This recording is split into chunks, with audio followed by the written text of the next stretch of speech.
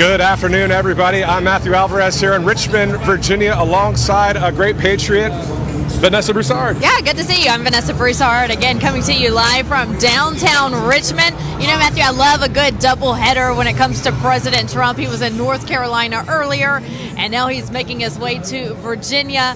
And we have to give you an idea. We want to give you an idea of what it looked like outside on our drive-in. Downtown was packed, lines of people. And what I thought was so interesting was not only were the lines wrapped around the buildings, but think of an alleyway. They were wrapped in and out of the alleyways as well. So the people are here, and they are really here to support President Trump, ready to go out and vote on Super Tuesday. You know, just about 200 miles south in Greensboro, you saw Brian Glenn and Scott DeFalco going live there. And then, you know, one person to note, other than President Trump and the two people I just mentioned, is Lieutenant Governor Mark Robinson. What an awesome man of God he is, but also somebody that really loves our country, Vanessa. Oh, Mark Robinson's great MAGA patriot. The crowd loves him too. He was just at CPAC last week in Washington, D.C. That's the Conservative Political Action Conference. All of your top Republicans who can be there are there, and he was one of them. And so he ran into him several times walking down the hall, meeting with different voters, and no matter what state people lived in, they all flocked to Lieutenant Governor Mark Robinson because they love what he does, they love what he stands for. Exactly, and we are 72 hours away from Super Tuesday. As we know, 15 states at stake here, Vanessa. We know that today, President Trump won Missouri in the caucus. That was called early this morning. And then now, of course, Idaho. We're waiting for those results as well. Yes, and then as well as the 15 states, a lot of people may not know this, but American Samoa is also voting on Super Tuesday. So we do have those 15 states and American Samoa as well. And it's going to be, I believe, Matthew, another blowout win for President Trump, leading in the polls and all of the Super Tuesday states. And so we're just really eager to be with him Super Tuesday that night as the election results coming in from all over the country. It's just going to be a big celebration at the watch party. Exactly. I mean, the win in Iowa was huge. Then New Hampshire, then the Virgin Islands, right? Then Nevada, South Carolina, Michigan. It's just the steamroll of love for not only President Trump. A lot of times I think people get confused. They just say it's just the guy, President Trump, that we like. But it's freedom and the Constitution and a number of reasons outside of the president that we like. But it's interesting to say it that way, too, because he's all about those things anyway. He really is, and that's why America loves him, and you can see it right here in Virginia today. The people have really come out. We weren't sure when we walked in how big this arena would be, and it's huge, and people are already starting to come in. They just opened the doors, and so they're making their way through right now, and I wish that I could just take a sky aerial view of downtown Richmond right now so you can see the lines of people hoping to get in and get a seat because they've really showed up today for President Trump. Yeah, I mean, around several city blocks. We took a lift here. My wife's in town as well, Vanessa, and then also our crew.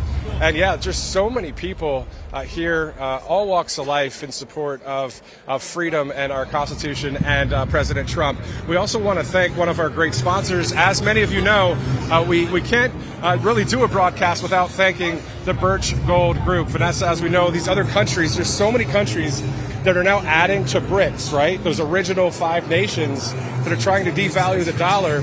Well, you can get something with Birch Gold Group where you text Trump to 9898. So why is it important, do you think, Vanessa, for people to do something like that? You know, I have people who have converted to gold, and the Birch Gold Group is really going to help you out with saving because times are tough right now, Matthew, and it's also the uncertainty. So it's always a good idea to let the experts handle that for you, and that's where the Birch Gold Group comes in. They can convert your IRAs and your 401ks into precious metal, precious gold. So make sure that you give them a call, get on the right path, get the right plan that's best for you. You'll get a free information kit, and they'll also have someone contact you to make a plan that best fits your needs. So it may be different than what your neighbor wants or your coworker wants. So this is going to be a plan basically around you and your needs and your future. So again, text the word Trump to 989898 to get more information from the Birch Gold Group.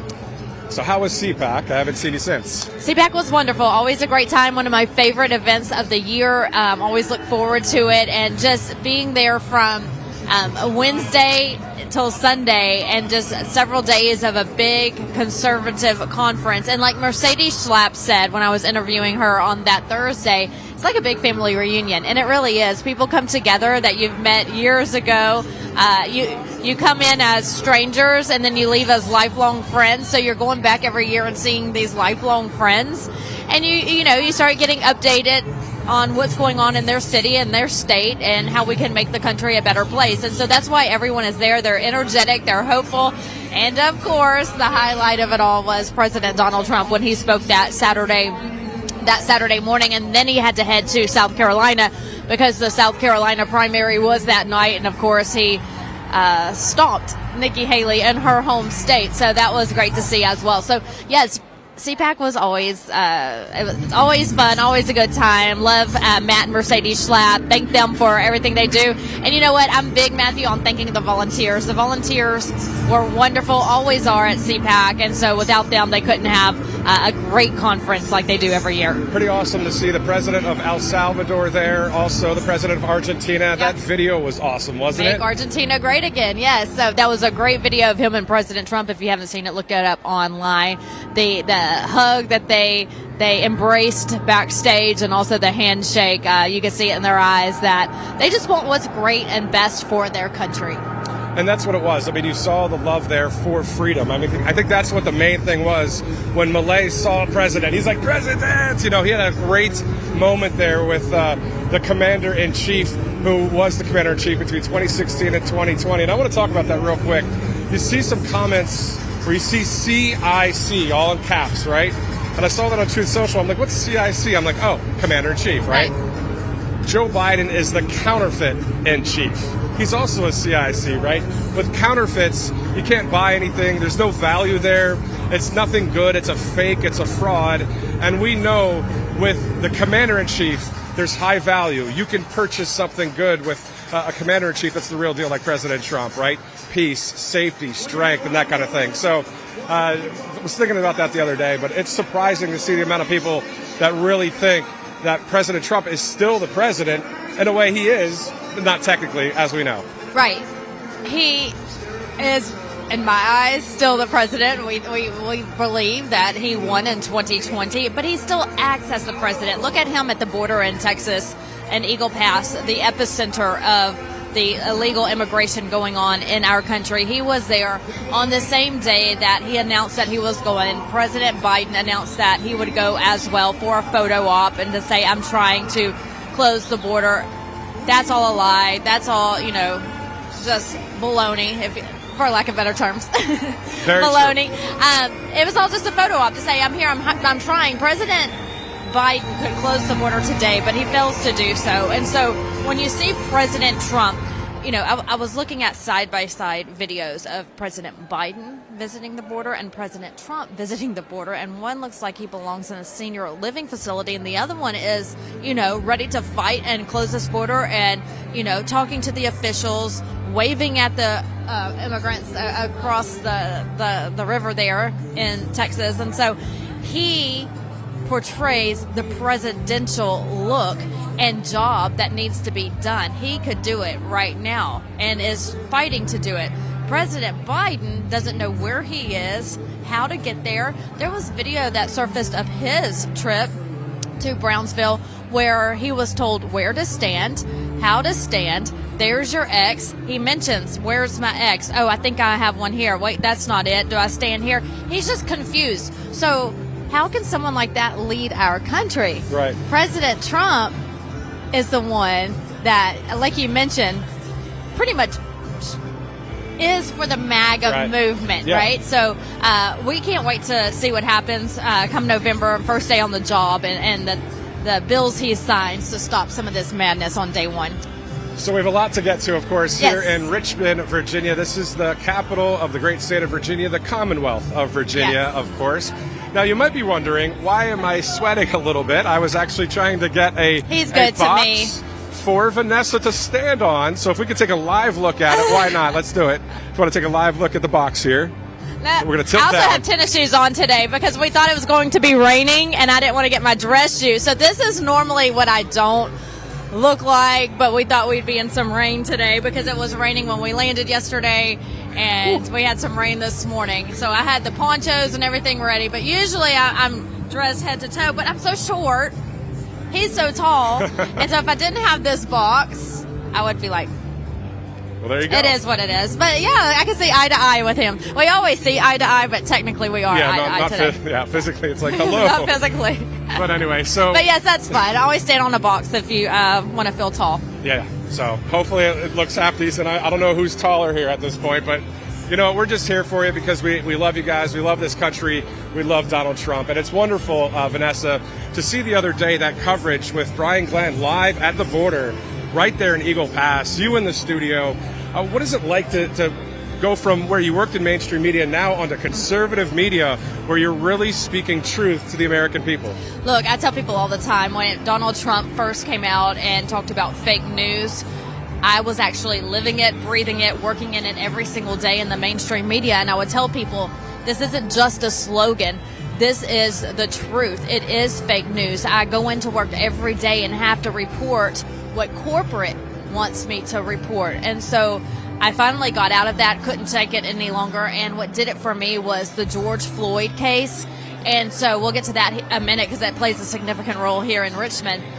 It was the George Floyd case when I saw how the media was making sure the public knew across the country this one small clip of that police dash cam video when there was minutes before them of George Floyd not complying with law enforcement officers, or another video that was released that showed him in a convenience store across the street acting erratic with the store clerk, and the store clerk coming out saying, I believe he was on drugs. He looked like he was on drugs. And so there was all this evidence and talk, you know, beforehand, before he put the knee on the neck. And so, but that's all the media wanted the people to see.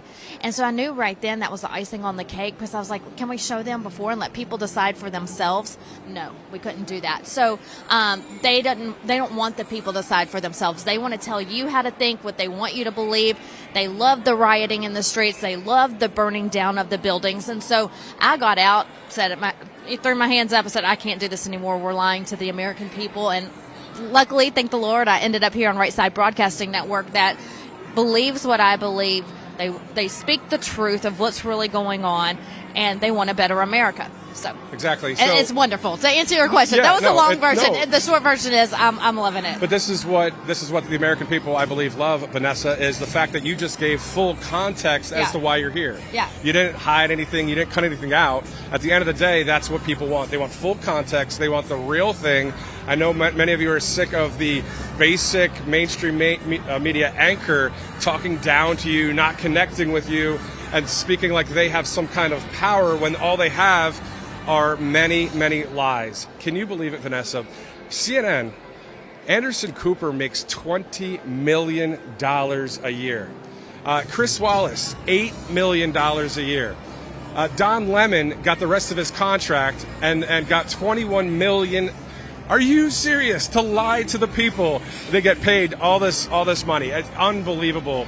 But it's great to embrace the truth and to be on the right side of history each day, especially in conservative media. I agree with you, because we've been there. Both of you have. We've been there. We've done that. We haven't been on the salary as Anderson Cooper, but we have been where we felt like they were forcing us to not tell the truth. And so it's an honor to be here with you where we can speak the truth, tell you what's really going on. Back to the George Floyd case, because it does play an important role here in Virginia, in Richmond, Virginia.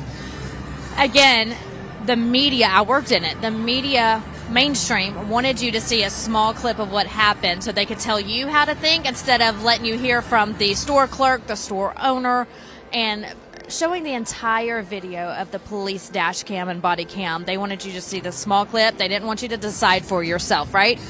So what happened? We had the burning down of buildings. We had the burning down of small businesses. And so this happened all around the country, and the media was loving it. It was a big celebration for them because that's what they want.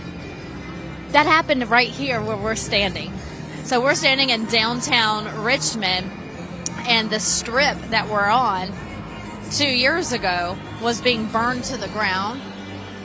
Rocks thrown through store windows. Now it's beautiful and rebuilt now, but we are right in the middle where a lot of that was going on.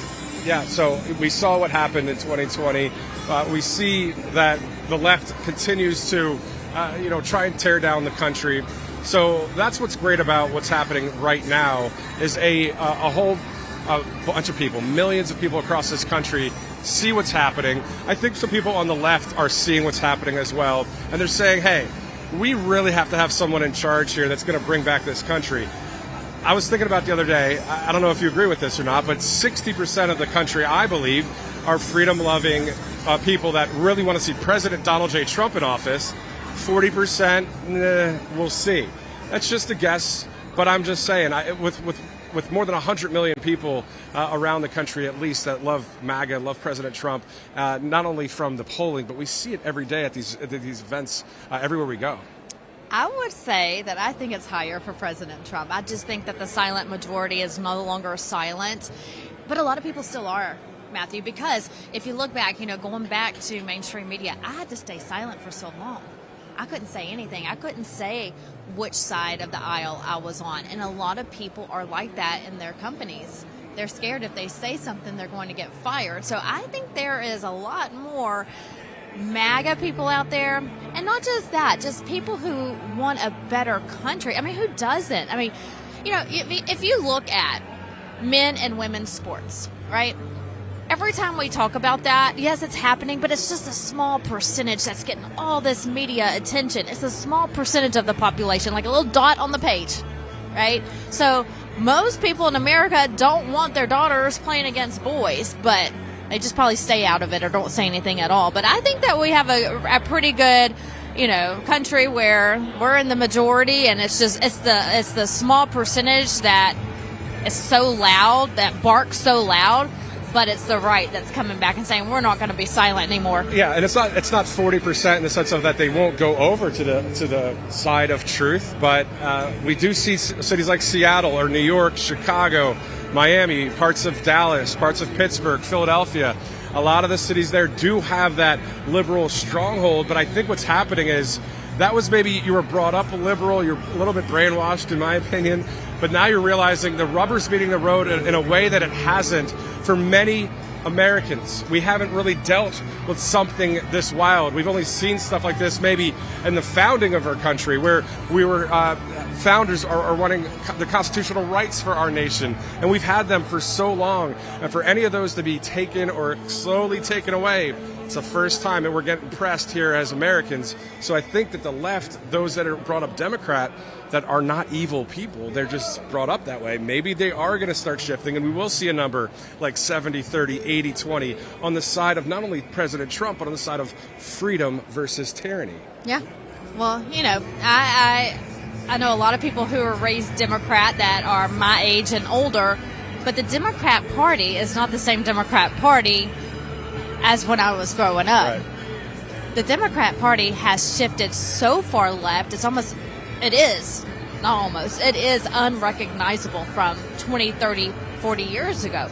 This Democrat Party has the most crazy, absurd, idiotic thinking ways that, go back to men and women's sports.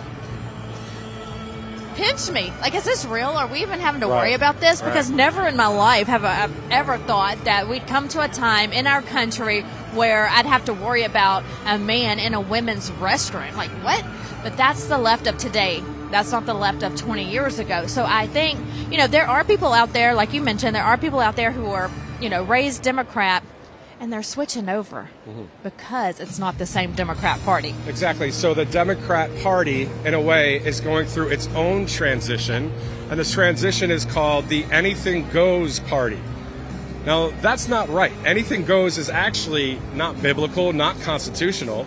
I mean, so if anything goes, then that means illegal immigration's cool, and, playing in women's sports is cool and all that, right? So on the other side of the coin with the Republican Party, I think it's slowly morphing into true conservatism. Yep. true back to the basics of the Constitution and the Holy Bible. So it's kind of cool to see the Republican Party doing that, and hopefully the left doesn't continue to keep going left, but let's get as many people on the right, not just because it's a numbers game, but it's really because of the fact of the matter is it is global freedom versus global tyranny.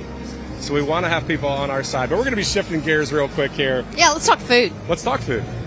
You see people in line over there for food, so let's talk food. The Moink Beef Box. I love this. I just love saying the word moink. It's so cool to me.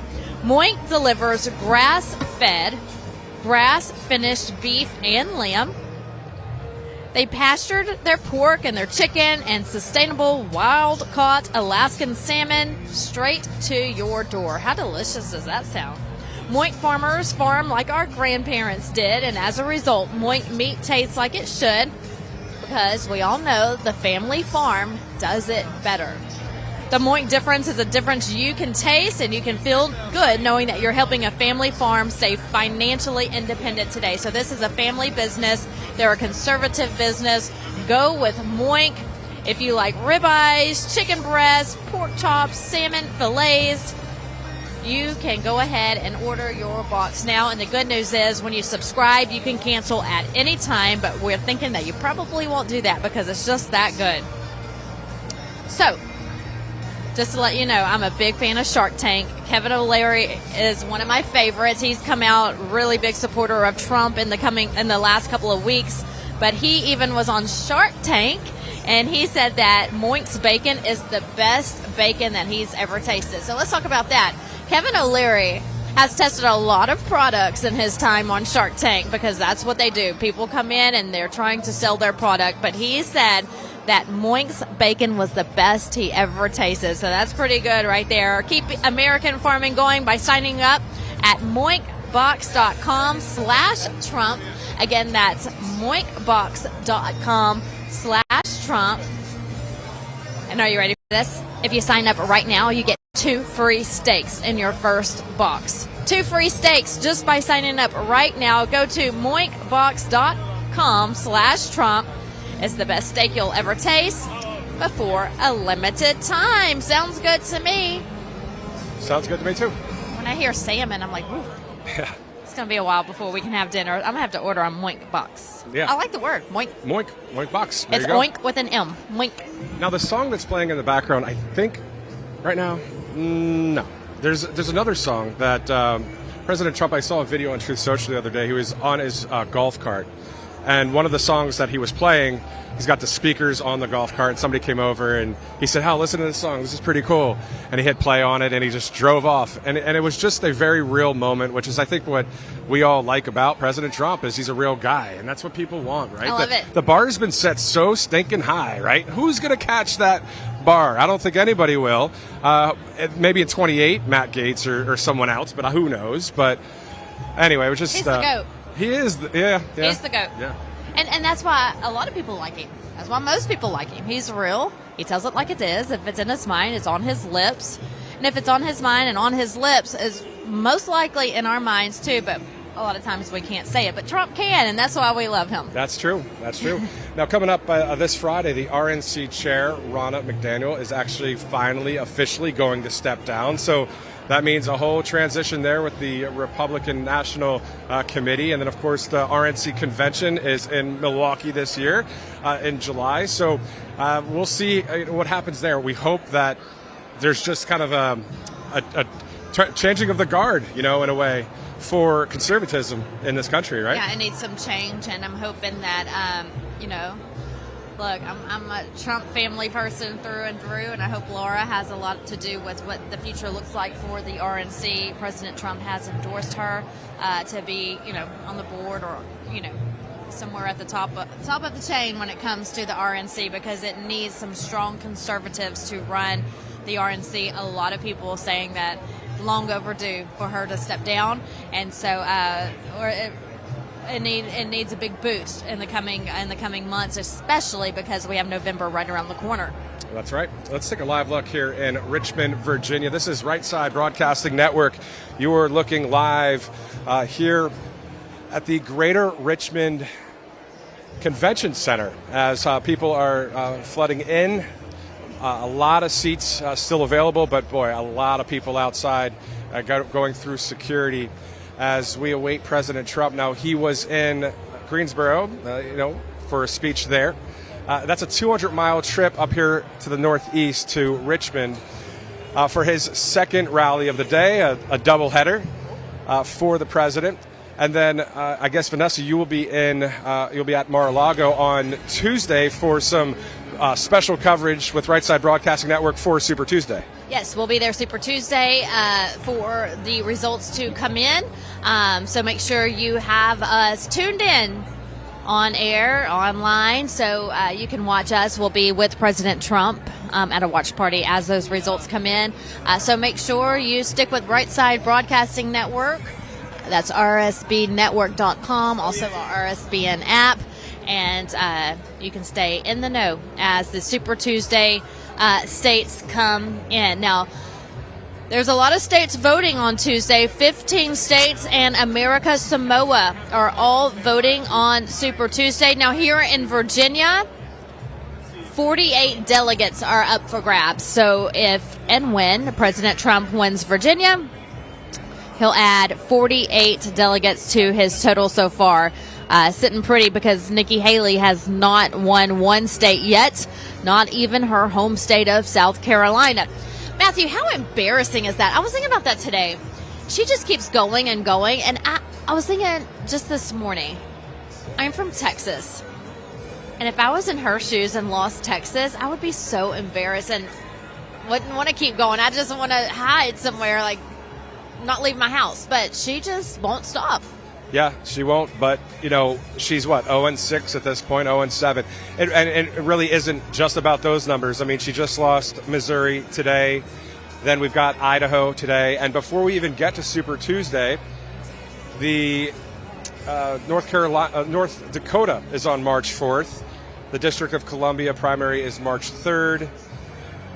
And again, we're waiting for the Idaho results. Of course, that's a red state, so that'll be for President Trump. So, yeah, to your point, I mean, she's got to realize where the people are. And I think that's what's great about President Trump and also an agency, a news agency like Right Side Broadcasting Network, is because this network is a We the People network. President Trump is a We the People president. That's why they call him the people's president, right? So it's all about freedom of speech and our Constitution. Sometimes people want people to sound so scientific and so, I went to Harvard or Yale and listen to me talk. Well, you know what? Isn't it interesting that sometimes it's just the simple things in life is what we really desire? Sure, learn a lot. Sure, life is a classroom. We get that. But at the end of the day, the basics of our country is what we're looking for to continue to have in this nation. So we're about 8 months away from the most important election in our lifetime, and maybe the most important election for the United States of America. At the end of the day, that's what it is, Vanessa, right? I mean, we're only 4 months plus 4 months away. Yeah, and if you think about it, we cannot hold another 4 years of President Biden. We cannot handle it. The America that we know and love cannot sustain another 4 years of President Biden. Exactly. The border, right. The economy, on the brink of World War III. It's just we won't survive it. Exactly. So here are some of the states, of course, that are taking part in Super Tuesday voting. A shout out, of course, to the great state of Alabama, Alaska, Arkansas, California, Colorado, Maine, Massachusetts, Minnesota, North Carolina, Oklahoma, Tennessee, Texas, Utah, Vermont, and right here in the Commonwealth of Virginia. Again, we are 72 hours away from Super Tuesday, a huge day for that. Again, live coverage with Right Side Broadcasting Network that night with Brian Glenn and Vanessa Broussard from Mar-a-Lago there in Palm Beach, Florida, as we see the president step on stage. How awesome is that going to be, Vanessa? He wins, obviously, hopefully all those states. I believe he will, right? So coming out at that point, Nikki Haley at that point should say, okay, well, I'm going to have to go try something else. But will she? We don't know. I have spoken to top political strategists and political advisors, and no one has an answer, really, Matthew. They just say the only thing that we can think of is that she's hoping that President Trump fails in one of his court cases and won't be on the ballot. And so that's, top advisors, campaign advisors, that's, the people who are in the mix the most, and they are around this, and no one really knows except for Nikki Haley, and so only Nikki Haley can handle that question. But she's just beating around the bush and not giving the American people a true answer. So we really don't know why Nikki Haley is still involved. But at some point, we're expecting her to have to drop out because, especially after he gets those numbers from Super Tuesday, he's going to be way up there where he's going to have the delegate count that he needs to win the nomination. Exactly. Once again, we are live here in Richmond, Virginia, as people are getting excited, awaiting President Trump. One of his ads just played on the board here. Now, on Real Clear, and let's go to the mic. Here, Ramona Christian to lead us in today's invocation. Hello. Good evening. Would you all join me in a word of prayer, please? Heavenly Father, we come before you tonight with humble hearts, asking for your divine protection over President Trump, his team, and all those gathered here tonight. May your grace and favor pour out on President Trump, Virginia, and our nation. We pray that no weapon formed against him or our country prevail. Grant President Trump the wisdom of discernment and victory over every obstacle faced. Instill courage and fortitude to lead with integrity and righteousness. Strengthen him with your mighty hand and surround him with your angels to guard against all evil. Please heal our land, our hearts, and turn our eyes towards you. In Jesus' name, amen.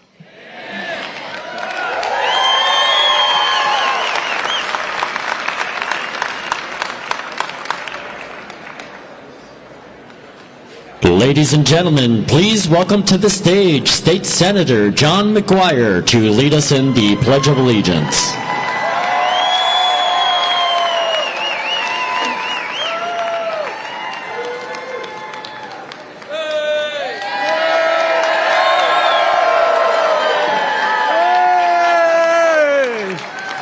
Hello, Virginia!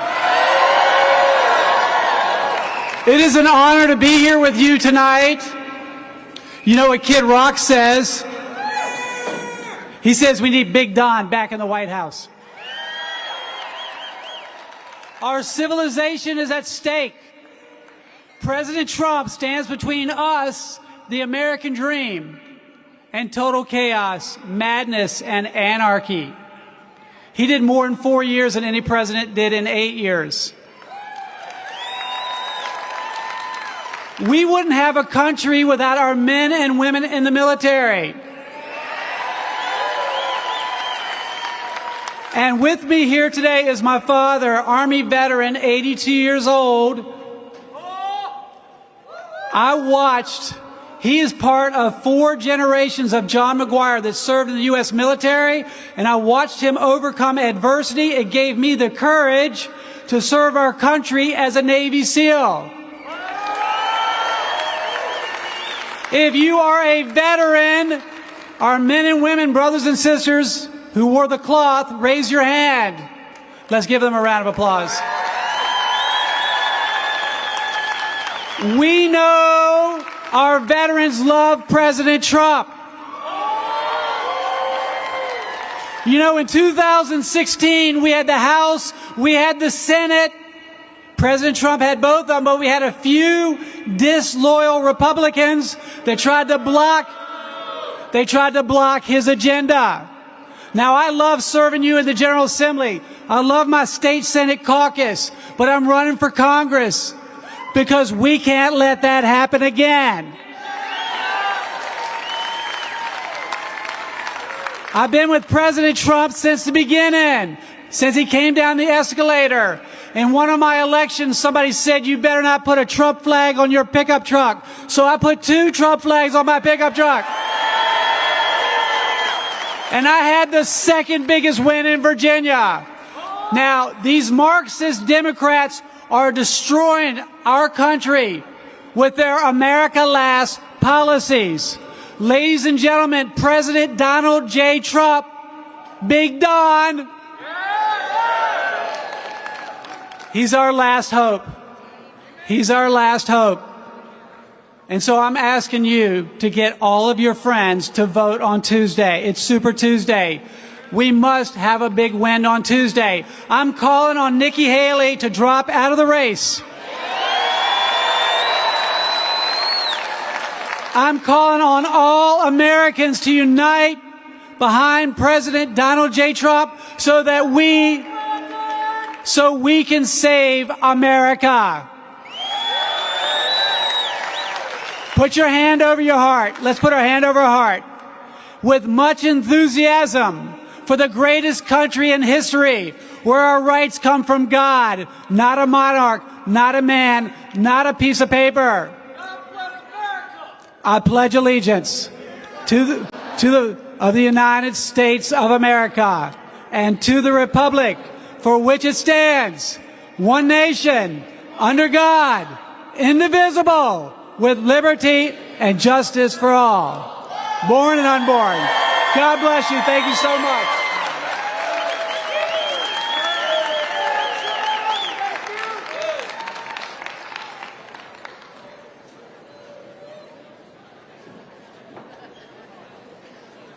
Ladies and gentlemen, please welcome to the stage Marine Corps veteran Daniel Cortez to sing our national anthem.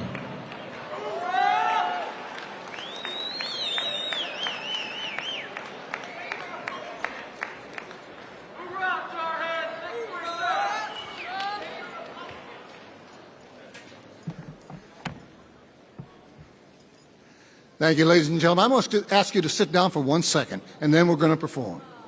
Because I'd like to show you what I have here. And this is the American flag that I carried every day I was in Vietnam. It was wounded when I was wounded. And this is all about patriotism. We are promoting patriotism. And I only know one man that can be the President of the United States that has more patriotism than I do. And that man's name is Donald J. Trump. I want to thank all veterans present, like John just said, particularly the Vietnam veterans. And I thank you. And I say once again, welcome home. I want to thank veterans like State Senator Bryce Reeves, standing right there, who has done more for veterans in legislation than any member of the General Assembly that I know. And I want to thank my wife, Susan Cortez, standing there, for her love to stand by me. As a member of the President's Hispanic Prosperity Commission, along with Commissioner Joanne Chase, who couldn't be here, we promote prosperity, and that's what President Trump wants to do. That's why we have to tighten up the border, stop the illegal entries, return Title 42, and catch and release. Because, ladies and gentlemen, I got one message to the present occupant of the White House. Mr. Biden, do what President Trump has done and build back that wall.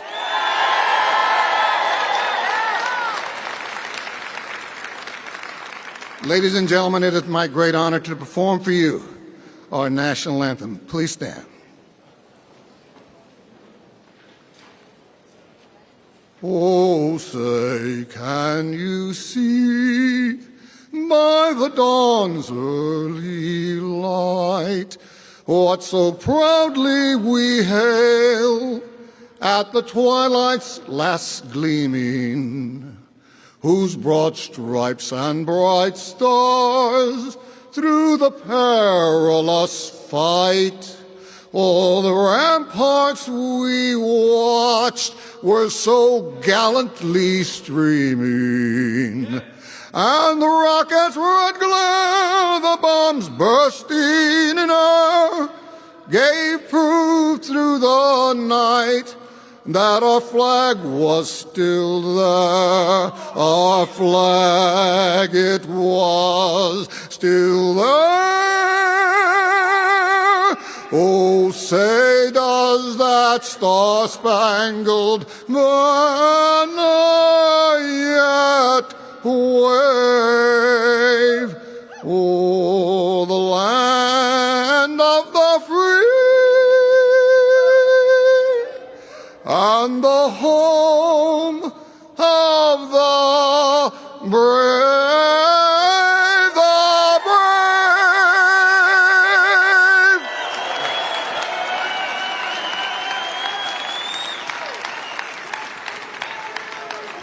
Thank you, ladies and gentlemen. God bless America, and God bless President Trump.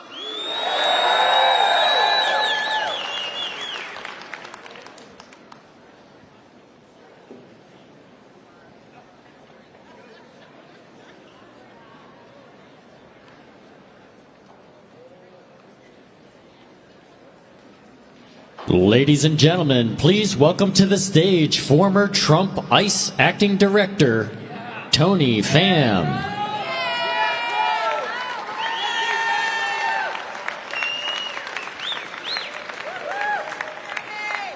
Good evening, everyone. Thank you so much for being here this afternoon. I appreciate all my patriots being here supporting President Trump.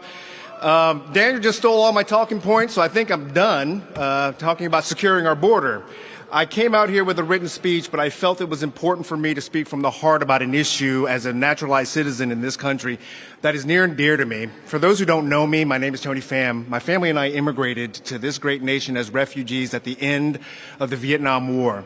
And so to all my veterans out there, especially the Vietnam veterans, I know you here, I want to say thank you from the bottom of my heart for your courage and your sacrifice. That young child who became a naturalized citizen stands before you today, grateful to President Donald J. Trump for the opportunity to serve as his acting director for Immigration and Customs Enforcement. For the last 3 years, we suffered through tragedy after tragedy, witnessing this current administration take away operational control or give operational control to the Mexican drug cartels down in our southwest border. We witnessed him basically in catch and release, which resulted in over 3.3 million undocumented migrants being purposely and intentionally released into the interior of the United States. They are inside the wire.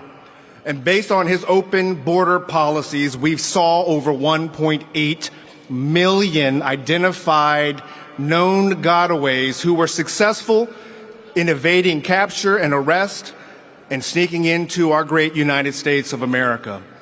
Folks, those are real policies that have real impacts with real victims. To the family of Laken Riley down in Georgia, the nursing student who was found brutally murdered, the suspect who was arrested was a Venezuelan single adult military-aged male who was purposely released rather than detained. And that is a real consequence to failed border policies. It did not have to be this way. In stark and direct contrast, we had a president in Donald J. Trump who secured our border by building well over 550 miles of border wall.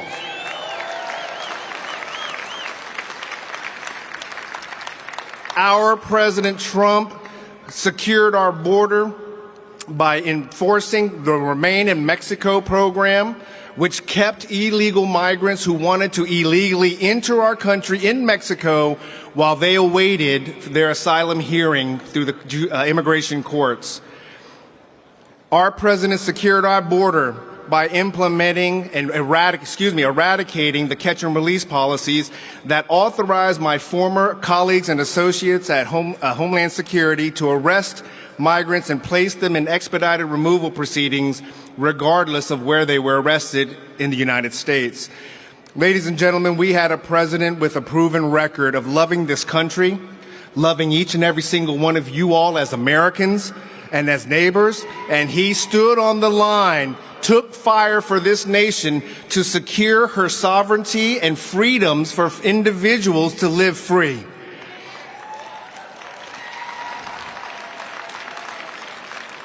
I am forever grateful for the opportunity to serve in his administration, to appear before you all to talk about how important it is coming up on March 5th, Tuesday.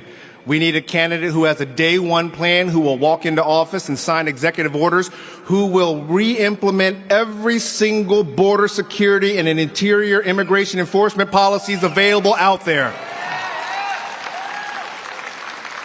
We need a president in Donald J. Trump who has a day one plan, who will surge federal resources to the southwest border and declare war on those dangerous Mexican drug cartels.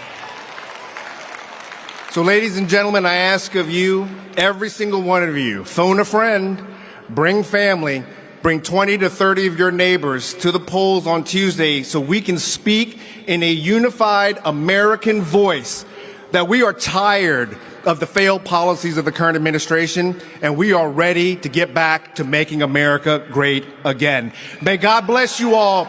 May God bless Donald J. Trump as our president, and may God bless these great United States of America.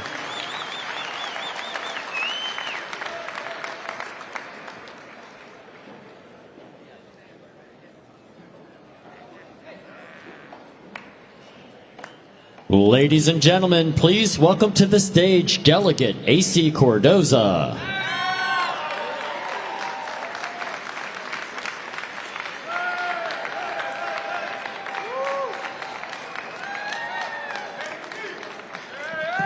Virginia, are you fired up and ready to send President Donald J. Trump back to the White House?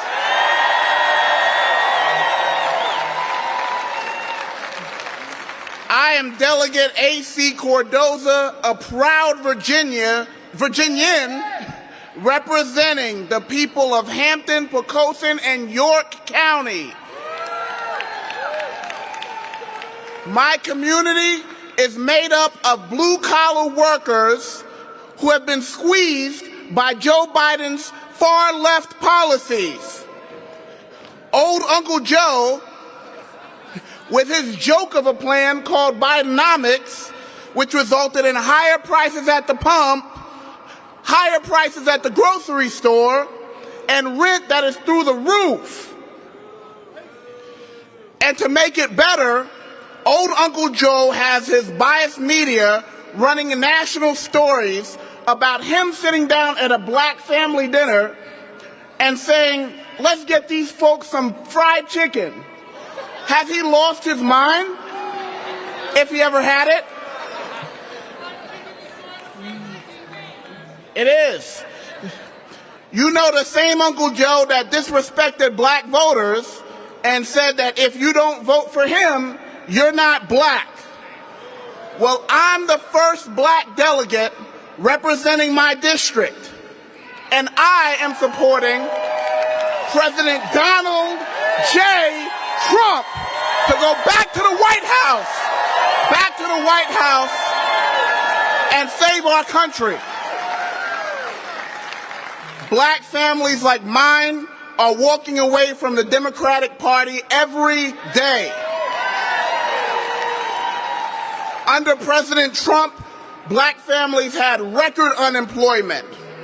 We had opportunities for jobs.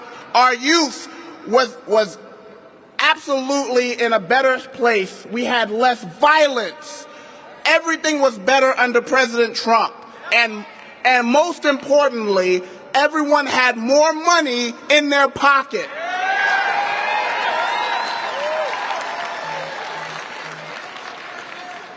What many of you may not know about me is I'm from New York.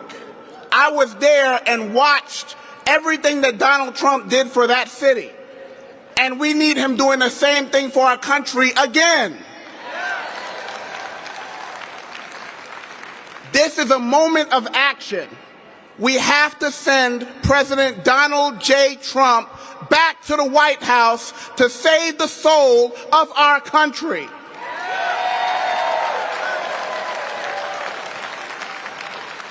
It's time for Nikki Haley to drop out of the race and unite behind President Trump and send him back to the White House. Get 10 friends, send them back with you to the polls. I love you. Thank you, guys. God bless America. God bless Virginia. And God bless our next president, Donald J. Trump.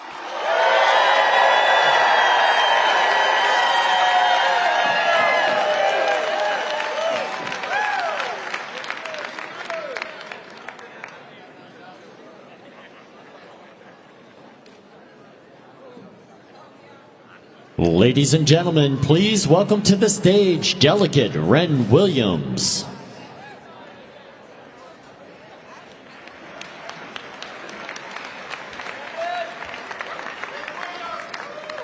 Virginia! I love the energy. I've been backstage here and you guys cheer. I love it. I love it. I'm so excited to be here with all my friends and all my family members. I'm a resident of Virginia, a native, long-time history in the Southwest Virginia, Blue Ridge, Appalachian Mountains. They're all over here, where all the coal miners are. We've got loggers, we've got lumbermen, we've got cattlemen, we've got farms. And the left is coming after our way of life. They're coming after our guns. They're coming after our cows. They're coming after our farmland. They're coming after all the things that we know to make this land great and this state great. The state where our founding fathers put together the Constitution, talked about freedom for everyone. The state where we continue to lead the nation. As Virginia goes, so does the country. And that's why Virginia needs to go for Donald J. Trump on Tuesday.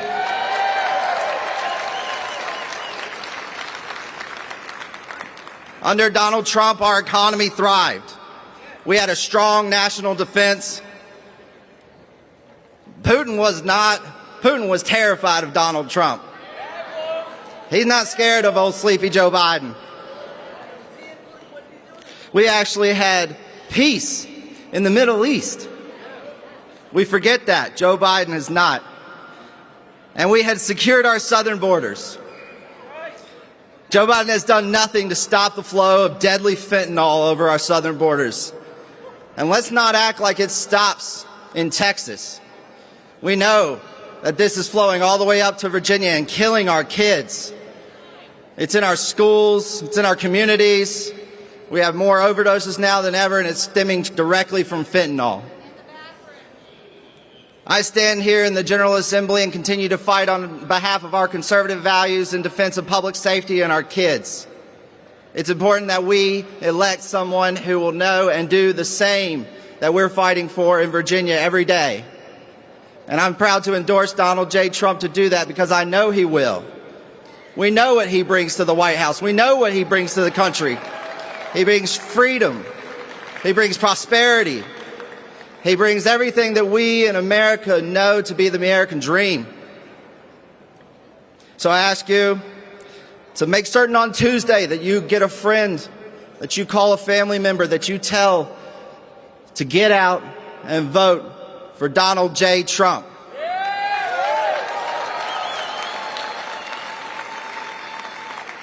It is said when you're taking flack, you're over the target. Donald J. Trump has been taking flack for us, for our conservative values, for everything we hold near and dear to our hearts since day one. And we must turn out the vote in order to save our America. Thank you so much. God bless, and I appreciate every single one of you joining us here today.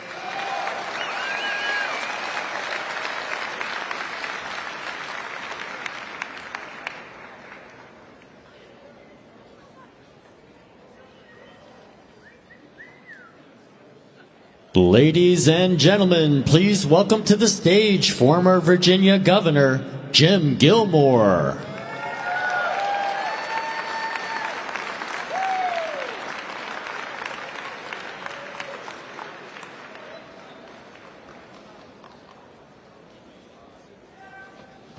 Well, good evening, ladies and gentlemen. This is a great day for America, a great day for the Trump campaign. You know, this is a crisis time for the United States of America. We can all see it in the headlines and the news shows that we've seen. This is a moment of crisis. And ladies and gentlemen, I think you would agree with me that we've seen the way that things have gone over the last 4 years.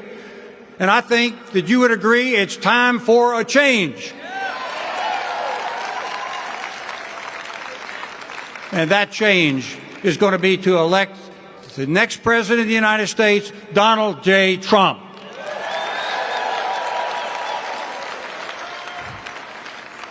Now, folks, this is a very difficult time. We've seen it both in what's going on in the United States, and we've seen it what's going on internationally, the crisis that we're seeing and the danger that we're seeing internationally. A strong president can keep a lid on these things, can keep control of these things, and keep these things from getting out of hand. But President Biden presents himself as a weak president, a man who is not going to be followed. You have to be able to lead decisively when you're in the presidency, when you're in the White House. You have to be a decisive man and a decisive woman and a decisive president. I think you would agree with me that Donald J. Trump will be a decisive president for the United States of America.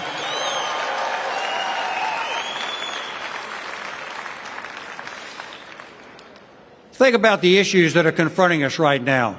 The border is completely out of control. Was it not Donald J. Trump who raised the issue of the border all those years ago and brought it to the attention of the people of the United States? And now look and see what's happened over the last 4 years. Things are completely out of control. People are crossing the border without any respect for the law. And what's going on? They're not really being turned back. They're being put on buses and sent to nice places and even given credit cards with money on them. It's an amazing thing. What that does is sends a message of lawfulness. It means that the United States is prepared to respect lawfulness and a disregard of our immigration laws. And that's really part of the problem. And then it spills over into some of the other crime issues that we've seen. Like, for example, the cartels controlling that border. People running into stores in our major cities, breaking into stores and stealing things. It's all a disregard and a disrespect for the law. And ladies and gentlemen, I don't know about you, but I don't think Fannie Willis is the type of person that's going to give us any respect for the law. And then finally, inflation. It is the deliberate policy of President Biden that created the inflation, which is already there. It's still growing. The inflation which is affecting people at the grocery store, affecting people everywhere they go to spend money. The costs that people are seeing in order to raise their families. Working men and women in this country, they are the people who are the forgotten Americans.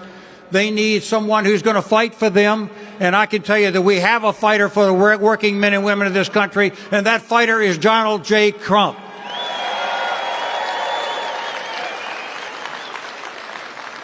Well, President Biden, forgets a lot of things. I think we all kind of understand that. But Donald Trump's not going to forget these Americans who are out there every day going from paycheck to paycheck. And ladies and gentlemen, I can tell you right now, as the former ambassador of the OSCE in Europe, this is a very dangerous moment internationally, a very dangerous time. Now, when I was ambassador in Vienna, speaking to the Europeans, I projected strength, and I projected strength on behalf of the man that I represented and the country that I represented, Donald Trump, and the strength of the United States of America. And we spoke strong. We spoke to our allies and gave them confidence. The adversaries who have emerged over the last 4 years will not be deterred by weakness in the White House, an uncertain trumpet in the White House. Congress will not follow a leader with an uncertain trumpet in the White House. I think we'd agree that Donald Trump is no uncertain trumpet and will be a strong leader in the White House once again.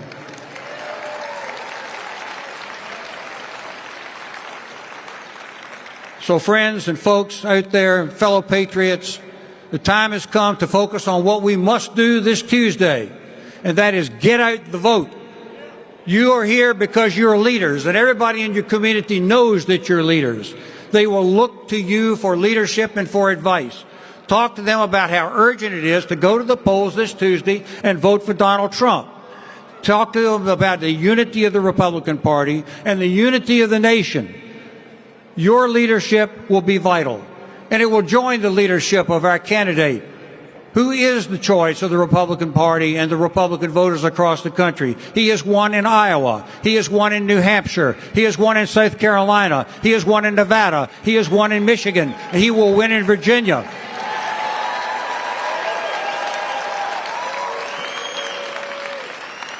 This is a strong and decisive leader, ladies and gentlemen.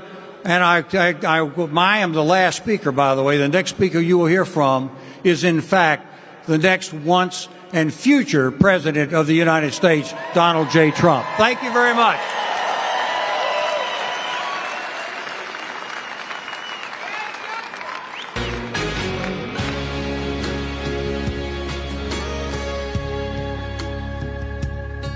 There was a time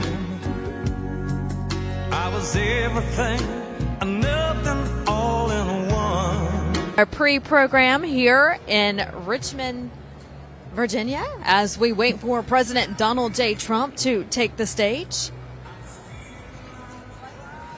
And as we wait, I'll tell you that we had a later event today because President Trump started in North Carolina. But even though it's a later event today, I still needed my coffee this morning, and I have the most wonderful brand to tell you about. This coffee is wonderful. It's called 1775 Coffee. I'm so excited to introduce you all to a company revolting against terrible coffee, and that is 1775 Coffee Company. Now, it's crafted with passion and precision. 1775's beans are exclusively sourced from the finest high-altitude coffee farms of Bolivia. 1775 Coffee Company's farm-to-cup journey ensures the highest quality from bean to cup. So say goodbye to burnt coffee beans and start your morning with the smoothest coffee on the market, roasted to exacting standards. Named after the year that sparked a revolution, you know that year, 1775 isn't just a coffee company, it's a movement. We believe in the power of free speech and the strength of community, which is why 1775 Coffee Company is the exclusive coffee of Rumble and its freedom-loving content creators. Safeguarding our First Amendment rights is more critical than ever right now, so every cup of 1775 supports Rumble's quest to give the world a video platform free of big tech and the mainstream media censorship. Winning in 2024 will take all the energy we have, and it's only February, so we need a lot more energy to get to November. So every morning, kickstart your day with a hardcore cup of 1775 and know that your coffee company is not donating to the Democrats. So choose 1775 Coffee by going to 1775coffee.com/RSBN. Use the code RSBN at checkout, and you'll receive 10% off your order. Again, that's 10% off your order when you use the code RSBN at checkout. That's 1775coffee.com/RSBN. 1775 Coffee, wake up and choose freedom. And that's what it's all about here today, folks. People just want freedom. We talked about the First Amendment, Second Amendment, you name it. When it comes to our freedoms, America does not want to be messed with, and they're being messed with the Biden administration and also with the left and these leftist judges and DAs and special counsel. That's who is trying to destroy this country, and we can't let it happen. It is up to you to get out and vote to make sure that that does not happen. President Trump doing well. He's undefeated now in the caucus and primaries here as we get ready for Super Tuesday. He has won Nevada and Iowa and New Hampshire and a whole slew. South Carolina, huge win there in Nikki Haley's home state. So he's doing very well as we head into Super Tuesday. 15 states plus America Samoa will be voting on Super Tuesday. Early voting looked good all through the states. The polls showing President Trump in the lead all across all of the states on Super Tuesday, and he'll be having a watch party at Mar-a-Lago on Tuesday night as the results come in, and Right Side Broadcasting Network will be there with the president as those results come in. So make sure you're sitting there with us as we celebrate a good time, as we just rack up the points of delegates for his count to win the nomination, because it doesn't look like Nikki Haley's wanting to drop out. I don't know why. Only she has that answer. I have spoken to top financial or campaign advisors, campaign advisors who say, we don't know. Who knows? Only Nikki Haley knows. So why is she not dropping out? You know, there was talk that maybe she would drop out after losing South Carolina. That was not the case. We'll see when she gets slaughtered on Super Tuesday, because President Trump is winning in all the polls. Will she drop out? We just don't know, but we will see. But the only thing all of these campaign advisors and strategists can tell me is that they think she's only staying in hoping that President Trump gets kicked off the ballot. Well, that seems very Democratic of her, doesn't it? Like, makes me think that she's a Democrat. Because the American people have spoken. They want President Trump in office. They don't want President Trump to be kicked off any ballot. They want to vote for President Trump. So for Nikki Haley to hope that he's not on the ballot makes her a Democrat in my eyes, along with all of her policies and everything else, but we're not going to get into right now because we're here for President Donald J. Trump today, and we know his policies. We know they work, including the border. He was just there in Eagle Pass this week on Thursday, the epicenter of the illegal immigration crisis going on our southern border. Governor Greg Abbott has done a tremendous job. Tremendous, outstanding job protecting the border. He has put up razor wire. He has put barriers in the water to try to keep these illegals from flooding into Texas and not just taking over Texas, but also moving inland to other states as well. But when Governor Abbott does come up with a plan and puts that plan in place, he gets flack from the Biden administration, and he gets hit with lawsuits from the Biden administration saying that the razor wires are inhumane. And so what does Governor Abbott do? He says, okay, well, if that's what you think, sorry for you. We're going to continue to put these razor wires up. So he's, going against the fight continues against the Biden administration because Governor Abbott is one of those governors who really wants to protect its citizens and also the country as well, because this does affect the whole country.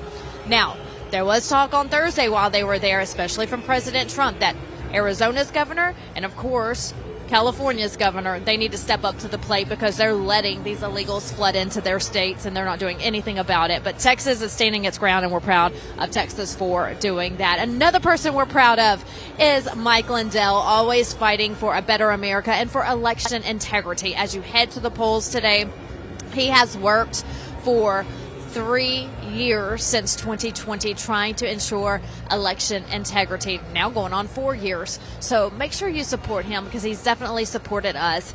It is mypillow.com/RSBN or mypillow.com. Type in RSBN at checkout and you'll receive up to 70% off your order. Now, up to 70%. So make sure you go give him some support and shop My Pillow for Mike Lindell because he has used a lot of funds because the left and the court systems are after him as well in his fight for election integrity. So another way to say thank you to him is to support him. Again, that's mypillow.com. Type in RSBN at checkout and you'll receive a big discount and also help Mike Lindell. All right, we are waiting for President Trump to take the stage here in Richmond, Virginia. The crowds of people are still pouring in. It's always slow moving in because they have to go through strict security, strict Secret Service screenings. I'm looking at the line right now, but hey, as this big, huge arena fills up, let me tell you, when I was driving in. We are live down here pretty close to the stage with a number of patriots, as you can see. All of these great signs right here in Richmond, Virginia. If you remember SneakerCon in Philadelphia, people from all walks of life there in support of President Donald Trump.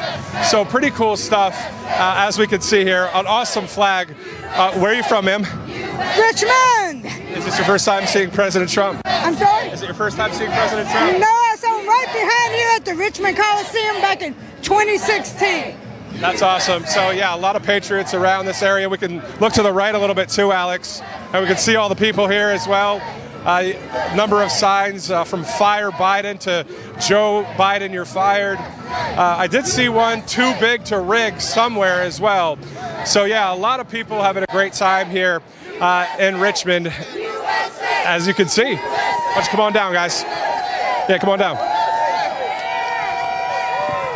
Oh, and then also on top of that, what's your name, man? John. John. So John just handed me some pretzel bites and some cheese.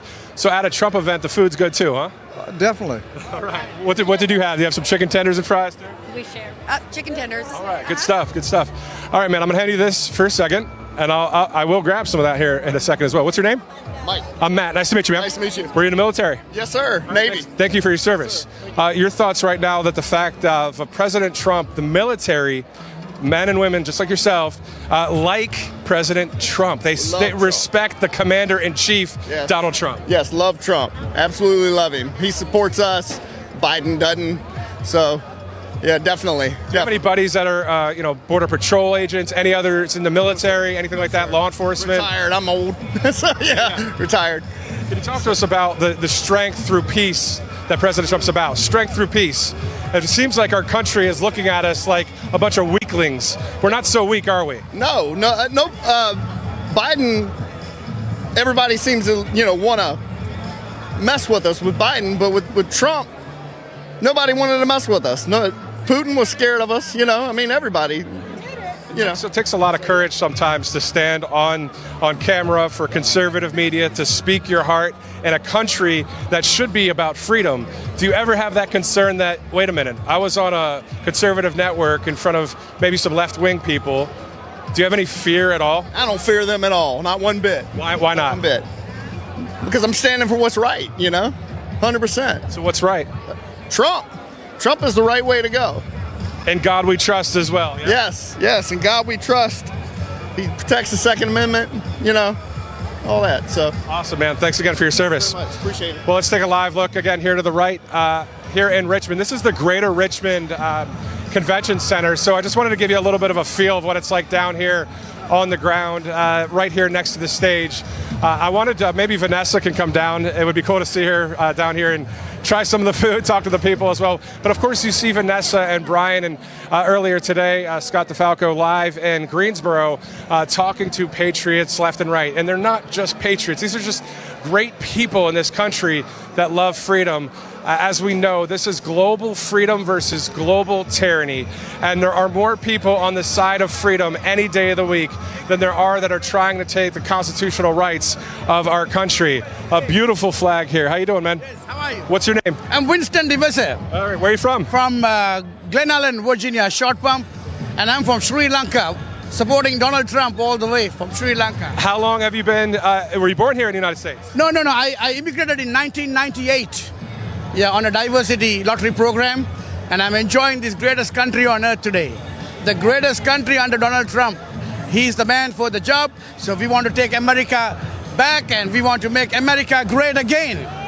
So you're from Sri Lanka. You came here in 1998. 25 years. What would you say to those people, just in case there's one illegal immigrant watching? What's your... I would like to say that we would like to welcome all the immigrants from all over the country, but they have to come the right way. What is the right way, in your opinion? The right way is putting an application to this country and waiting online until you've been vetted through the process. We cannot allow everybody to come illegally. I came to this country legally, and I sponsored 23 people to this country legally. So we want everybody to come to this country. This is the greatest country on earth. Everything is over here compared to all other countries in the world. But you got to come the right way. Just do not come and flood this country and ruin this beautiful country. Why do you love the United States so much? Why did you leave Sri Lanka and come to the US of A? Oh, I love America because I was dreaming about America, because I came for a lot of economic opportunities to this country, because our country is very laid back with economic opportunities and also equal opportunities in this country. So I'm looking forward to help everybody who wants to come to this country legally and give them a wonderful opportunity to this country. Not only economically and actually for a job, can you talk to us about freedom? What is it like to be... Absolutely. We have voice of freedom. We have the freedom of movement. And there's so much of freedom for development in this country. And we don't have any political pressure, and we can voice our opinion in this great country no matter where you live in the United States. Unlike the other countries where there's so much of political pressure that you are not able to voice and look forward for your right candidate, even to vote. So America is the greatest country I feel on earth, where everybody is equally treated, equal freedom, where we can vote and come like this today, an opportunity to support Donald Trump for this United States for 2024. Amen. Amen. Not only amen to that, but amen to your shirt there. What does your shirt say? It says, Jesus is my savior, but Donald Trump is my president. Amen. Thank you. Thank you. Awesome stuff right there. So there you go. Someone from Sri Lanka moved here in 1998. Happy to be an American through the legal process. Vanessa and I and Brian and others, we always are talking about securing the border. We know that's preaching to the choir. We know that has to be done as soon as possible. But interestingly enough, on the northern border, I was reading some statistics the other day, and 55 nations are represented for the amount of people that have crossed the northern border. I'm pretty sure this was a Customs and Border Patrol area in Vermont and the New York area, where there were a number of people from, again, 55 nations coming from the northern border. So back to what I was saying earlier, we're talking about global freedom versus global tyranny. And there was this message that was said by someone, and I want to get the quote exactly right. Jeff Clark with the Center for Renewing America said at CPAC the other day on Steve Bannon's show, he said, the radical left tries to demonize Christian nationalism because they want satanic globalism. If you're a Christian in this nation and you love this country, it's nothing wrong with that, correct? We desire for the Constitution to continue to be the law of the land. I'm 42 years old. I've, played sports when I was younger, really like hockey and football. And, now I've had a renewed kind of, love for our nation and the Constitution.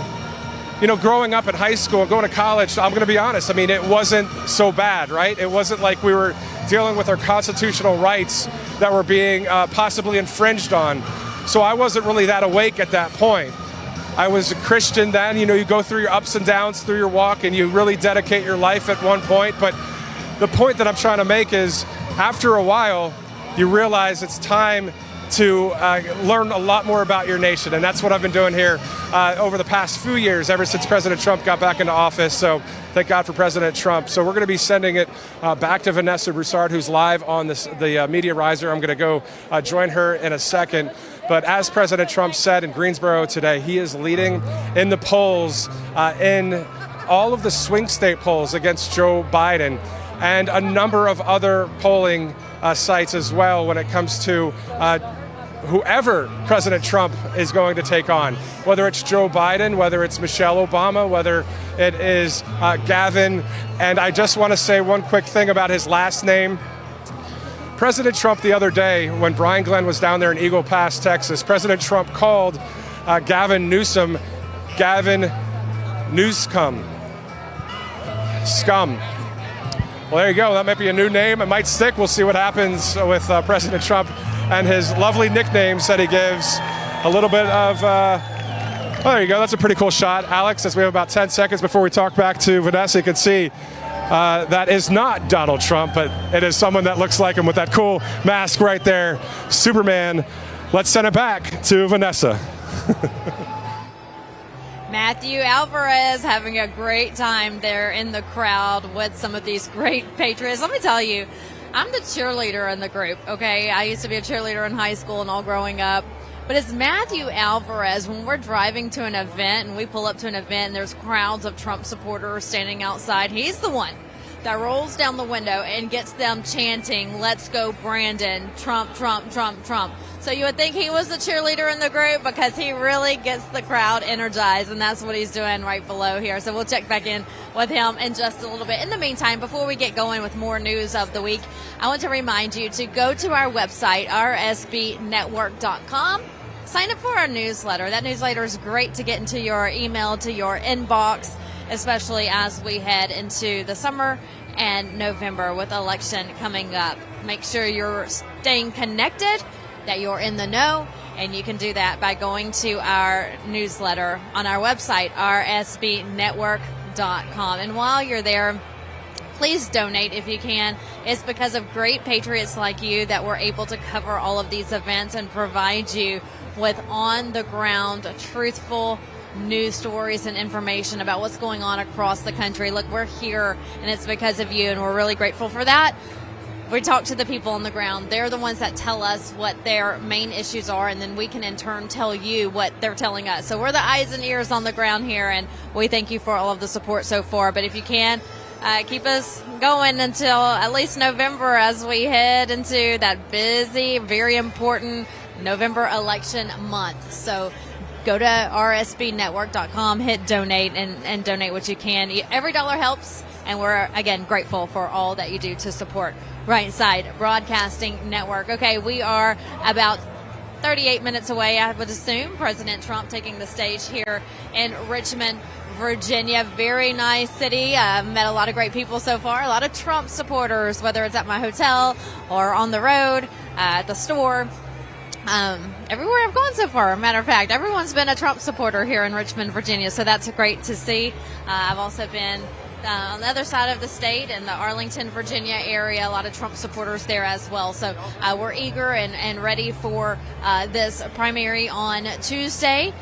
So get out the vote. That's what this event is here today, is coming like a pep rally of sorts to get the crowd pumped up, get Virginia pumped up for Tuesday, and for Super Tuesday for Virginia to get out and vote. Matthew, were you having fun down there?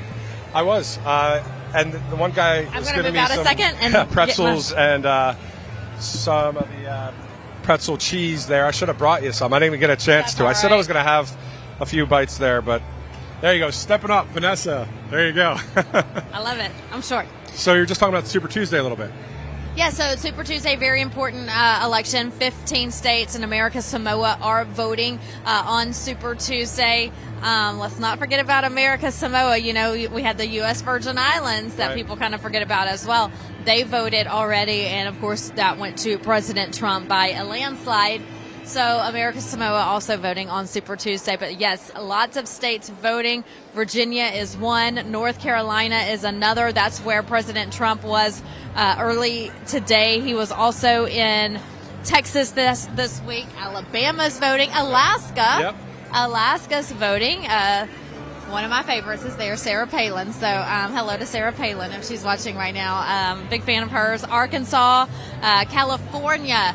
California is a big one because, you know, we always hear about Democrat California, but there's a lot of conservatives in that state, Matthew. There sure are. There are. I mean, California, there's a lot of red in California. It's that pocket, of course, of L.A. and San Francisco and a few other spots. But, I mean, at the end of the day, so many patriots there that love our country.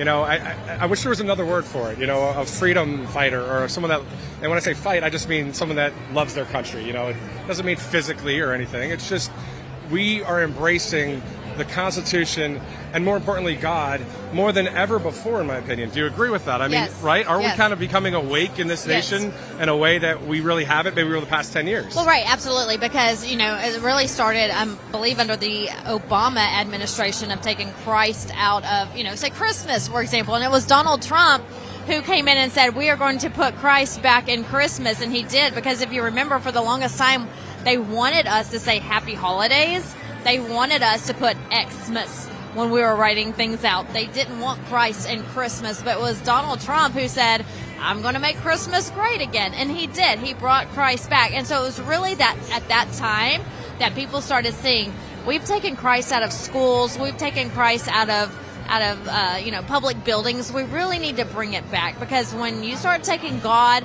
out of public schools and out of public places, that's when you start seeing that we're having, you know, a bigger problem than we thought. We need to make sure that we instill God into everyone. Exactly. And you know, it's awesome when President Trump's on the stage and he talks about, well, he says he doesn't say when I win, you know, he says when we the people. And that's what's awesome about someone that has such a name recognition, so much stature. Usually, you know, people, that goes to people's head. They go, okay, well, then look who I am. Well, Donald Trump already had that moment. He already was amazing, already did great things before he became president. So he really didn't need all that extra. And he wouldn't continually go through all of this, right, Vanessa? Right. He wouldn't keep going through this if he didn't really care about the nation and about the people of this land. Absolutely. That's why he's doing it. Also voting on Tuesday is Colorado. Big state there, because they're trying to keep Donald Trump off the ballot in Colorado. And as you know, the Supreme Court is hearing that case. Hoping that they side with the Constitution and what it says in the Constitution about insurrection. President Trump has not been charged with insurrection. Nobody regarding January 6th, that is, has been charged with insurrection. So Donald Trump should be on the ballot. If the U.S. Supreme Court does its job and follows the law of the land, then President Trump shouldn't have a problem there in Colorado. Maine is voting. Massachusetts. How's it looking in Massachusetts? Yeah, I'll tell you. I mean, you're seeing a lot of people there as well because they're so close to New Hampshire. New Hampshire's big time, Trump country. Massachusetts, we're hoping to see even a little bit of Boston go to the right. We know that, the solid, either white collar, blue collar, doesn't matter what collar. I think we're looking at what brings us freedom, what brings us economic peace and prosperity in this land. And a lot of people there in Massachusetts, I believe, are starting to wake up as well. Yeah. And you mentioned Colorado. I just want a side note for that one real quick. In my opinion, Colorado is one of the most gorgeous states in the union. Having worked in Grand Junction as a reporter back in the day, you've been there? I've been to Colorado, not Grand Junction. Okay, so where have you been in Colorado? I went to Breckenridge. Okay, Breckenridge. Beautiful. Yeah, it's gorgeous, right? And you're looking across our land, like you're mentioning Massachusetts, Maine. These are beautiful areas with great people that would want, hopefully, freedom to continue in this land. And that's really all this is about. Really, this is, at the end of the day, this is what it's about. Freedom or tyranny. Absolutely. And gorgeous. Denver's gorgeous. Yes. Everything in Colorado is so beautiful. Yep. Talked about Massachusetts, Minnesota, North Carolina, where President Trump was earlier today, Oklahoma, Tennessee, Texas, Utah, Vermont, and Virginia, along with American Samoa. So, yeah, that's the list. That's a long lineup for Tuesday night. Yeah, and Virginia, it's great to be here. I've never been to Richmond, never been to Charlottesville. My wife and I traveled through Charlottesville, checked out Trump Winery real quick. Oh, I'm gorgeous jealous. up there. Is that far away from here? It's not that far. How far? What time's your flight tomorrow? I know, right? I'm thinking, we can all go. That's but one anyway. of my dreams. To, I have a long bucket list, and every time I'm around any Trump, whether it's Trump Tower, Trump Hotel, I have to visit, go have brunch, whatever the case may be. And it's absolutely gorgeous. Whatever President Trump does. We'll talk after the broadcast. Yeah, if it's not far, I might jump in a car and head that way. Never been to Richmond, and I think Richmond's actually a really nice looking town. And there's some things to do around here as well with the museums and that kind of thing. But more specifically, Jamestown and Williamsburg, I've never been there. I mean, talk about history. Some of the American settlers got here 1605, 1609. You got Plymouth Rock up there in Massachusetts and up in the northeast area as well. So, as I mentioned earlier, Vanessa, the renewed love for our country and our history and really just kind of like throwing yourself into it has really happened for me over the past 5 years. When was it for you that you were like, you know what, I'm full into this now? This is crazy. Look at this. Obama. It was during Obama's term, probably his first term. I would really listen and pay attention to his State of the Union addresses or his address to the nations, and I was like, I don't know. Something doesn't sit well with me, and so I was always conservative. I come from a law enforcement family, a military family. I've always been, America first, God first. But when it came to like the actual being involved politically, because look, I have 3 older brothers at home, so I love sports. I grew up watching sports. And in fact, originally I wanted to be a sports broadcaster. Never did I think I would come into politics because even though I knew how I voted and I cared, it's like I have to do something. And then as I started, really paying attention and then President Trump announced his run for presidency in 2016. Then he comes out with fake news, and then I'm sitting at the mainstream media desk, and I'm thinking, this is fake news. They're telling me what to say. And if I go against what they say, they're going to bring me into the office. And so all this started coming about. And so it was really Obama that made me start opening my eye. And then the opportunity arose for me to leave mainstream and come to right side. And I've been having a great time ever since. It would have been great to be on mainstream for that second if you were going to kind of mic drop it and kind of be like, Jesus is my savior and President Trump is my president. Take care. You know what I mean? Like, hey, who cares? There's so much I could say, but I'm gonna be good today. Right, cool. I'm gonna be good. But yes, there were times where Christmas time rolls around and it's like, okay, can we mention Merry Christmas, or can we say we have Christmas music playing where they want you to say holiday music, Obama's era, Obama's tenure. And so I would still say Christmas. And so there's so much I could say about what happened. I'm still in a good relationship with all of those people. I thank them for the opportunity, the experience. I'm not going to name drop or give the company name or any of that stuff because I'm thankful for everything for anchoring and reporting, and that all led me to here. You know, they say all roads lead to where you're supposed to be, and so I'm grateful for that opportunity. So even though I don't believe in the mainstream media, what they do, I don't have their same views, I am grateful for the opportunities they presented to me. Amen. I'm trying to be nice. No, you're being very nice. Very, very, very nice. Listen to what she has to say during the commercial break. Yeah. Speaking of the commercial, we are live here in Richmond, Virginia. President Donald J. Trump will be taking the stage soon after this commercial break. This is Vanessa Broussard. I'm Matthew Alvarez. We will be right back. Welcome to the Right Side Broadcasting Network. We're not like the other media outlets out there that cut and edit what other people say. In 2015, we were created by our founder, Joe Seals, to cover President Donald J. Trump's speeches and rallies, to which we continue to do to this day. We've also covered important conservative events like CPAC, tvOS, March for Life, and many other important events and hearings around the country. We were made for people like you, everyday Americans who are tired of the mainstream media, who are tired of being lied to, manipulated, and fed an agenda. Our goal here at Right Side Broadcasting is to allow you to see the truth, giving our correspondents and commentators a wide latitude to speak their minds. You won't find anything like this in the mainstream media. Your support through your donations, locals, and supporting our advertisers allows us to continue to cover important events around the country each and every day.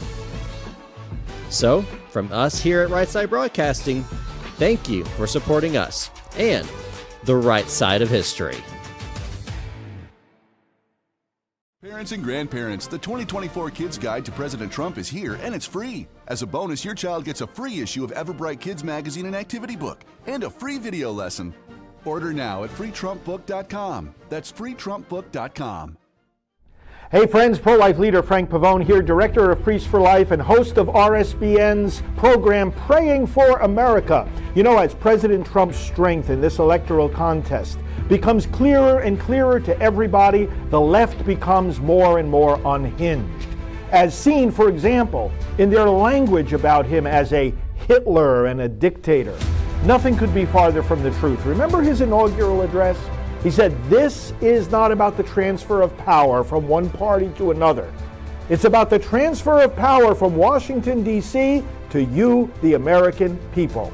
And that exactly characterizes every one of the historic successes and policies that President Trump and his administration accomplished.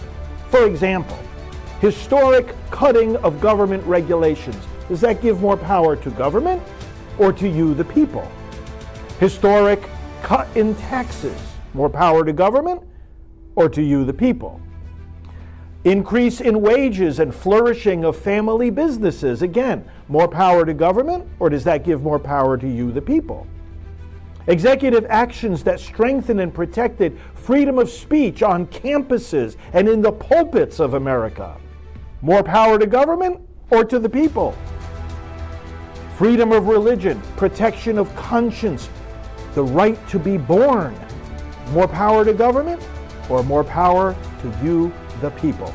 As President Trump always says, we worship God, not government. He's exactly the opposite of a dictator. And indeed, as he also says, it is we together who are running for President of the United States, and we together who will be the 47th President of the United States. Thank you, President Trump. Together, we will make America great again. Looks like you've been sleeping well. Megan, he's back. The My Pillow guy. And you're looking good. Still feeling good. Well, just when you thought it couldn't get any better, we've got the best pillow ever, My Pillow 2.0. When I invented My Pillow, it had everything you'd ever want in a pillow. Well, now there's new technology that makes it even better. My Pillow 2.0 has my patented fill combined with a cooling fabric with temperature regulating thread. My Pillow 2.0 is truly the next generation of My Pillow. Now's the time to go to MyPillow.com or call the number on your screen. Use the promo code to save 50% on your MyPillow 2.0. Not only that, for a limited time, your entire order ships absolutely free. You're sleeping even better. And cooler, too. And you're looking good. Feeling good. I knew you would. MyPillow.com. Welcome back to the capital of the Commonwealth of Virginia, Richmond, Virginia. We're waiting on President Trump here. I'm Matthew Alvarez alongside Vanessa Broussard. And Vanessa, there is a book out there. I mean, we know the Bible's a great book, but there's some other good books that, bring some truth as well. That's true. The Bible's first. I would also say this one's a good one to keep around the house as well. FreeTrumpBook.com. This is for the kiddos out there. Get your, you know what? Don't let the Easter Bunny do all the work. There you go. Easter is coming up. How great would this be in their basket? Yes, so if you're looking for something to maybe give your kids for Easter, FreeTrumpBook.com. Now, there's just a small shipping and handling fee. That's it. And then the book itself is free. It teaches about President Trump and all of his accomplishments in office. So make sure you go to freetrumpbook.com. Get yourself and your child one of those, because we all know that their schools and the public systems and the public places are not going to teach your kids about President Trump. This book will, though. That leads me to our Uber driver today. Our Uber driver told us something today that is not the first time that we've heard this. I've heard it several times, but I think we want to tell you as well. On the way here, he tells us he had no idea that this event was going on today, the Get Out the Vote event. He had no idea President Trump was going to be in Richmond today. The only reason he knew was because his friend works at this event center. What does that tell you? The newspapers, the radio stations, the TV stations, the mainstream media did not want you to know about this. They don't tell the people about this. They don't want you to be here. So when you look at, Matthew, the thousands of people who are still waiting outside to come in, how many people would be here if they knew about it? What you're speaking right now isn't hyperbole. This is the facts. I remember in another TV market watching the local morning news, and there was not one mention that President Trump was having an event at that local facility. So that goes to show we know that the mainstream media continues to try and cover for the left, right? Because they are part of the left. They are the mouthpiece of the left. And for years, we thought that they were telling us truth. I believe a number of us out there might have been duped a little bit. We thought, well, they look good, they sound good, they got the graphics, they must have the connections with the government and the corporations. So yes, Mr. Anchorman or Miss Anchorwoman, tell me what happened today. Well, those days are over. They are long gone. They're over. It's sad, but they are. People they just want truth. I want truth. I want truth. Like I'm a consumer of news as well, though I'm in the news biz, right? I still want to know. I still want to look at which news outlets give me raw truth. And I can list the ones that I'm into, but they're all definitely all conservative, yes, right? Or they're all really, right, bringing the truth. Speaking of Right Side Broadcasting Network. I mean, I remember talking, I forget who I was talking to the other day about it, but started out live streaming President Trump. And now you've got the heart and the soul of the entire country that loves President Trump, but not only loves President Trump, loves what he stands for, is what we stand for, freedom, right? God, the Constitution. I know I repeat sometimes, but that's just the basic truth, right? Faith, freedom. What are they saying? What's going on, guys? Oh, we have some energetic crowd members here today. He was from Sri Lanka. The guy on the right over here, where he's holding the step out so you Joe can Biden, see. You're fired sign. He's at so many events, at least 65 events. Do you know the guy with the beard looked like Post Malone for a hot second if he had all the tattoos? Well, thank you. We love you too. So it's interesting, too, that when they walk by a lot of times, they'll say, we love RSBN, but we hate fake news. And so they know, the people at these rallies know where to turn to for the truth. And we love them, too, when they walk by and say, RSBN, We love all of the people. Yeah, it's great to see that recognition. So as I was just saying, right? It started out, right, with just the Trump, speeches, and then now look, people know about the network, which it's awesome to see that as years have gone by. We do want to show you something as well. This is so cool. So this sign here, we're going to show you, are some of the signs they have. So you can see the Joe Biden, you're fired. This one says, vote Donald Trump, right? Well, Vanessa, let's turn it around. I like this. I haven't seen this yet. I haven't seen this one either. This was in Greensboro as well. Too big to rig. And what does that mean? That means that we need all of the voters to show up. Because look at what's happened in Nevada and Iowa, for example. These Democrats are registering Republican. And in fact, here in Virginia, it is you can register day of on election day. So you can register day of. So what could happen, because what we're seeing is happening in other states, is that Democrats are registering as Republicans, voting for Nikki Haley in hopes to keep Donald Trump off the ballot in November. So they're hoping that if they get enough Democrats to register Republican, that they can all vote for Nikki Haley and she can win against Donald Trump. Well, it hasn't worked so far. They've tried.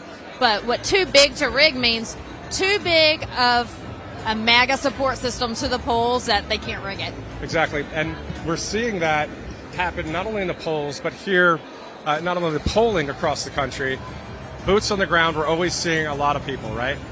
We're seeing it all over social media, and it's all walks of life talking about, hey, let's get Trump in office. Yeah. And then it reminds me of when President Trump was talking about gas prices.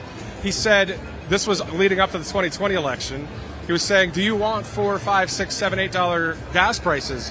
And some people thought, and I, myself included, I said, no, I don't know about $7. See, when he would say that, I would think California. Automatically. I thought California as well, but maybe 5, 6, right? 7, 8. So he was right about that. Then he's right about the immigration situation, as he's been speaking over the past 2 years about the migrant crime, as he talks about. He was talking about it before it actually happened, and here it is actually happening with the terrible and unfortunate and very sad deaths of American people because of someone that is not even from this country, got here illegally. As President Trump brings up, fighting against New York City cops. I mean, there's so many things that are going on. But again, too big to rig because people are seeing what's happening. They're seeing, even if I was a left-wing guy and I'm like, wait a minute, and I lived in wherever, Detroit, New York, wherever I'm at, and I hear President Trump talk about this migrant crime, and I'm like, oh yeah, whatever, he's full of it. And then you see it happen. Too big is because they are starting to cross over and become a Republican, better yet, a true conservative. Absolutely. So we're seeing the demise of what I can see of the Democrat Party because people are leaving the party. People are switching over. People are just tired of what they stand for these days. It's not the same Democratic Party it was 2-3 decades ago. It's just different times, and it's really sad and disgusting. Their views get worse and worse by the day, and so the American people aren't standing for it. That's not what this country is about. As they cheer behind us, everyone's getting excited. Hey, they just shut down the food line. I don't know if it's because they ran out of food or they're getting ready for President Trump. We do know that he has landed here in Richmond, so he is here in the city. And look at the line of people. And we have Matt Gaetz, who has, I'll step out of the way, Matt Gaetz, representative from Florida, who has just showed up. That's what they're cheering for. Matt Gaetz in the house. We'll let you listen in.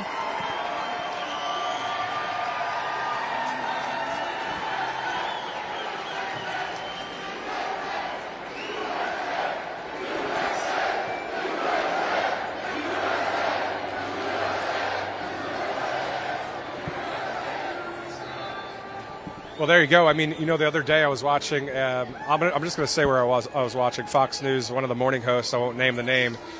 He said, and this was retruthed actually posted by Carly Bonnet on Truth Social.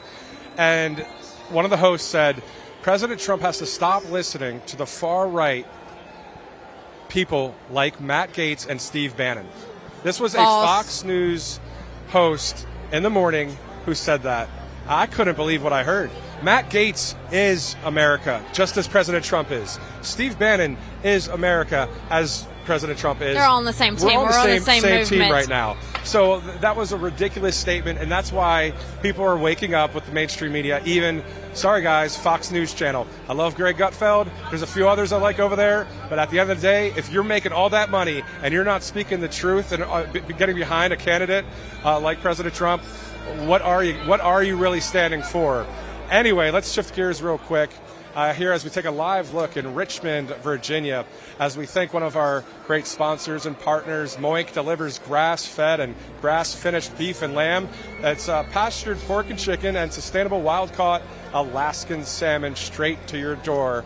So Moink farmers farm like our grandparents did, and as a result, Moink meat tastes like it should because the family farm does it better.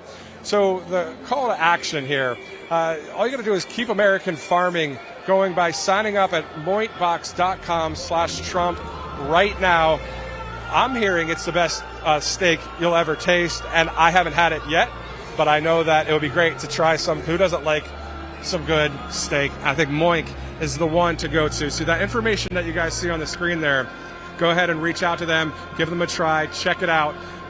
Listen, these guys are conservative patriots doing the right thing. They're going to do the right thing and serve up some great food. So 2 free steaks in your first order too. Yeah. Yes, please. Yeah, exactly.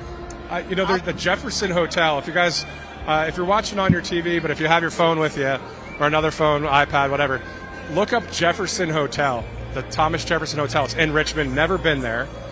Absolutely gorgeous place. I can't wait to check it out. I'm sure they've got that kind of food there too. Not saying that I've got all this extra money to spend right now, you know what I mean? Yeah. But we're all on budgets. It's nothing wrong with that. But the Jefferson Hotel looks amazing. It looks like a 5-star, almost a Michelin-rated style of place. Nice. The brunch tomorrow, I checked it out. $75 for brunch. Yeah, we'll window shop on that one. Hey, lots of great things in history here. Yeah. Things to see here in Richmond, Virginia. Wonderful place. Can't wait for Donald Trump to arrive here momentarily. We're getting word that he has landed, so he should be here any minute. What he usually does is meet with the constituents and his supporters, top donors in the back, and then he comes out and addresses the crowd. But yeah, they are pumped up, especially when they saw Matt Gaetz. But we want you to get pumped up with us, and you can do that on social media and also RSBNetwork.com. Make sure you download our newsletter. Make sure you're following us on Rumble, all of our social media sites, and also me and Matthew as well. We're there. So if you want to go to X, I'm there as Vanessa Broussard. Also Vanessa Broussard News on Instagram. And, of course, my favorite, Truth Social. Vanessa Broussard. People ask me all the time, and I get it. How do you spell Broussard? Broussard. And President Trump said that Truth Social is hot. Well, as we know, I agree with that because it is patriots from around this land and around the world that are starting to be like, hey, I want to talk with people that are like-minded. And being like-minded, you can be like-minded on the left wing and talk about a bunch of terrible things. Well, this is simple stuff over on the right. We love our God, we love our country, we love freedom, and we want to continue to see that in our nation, but also to uncover all of the things from the left that are being done. I mean, James O'Keefe with OMG and others out there just doing a great job showing what the left is up to. As for Truth Social, at Matthew Alvarez, if you'd like to give a follow, I'll post a photo of the Jefferson Hotel hopefully tomorrow to show you a little bit, maybe take a video or something there. But yeah, it'll be great to see that. But more importantly, it's great to be here as the President Trump takes the stage for his second speech. It's awesome for RSBN to have a double header right after Greensboro, flying up here 200 miles, Vanessa. Wow. Yeah. So busy man, but that's what we love about President Trump. He doesn't stop. I don't know if he even sleeps, but North Carolina now to Virginia. And then, of course, we'll have a busy lineup in the next week as we wait for Super Tuesday and then see where President Trump goes after that. So, yeah, great time here in Virginia. Hey, I think that $75 breakfast we should all just share because I'm sure it's going to be big and we can all. I'm just trying to find a way. Yeah, no. And that's probably what people are doing now in this economy anyway, is sharing because who can afford anything these days? Right. We'll just all walk in together and say, can we just buy one of these for $75, please? We'll just share. We like Thomas Jefferson. No, I actually love Thomas Jefferson. Actually, I was just in Monticello yesterday as well. I forgot to say that. Charlottesville, then Monticello. Didn't get to see the house there, but at the museum. It's just awesome to see our founding fathers who did such awesome things for our nation. And, you know, they would be not very happy with what's going on right now, as you know, because it is the people that are in charge. Yeah. And that's what's cool about President Trump and his staff and those that will be in his cabinet if he wins, in November, is they're about the people as well. Absolutely, they are. They're great. The Trump campaign and his team, wonderful, always helpful. He has great support around him, and they couldn't be any nicer to us, and always very helpful, and to the people as well. I mean, they love the people too, and they love their country as well. On the flip side, Joe Biden clearly does not. He is America last, as clear as day. You know, going Matthew to the border, going there on Thursday was just a photo op for him. It's for the mainstream media to say, oh, look, he's trying something. He visited, but he did not visit because he wanted to or that he wanted to stop anything. He visited because President Trump announced he was visiting, so he had to show up as there as well. Stumbling, could barely walk, didn't know which X to stand on, didn't know where to turn, didn't know anything. Probably didn't even know he was at the border. But President Trump took control. He took command. And he even waved, which is probably in my top 3 favorite photos ever of President Trump, him waving at the illegal immigrants across the border. And they were even yelling, Trump, Trump, Trump. I mean, even the illegals love him. But he wants you to come in legally, not illegally. And he was in the epicenter of Eagle Pass on Thursday. And President Joe Biden just doesn't care. He wants these people to flood in, and he wants them to come in. And he could stop that today. He could sign off on it, but he just refuses to do so. Again, all that was on Thursday for him was a photo op. Speaking of a photo op, a shout out to those of you in East Palestine, Ohio. Sorry that you had to have Joe Biden go out there just the other day to have a photo op months and months late from that tragedy that happened there. President Trump was there pretty much as soon as he could be, and the people there and the mayor love President Trump. I was wondering, though, the mayor was standing behind Biden. I guess because he's the mayor, he kind of had to attend in a way. Right. But I'll tell you, if I was the mayor, no, I'm not going to go there. He probably had to for various reasons. Yeah. But, it's probably, I mean, we got to get some federal assistance, Correct. Whatever helps to get people back on their feet in that area. I mean, I traveled to East Palestine, and to be honest, I actually went a little too close to where it all kind of went down. I shouldn't have gone that close. The guys said, go ahead through, and I wasn't wearing any mask or anything. It wasn't the smartest thing in the world. But at the end of the day, it still was terrible to see what happened there. And, the photo ops are ridiculous. We know what's happening. We see through it. So what we're hoping for is just a groundswell of support for President Trump on the Super Tuesday, which is, 72 hours away. So obviously live coverage with you and Brian. Speaking of Brian, I mean, he was there live today with Scott Del Falco in Greensboro. Yes. Quite an awesome event there as well because, President... The crowd of people. Oh, yeah. I don't know if you've seen the pictures yet, but the crowd was amazing. Our photographer was sending back some video, and I just kept looking at it over and again. I keep saying I can't believe, but I can believe because it's President Trump and it's the American people who want to save our country. But the crowd was just as far as the eye can see. Yeah, exactly. And same here in Richmond when we were outside, the Uber driver, when he dropped us off, I mean, there were people around all the city blocks. And now, I mean, we're looking at, packed house here at this greater Richmond With people still waiting to come in. Center. And as you can see probably on a split screen, we do have a crowd cam that is out there, one of our other great photographers here at Right Side Broadcasting Network, giving you live pictures. And do you remember when you're watching a weather forecast, you hear something like, this is the real feel temperature, right? Yeah. Well, that's what Right Side... The feels like temperature. The feels like, exactly. Yeah. That's what Right Side Broadcasting is giving you, is the real feel of what it's like to be here in this hall in Richmond, Virginia. Really, that's why we're here, and we always show the crowds here on Right Side Broadcasting Network. You brought up Ohio, and I'm thinking about the border, and I'm thinking about poor Laken Riley and her family, and the 14-year-old who got raped by an illegal immigrant in Louisiana, and the 2-year-old in the D.C. area who got killed by an illegal immigrant, and just all the mess that's going on. And Biden visited Ohio for a photo op.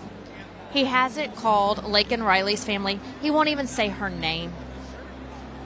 He won't even say her name.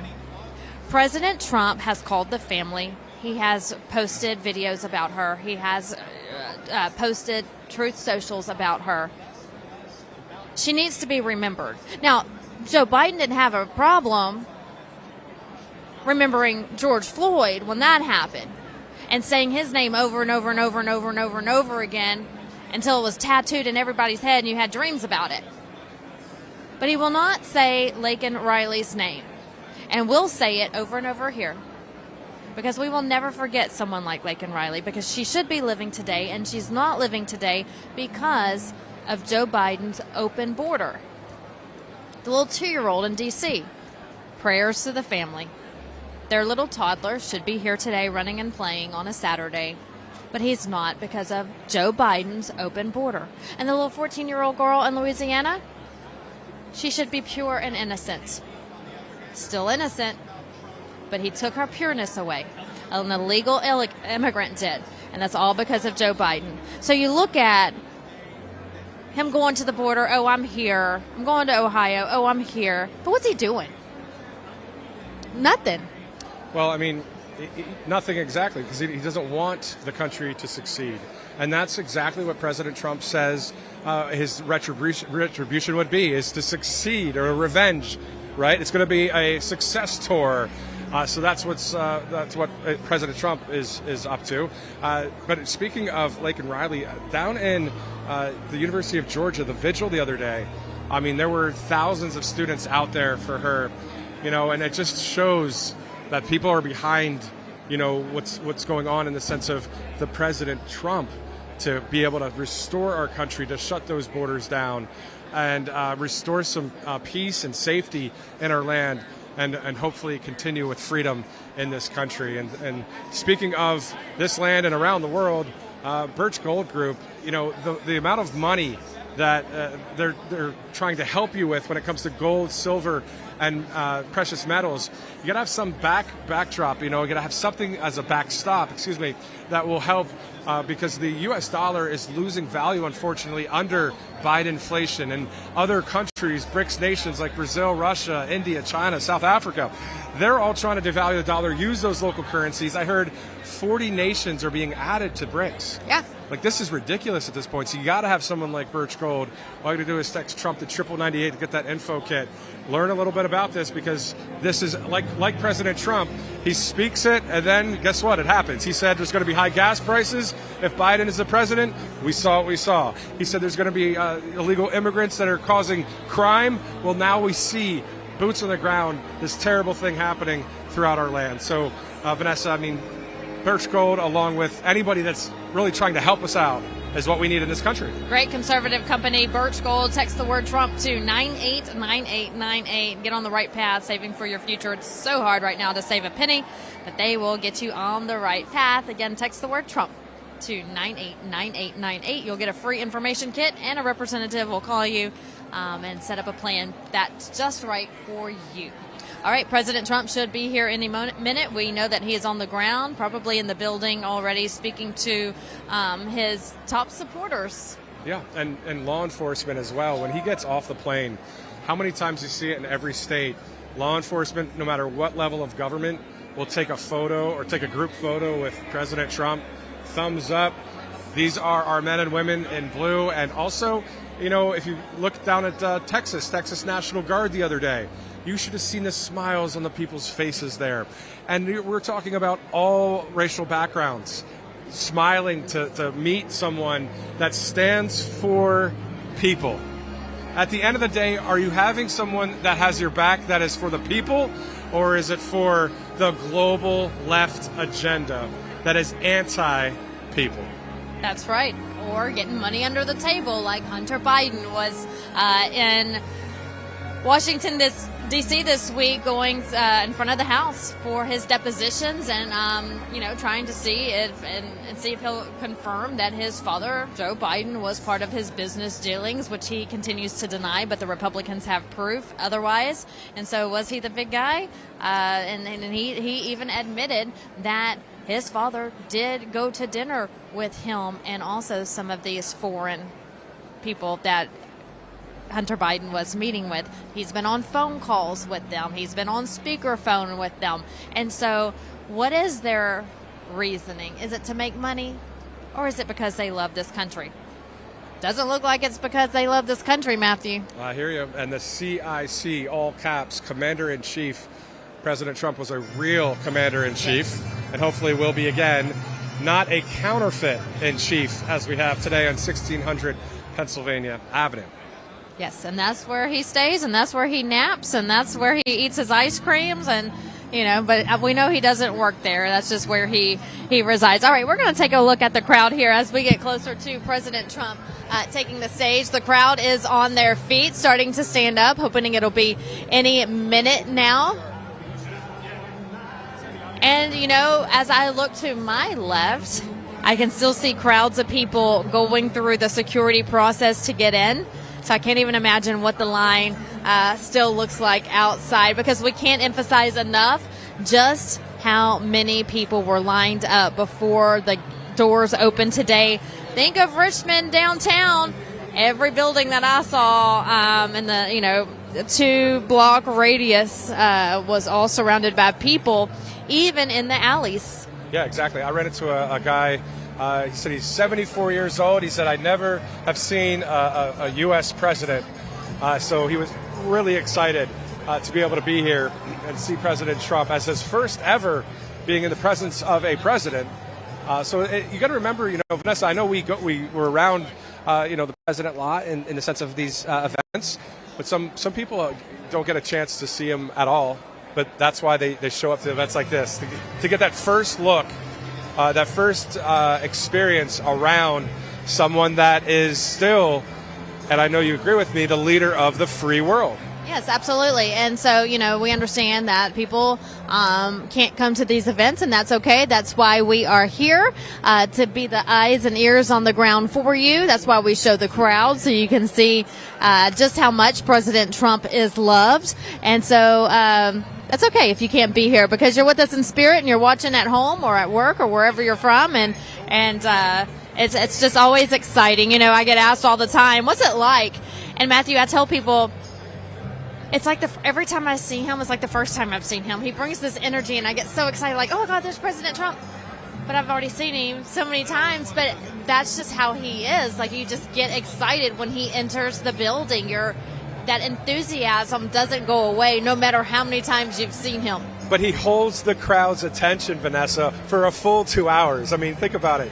How many people could go on stage, be such a good storyteller, having people, whether they tear up, whether they laugh, whether they cheer, whether they have a serious moment. I mean, you get the gamut when it comes to a President Trump speech. We've known that since day one. We've known that he's been an outsider since day one.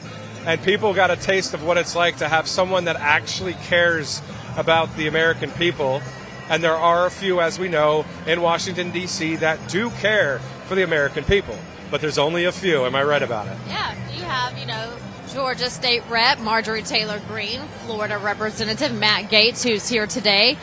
There are some in Washington that really love America, but we have to get rid of the rhinos as well, because we know that there's a lot of rhinos in in Congress, and so it's just time to clean house all the way around, drain the swamp, like President Trump says, and just know who's real and who's there for other reasons, and we have to keep it that way. Well, here's what the people at home, this is what you can do as well.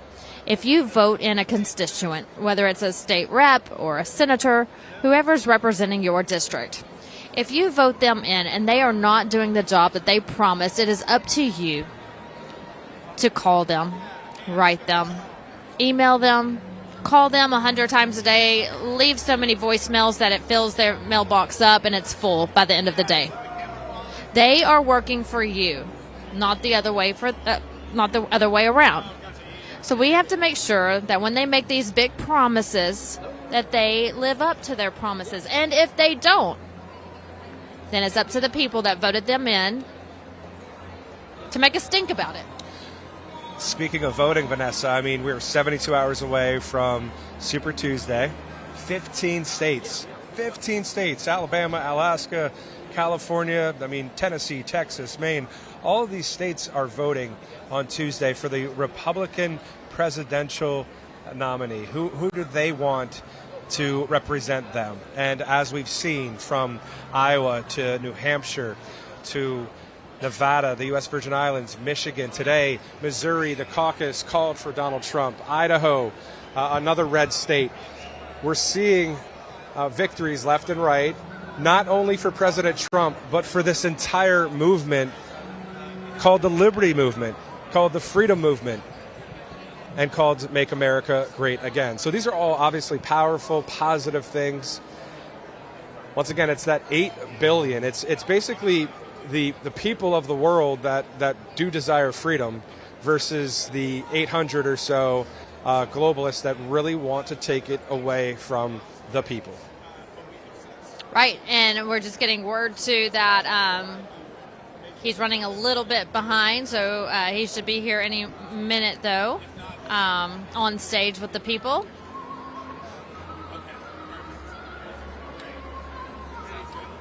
Looking at President Trump's Truth Social right now. If you have not downloaded Truth Social, we encourage you to do so.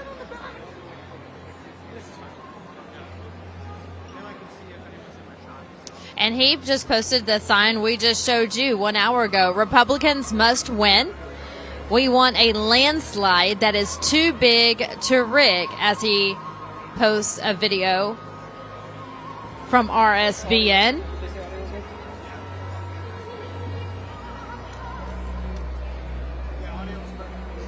Then he's touting his big crowds in North Carolina. I'm telling you, that was a sight to see today as you looked at the big crowds in North Carolina as they stormed into that center, standing room only. There was a lot of people there, and it's looking that way here as well, as the seating is pretty much full, and people who are coming in now, Matthew, it's going to have to be standing room only. Yeah, exactly, Vanessa. When I was doing the live shot earlier down by the stage over there, I saw maybe 300-400 empty seats, and I'm like, whoa, is this what? I don't usually see that, right? Well, it's simple. People are just going through security still. That's what we talk about all the time, is that it takes time. They're only provided sometimes 2, sometimes 4 mags, what's called mags, and what those are the same machines that you go through in the airport to go through security. So you just think you have thousands of people and only 2 or 4 of those, and you have to go through a Secret Service clearance, and then they have to wand you and make sure that, if you bring in a purse or whatever the case may be, there's nothing in there. So that's what they have to go through for every single person that comes in. So if you're thinking a venue of thousands of people, it takes time. So give them time. The crowd's still out there, and so when you do see earlier in the broadcast some empty seats, have no fear. There's never an empty seat at a President Trump event. Exactly. That's what we're saying right here. As we can take a look at this sign here, with people holding up the "Vote Donald Trump" and then "Too big to rig." Obviously, no seats right in this spot here. They like to keep areas clear. But once again, thousands of people in this Greater Richmond Convention Center. Again, I saw the empty seats and I was like, oh man, but no, that's just not the case, because obviously once again, as Vanessa was just saying, people have to go through the security, and I know that to be true, but for some reason today it just seemed like, because this is a pretty large space, right? But man, it is all full. Every seat that was empty before is full. The people of Virginia and surrounding areas are here to watch and listen to President Trump. And let's be real, the speeches are really encouraging to keep faith and freedom alive in this land. And we know that President Trump stands for faith and freedom. I remember months ago he went to that Faith and Freedom conference or a summit. We know he speaks about his faith. We know he speaks about freedom. We know he talks about the inflation situation, the economy, our military veterans, immigration, talking about foreign policy. There are so many topics that he brings up through these speeches. He, of course, talks about the French Prime Minister Macron, that time when there was an issue there, and how he dealt with different world leaders just by being on the phone with these guys.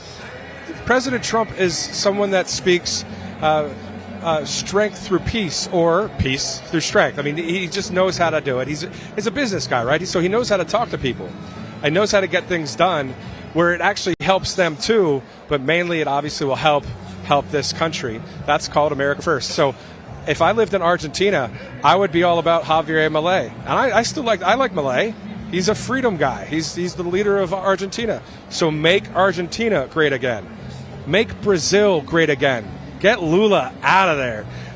In a sense of out of there, voted out of there, and bring back in Bolsonaro. That's what the people want. I spoke with someone recently who is from Brazil, and he's telling me how terrible it is with Lula. And to see the amount of people in Brazil the other day protesting, upwards of 1 million people, because Lula is not supporting Israel, not supporting freedom. As I mentioned, that's why I say, and I heard this from a buddy of mine, he's the one that told me about it, so I got to give him the credit. I'm not going to use his name right now, but he said it's the 8 billion versus the 800. It's the people versus the few that are trying to control the masses. And we just don't want that, right? That's why we like President Trump and others that are standing firmly with the Constitution. As I look around at all these people, and every time you come into a different city or a different state, you wonder what the cost of living is in that state. And I was just pulling up some numbers here, Matthew, about Bidenomics and how it has failed all Americans. It's actually an inflation on all Americans. When Joe Biden took office, think of this. When Joe Biden took office, inflation was just 1.4%. Since Joe Biden took office 3 years ago, inflation has risen by 17.9%. These are actual factual numbers. Electricity that we all need. Electricity is up 28.6% under Biden. Food prices, which we all need, up 20.8% since Biden took office. Rent, up 19.5% since Biden took office.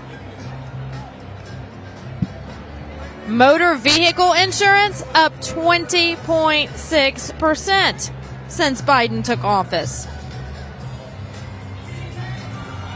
Food from vending machines and mobile vendors, up 10.6% since Biden took office.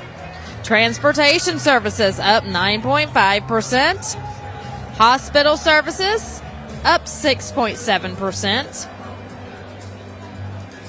Food away from home, up 5.1%. Pet food for Fido, up 4.8%.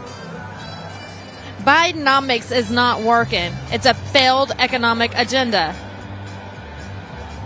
Americans are spending over $11,000 more annually to buy the basics. So what does that mean? The basics to live, the basics to survive, you're spending almost $1,000 a month extra just to live under Joe Biden. Find me a Joe Biden supporter and tell me why. Just why. Do you like paying $1,000 or more a month just to live? Do you like the illegal immigrants coming into our country? It's not a question on if, but it's when the next attack's going to happen on our homeland, because they're bringing in all of these illegals, terrorists, and criminals on Joe Biden's watch. We're on the brink of World War III on Joe Biden's watch. He's destroying our country. And so I don't surround myself with Joe Biden supporters, if there's any really left in America. But if there are, I want to talk to them, because why? What is it that you love so much about Joe Biden? Now, his numbers are plummeting, so there's not many left out there that keep going down and down and down. But the few that are out there, so say, for example, is Trump's winning, by 10, 15% against Joe Biden. Well, he still has some people out there who are supporting him. Why? You look at these numbers, these are facts I just read you. Like, who wants to spend more just to live? I like what Brian Glenn says. some people that hate the country, that he'd be the first person to buy them a plane ticket on out of here. You know what I mean? Like, if you don't like it, then why not leave? Yeah. There are plenty of other countries out there that aren't super into what we are, freedom and faith in the Constitution. China, Russia, Venezuela, Cuba, go.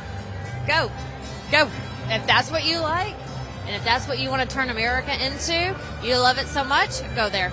That's not who we are. Exactly. Now, for those of you just joining us here on Right Side Broadcasting Network, this is Matthew Alvarez alongside Vanessa Broussard. You're watching live coverage from Richmond, Virginia, the capital of the Commonwealth of Virginia. This is one of 15 states that will be going to the polls in just 72 hours from now on Super Tuesday. And if this shows anything, I mean, the amount of people just in this one hall alone, there's more than 3,000 people at least at this point, and people are still, and I'm looking over right now, still walking in from one of the entry points, going through security. So the crowd, a lot of them on their feet right now. This is a great time to pass the Right Side Broadcasting Network link, whether you're watching on Rumble, which would be great if you are, Rumble or YouTube, or if you're watching on the app, or if you're watching on the website, let your friends and family know that President Trump will be doing his second speech of the day. This is a Right Side Broadcasting doubleheader. Once again, if you'd like to follow Vanessa and I on Truth Social, it's at Vanessa Broussard and then at Matthew Alvarez. And of course, Right Side Broadcasting is at RSBN. And Vanessa, it was wild. You know, the other day I was watching the CPAC coverage, you and Grace Adonia and Brian Glenn there. That was a lot of coverage, a lot of great interviews. Vanessa, was there one or two interviews that really stick out to you? Like, what was it like to, I just want to ask you quick, did you guys interview Lieutenant Governor Mark Robinson? We did not get a chance to interview him. We did interview Carrie Lake. Always a pleasure interviewing Carrie Lake, because she's just great, and she loves this country, and she's not going to be bought out as she had tried to be. It was in some video that audio recording that was released of her trying to be bought out, not to run, and you can't buy her out. She wants to save this country. So she's running for Senate in Arizona. Always a pleasure talking to her. Matt Gaetz, of course, is always fun. Mercedes Schlapp, she's great, always talking about how big of an impact that the CPAC event conference has on America. And just, you know, they're all great interviews, just all great people, all great patriots. So whether it's someone with CPAC or a state representative or someone running for office or just someone or a group of people who are there as friends or family members or whatever the case may be, all of the interviews are great, and all the people there are great. And, you know, Grace and I talked about this, Matthew. What we saw a lot of at CPAC this year was a lot of the younger generation. Parents are starting to bring their kids, and that's good because they're starting to teach them young about America. That's awesome, Vanessa. Yeah, it's great to see that, and it reminds me of AmpFest as well with TPUSA and Charlie Kirk's event. All right, so we're going to take a quick break here, not a commercial. We're just going to show you the live crowd here right now. This is the Right Side Broadcasting Network crowd cam. Let's go that way.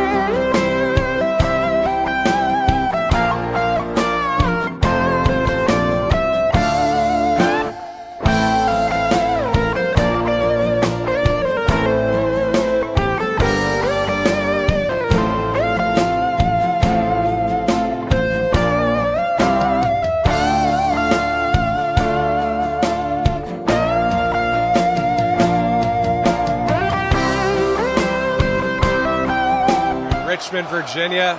Let's listen into the crowd right now from this convention center. The place, is packed right now, Vanessa. People are just really excited. They are, and they're chanting Trump. They're ready for Trump. He should be out here any minute, and they're just ready to see him. It is standing room only now. Thousands of seats in place. There's not an empty seat in the House. People are still coming in from the outside. I can see the lobby and also the outside, and there's still a line of people out there waiting to get in. But welcome to a Trump event. That's what happens at one of these. This is always a great crowd. The people are excited. They're energetic. They start chanting, and right now they're ready. President Trump should be out on stage any minute now. Definitely. And, the other crowd cam shot that you saw, you could see the amount of people here at the Greater Richmond Convention Center. This is Right Side Broadcasting Network. Thank you so much for joining us. We will be moving right out of the way here in a second for President Trump as soon as he hits the stage. Speaking of President Trump, he said something at CPAC, Vanessa. He said, quote, "A vote for Trump is your ticket back to freedom. It's a passport out of tyranny." That's exactly right. Isn't that the truth right there? CPAC last year, I saw his speech there. Powerful, powerful speech. This year, yet another powerful speech. But as you know, he kind of had a fireside chat for the entire speech. Yeah. I don't even think he used the teleprompter, made fun of the teleprompter basically, spoke about a number of issues, number of topics, and he was able to talk about the president of Mexico and how, we needed to have troops to help with the situation. And he said, I'm going to stop that story. And he came back around, an hour later to finish the story. He is an ultimate storyteller. That's why he was so successful before being a president, and he did a great job for those 4 years. Hoping to see 4 more years. Yes, absolutely. Of course, we can't forget about him coming out at CPAC on stage, too, and hugging that American flag, which the first time he did that really took off, and there was even bobbleheads and all kinds of things made of President Trump hugging the flag, but he did that again this year at CPAC. Always a very inspirational speech, and, you said he's a great storyteller, telling the truth, telling how we need to fix this nation. And I heard it from someone on Fox News today who I was like, I was getting ready for today's broadcast, listening to them, and I was thinking, that is absolutely right. President Trump is wanting to save the soul of this nation, and that's spot on when it comes to what's happening. We have to save the soul of this nation, who we are, how we were founded. That has to continue on, or we will no longer be the America that we know and love. And thank God for America, right? That's one thing also President Trump talks about. He's thankful to God. He says we want God to be involved with this country. This isn't just some words. We really desire for God to move across this land and for him to, have his way here, because he's the one that created us anyway. So why not be like, you do what you want to do, Father. It's your earth. You know what I mean? Yeah. It's one nation under God, and we have to keep it that way, and don't let the left try to destroy it or try to convince you that this is the way that we need to go. They have whack ideas and ideologies and different things they're coming up with every single day, like boys playing and girls sports and things like that, which is absurd. Don't let it happen. Don't let them use your restroom. Don't think that it's okay to change your gender under the age of 18. It's just insanity. It is mind-boggling. You just think, is this really happening? Is this really happening? Is this really being discussed about? Are we really talking about this? In Texas, just this week when I early voted, I'm voting on a proposition that you vote yes or no. Do you want the state of Texas to make sure that only a Texas citizen with a voter ID should vote? Why am I voting on this? Why are we even voting on this stuff? This should be a no-brainer. I was with my wife the other day at CVS. Of course you need an ID Exactly. and be a Texas citizen to vote in Texas. But we're voting on it. I bought some Tylenol at a CVS the other day. My wife was with me, and I purchased it, and they said, well, let me see your ID. And I said, wow, yeah, I get that. Medication, that's fine. And then they said, yeah, you need ID for everything, matches and water pills and all this stuff. And they talked about all these ID things, right? And obviously the thought was, you don't have an ID when you're illegally crossing the country, crossing the border. So, what's the deal there? Why isn't that an ID that is needed? Why isn't there voter ID? Why don't we know who this person is? Is this the right person voting? They have an identification. Other countries do it. Why can't we do the same thing? Absolutely. I mean, and they're getting free housing, free food, free health care. We have to show our ID, and every time you go to a new doctor, you have to show your ID and an insurance card, and they'll scan it and put it in the system and run it through, and all that fun stuff that you do when you have to go to the hospital or a doctor's office. But not them. They get free health care. It's unbelievable. Yeah. It's a wild situation that we're dealing with in this country. But I do want to switch gears real quick. If you have been with us since the beginning of the broadcast, I talked about a song that President Trump really liked. Okay. And he was at the golf cart. Yep. And there's a video where somebody walked up to President Trump, and President Trump showed him the song on a laptop, and he just was acting just like a regular guy. It was really cool to see. So it was this song that you hear behind us right now. It's A Man's World, of course, with James Brown and then Luciano Pavarotti with kind of a mix with that song. So this is the song I was referring to before, just in case those of you keeping some score at home. This is the song I was talking about. Wow. But that's one thing that's cool about President Trump. You almost see his, the way he is, it's kind of shown at the events, right? Through whether it's the music or the setup. Everything's got to be... And there's nothing wrong with that. You want to have that's how Trump and his organization and his team and his, campaign teams, that's how they operate. Everything he does is perfection, whether it is, you can go to a Trump hotel, for example, and you can have dinner, and that is the best dinner you'll ever eat. From the appetizer to the dessert, and it's like mouth-watering. In fact, when I was covering the Nevada caucus, I stopped at Trump Hotel in Las Vegas, and I had a dessert. And Matthew, when I'm telling you, I sat back in my chair and I mouthed, wow. I don't do that. I'm from the South. We have delicious food, and I don't do that. But you do. Everything involved in the Trump name is wonderful. It is. And so is the song, and so are the people here. And that's what I like about him a lot, is because he's about everybody in this room. He's about you, he's about me, he's about the people of this land having their freedoms restored. And that's why I think Javier Milei, for those of you who remember that video where Javier Milei went up to President Trump, after President Trump was done speaking, Javier was going to go up, and that behind-the-scenes shot of him going, Presidente, like, that's the kind of, hey, come on, like, my grandpa's from Cuba, right? So it's like, I get the Latin kind of experience. Milei was all excited, right? And then they changed it to make America and Argentina great again. Make Argentina great again. It should be a happy, joyous time to desire freedom, to desire us to stop talking about all the negative things that are happening in the world, and for us to have good news being reported. And the good news to me, obviously, is through Jesus Christ, but also through President Trump speaking about the things he's talking about to keep our country free in religion, free in speech, freedom of the press, the right to bear arms, the Constitution. This is our country, and this is what we stand for, and that's what he stands for, and that's why we're here. Yes, we're going to defend the Constitution just like our forefathers wanted us to do. All right, taking a look at the crowd. They're having a great time here behind us. Here in Richmond, Virginia, as we wait for President Donald J. Trump to come out on stage. Just 2 days away from Super Tuesday. He is here on the ground in this building as the people await him. Talking to some people in the front row, Matthew, they were saying that they camped out overnight in the pouring rain. When I landed here in Richmond yesterday, it was pouring, and these people slept in tents in that rain. Cold weather rain. They said they had a little heater, but that's all right. They still did it.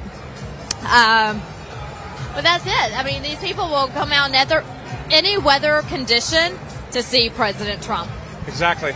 And it is getting more and more crowded right now here in Richmond. This is the Greater Richmond Convention Center. A lot of security, of course, for all of the people to get in.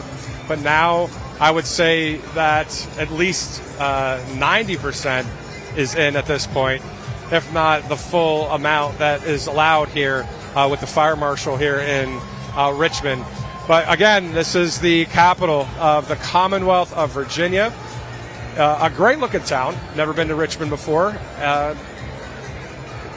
looks like a nice spot. And of course, once again, 72 hours away from the Super Tuesday. 15 states, including a territory, American Samoa, will be voting on Tuesday for the Republican presidential nominee. And as you know, President Trump leading in polls throughout the country, not only in the Republican primary, but also against Biden and in the swing states.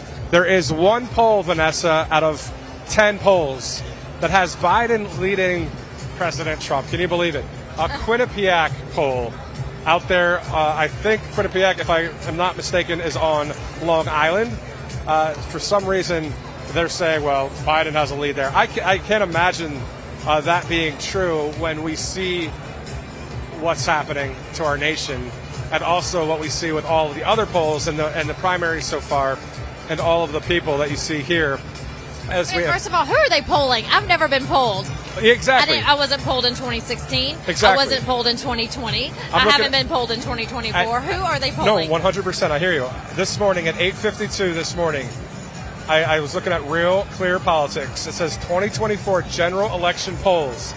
The New York Times, Siena, the Forbes, YouGov, Morning Consult, Harris, Rasmussen, Emerson, all have Trump leading. Now, the YouGov one, which is definitely very federal government connected, has the spread saying a tie. And then Quinnipiac says Biden 49, Trump 45 in the Quinnipiac poll. That is a bunch of garbage. That's a bunch of garbage. How in the world is he even leading by only 4 percentage points? Like, we see what's happening. We see what's happening. We know he's leading by much more than that. Absolutely. When I'm on the ground all over the country, you as well. I mean, whether I go check in at a hotel, whether I'm talking to an Uber driver, whether I'm talking to a waitress in a restaurant, no matter where I go, people love President Trump. I have been to Detroit, a little skittish about bringing it up. They love him there. Been to Chicago. I've been to these different places. No matter where I go, they love Trump. How about Philadelphia? I mentioned it earlier. That SneakerCon event with his awesome Trump shoes. Oh, my goodness. Okay, let me tell you. I mean, you got to remember, everybody in there from all walks of life loving Trump. And then you know what's interesting? We had, let's listen.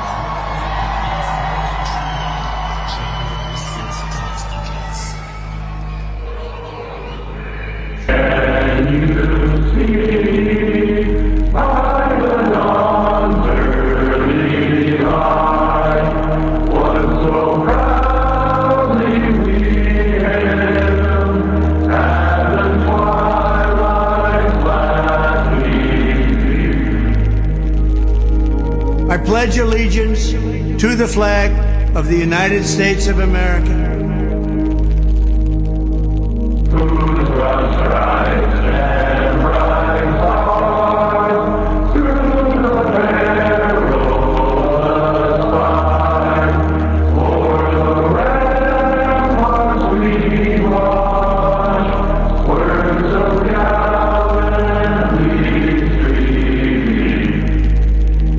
And to the republic for which it stands,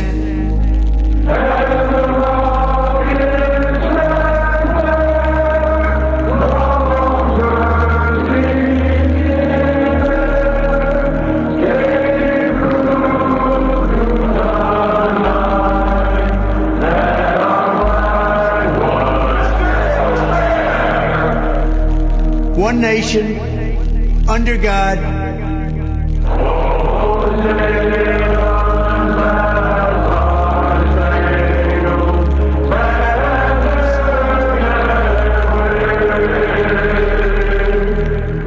indivisible, with liberty and justice for all.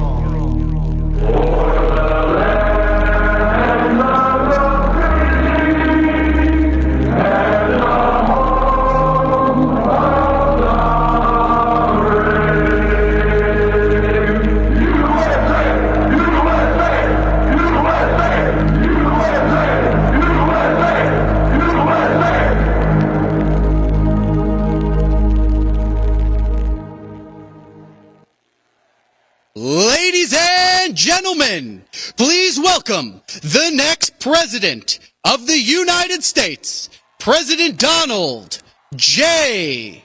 Trump. And I'm proud to be an American, where at least I know I'm free. And I won't forget the men who died, who gave that right to me. And I gladly stand up next to you and defend her still today. 'Cause there ain't no doubt I love this land. God bless the USA.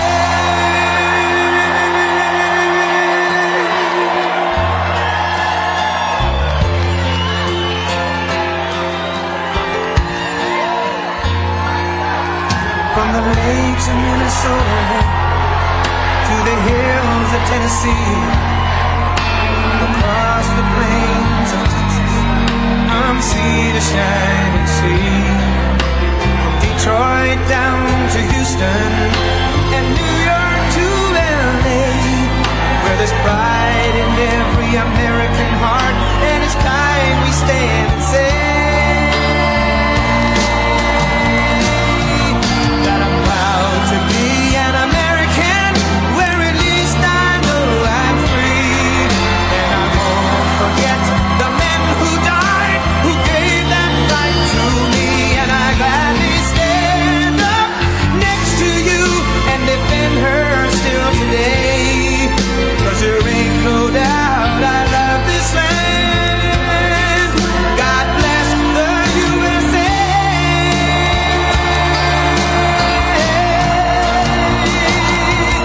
And I'm proud to be an American, where at least I know I'm free. And I won't forget the men who died, who gave that right to me. And I gladly stand up next to you and defend her still today. 'Cause there ain't no doubt I love this land. God bless the USA.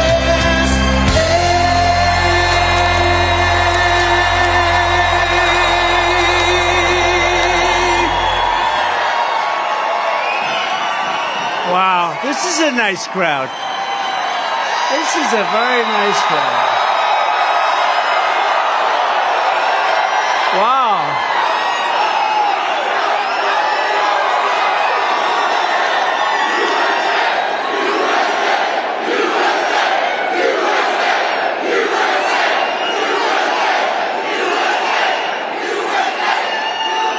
And you have to see all of the people that are outside. They can't get in because you've taken their place. That's not nice.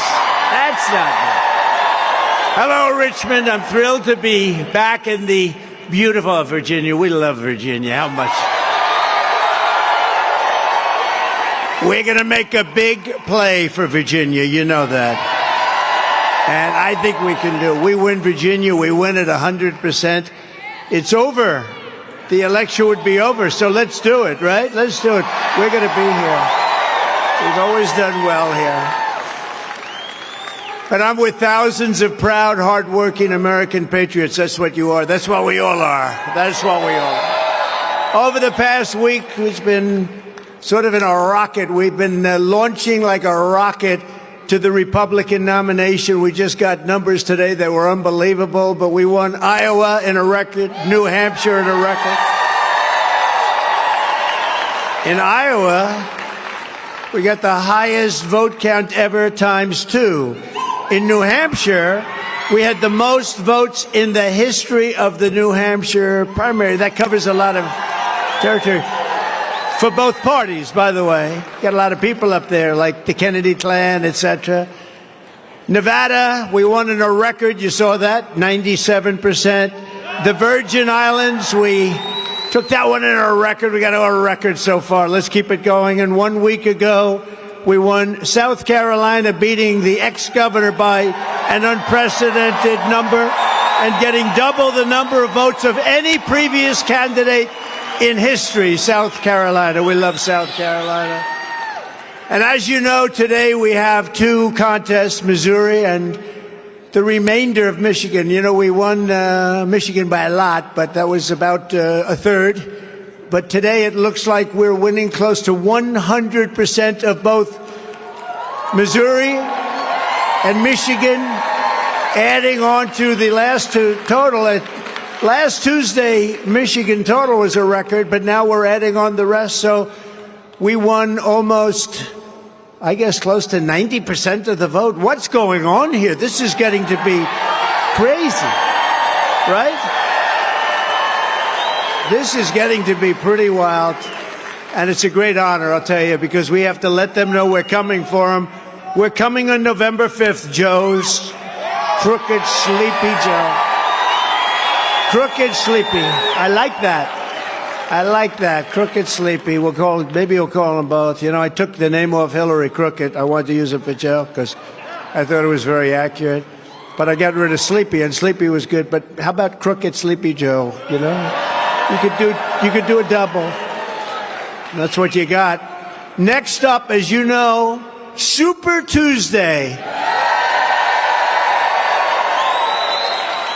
And without any big lessons in anything, that means Tuesday coming up, March 5th, just 3 days from now, and it's time for the Commonwealth of Virginia to finally have your say and get it done the way you want to have it done.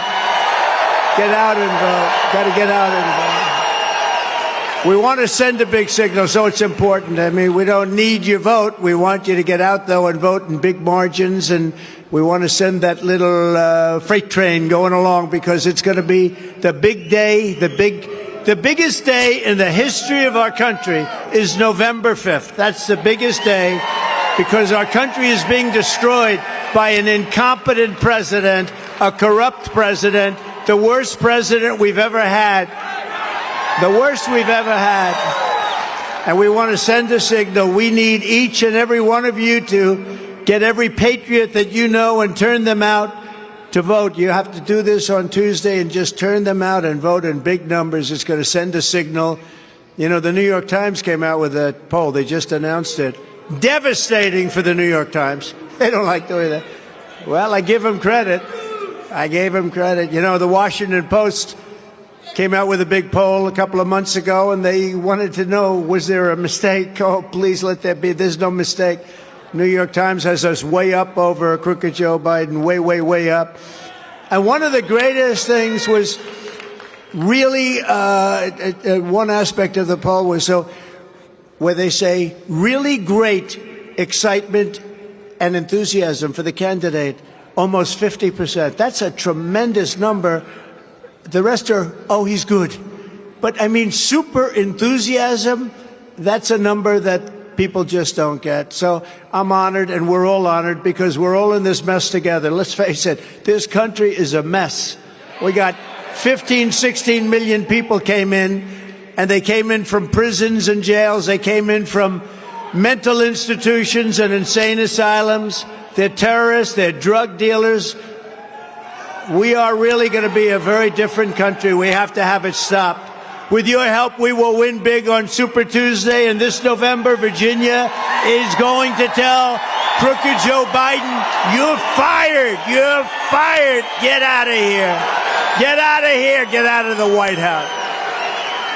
Should have never been in the White House. He should have never been in the White House. We wouldn't be in this mess, but he should have never been there, and everybody in this room knows it. They go after the guys that complain about the election, not the guys that rigged the election. Isn't that interesting, right?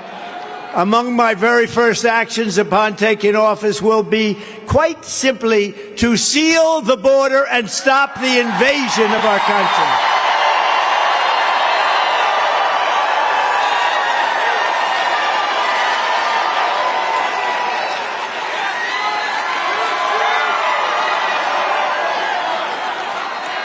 2 days ago, I was with Governor Greg Abbott at the Texas border. He's doing a really good job to witness the total devastation that crooked Joe Biden and his stupid policy of open borders. Who would do this to? Who would do this? No country would do this. What it's done to us as a country, our border is an open and gushing wound, pouring drugs, gangs, terrorists, and millions of illegal aliens into our country. Many, many people that are not supposed to be in our country. It's so unfair to people that are online for 10 years. They study, they work, they do everything right, and then they see millions of people come in with no recourse, no nothing, no retribution. Yet Crooked Joe is fighting the state of Texas to stop them from defending our border. They're doing a job for the country. They're actually cutting the wire fences open to let thousands of migrants come pouring in, the migrants that they have no idea they're from parts unknown. You know what that means, parts unknown? They're coming from the Congo. They come from all parts of Africa, Asia, the Middle East. Last night they had 4 from the Congo. Where in the Congo do you live? I wonder what beautiful place do you live in the Congo? We are from prison. What did you do? Murder. They're in the United States right now, right? This is what they're allowing. But it's Africa. It's Asia. It's the Middle East. It's people that we're bombing. Here goes Biden again with the bombing. You don't have to bomb. You don't have to bomb. We can get it done with a phone call. We had no... Let me tell you.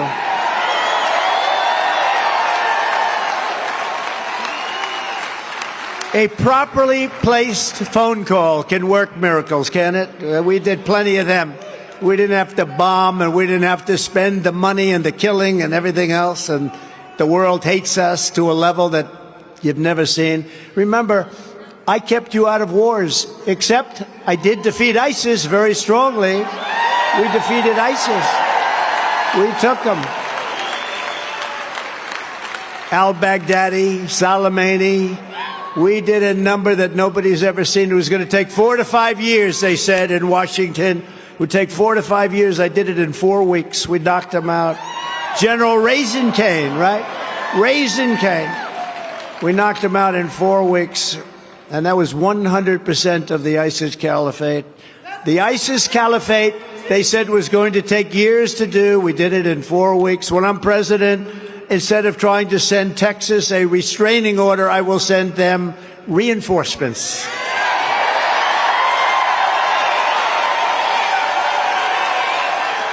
Three years ago, we had the safest and most secure border in the United States history. We had the best border in the history of our country. We ended catch and release, except when we did catch and release into Mexico. We had catch and release into Mexico. Used to be we'd catch a criminal and release him into our country. We caught criminals, we released them into Mexico. That was much better.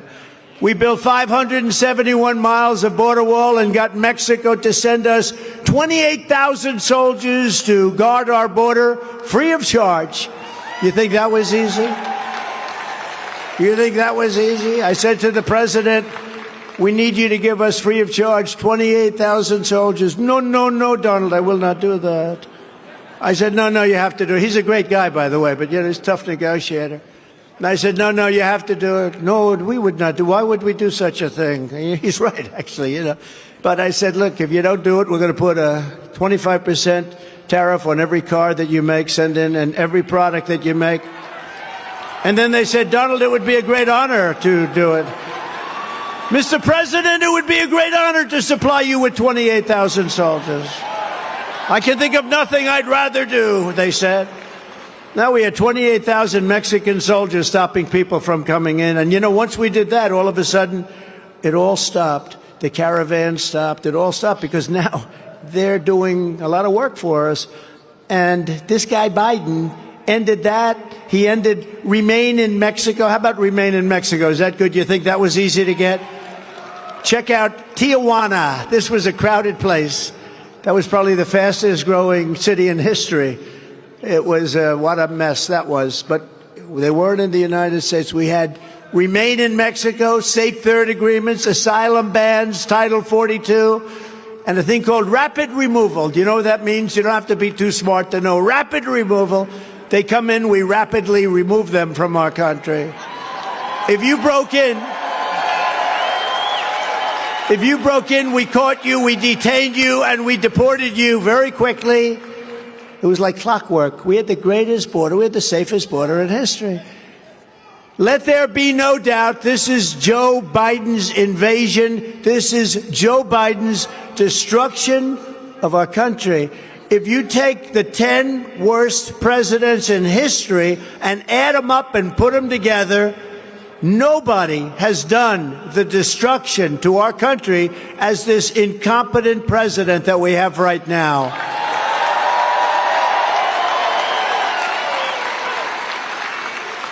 And you know this, you've heard enough of the talk. I have great respect for the office of the president, for the presidency, tremendous respect. When I won, I went to the White House and I stood with our great First Lady opposite the Lincoln bedroom, and I said, do you believe this? Can you believe this? Because it takes a while. It's like a surreal experience, but it was so incredible. I have great respect for that whole thing that's so beautiful. But then he did something that was undoable. Every critic, even the really bad radical left press that are back there,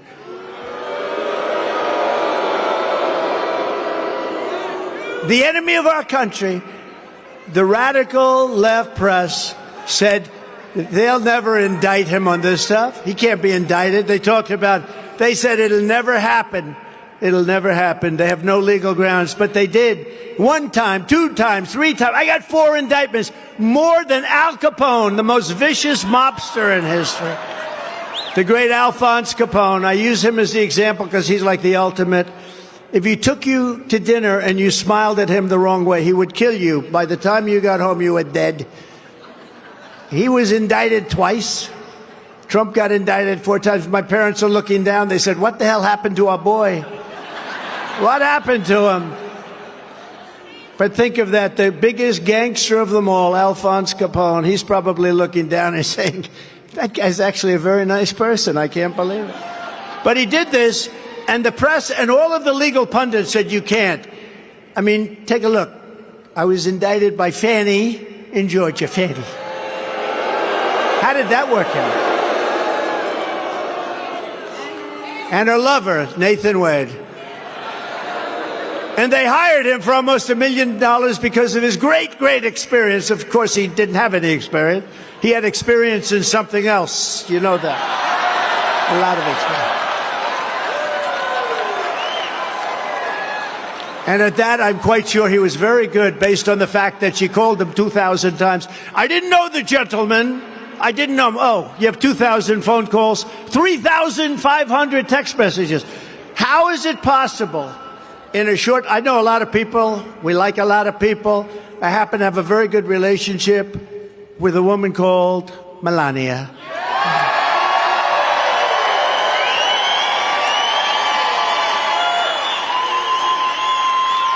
But I would venture to say in all the years that I've known her, I might not have called her 2,500 times. I know I didn't send 3,500 text messages. And they did this in a very short period. But they knew each other long before this indictment. So you look at that, well, that's so terrible. The boxes hoax. Well, Joe Biden had more boxes than any human being ever. And they let him off. Of course, I wouldn't want to be let off that way. They say he's incompetent. We'll let him off. So I don't like that, but I also come under the Presidential Record Act, which gives you absolute rights to do it. He didn't have the Presidential Records Act. And then you look at January 6th. It was a rigged election, and we're looking at it, and almost everybody in this room agrees. It was a rigged election, and that rigged election destroyed our country.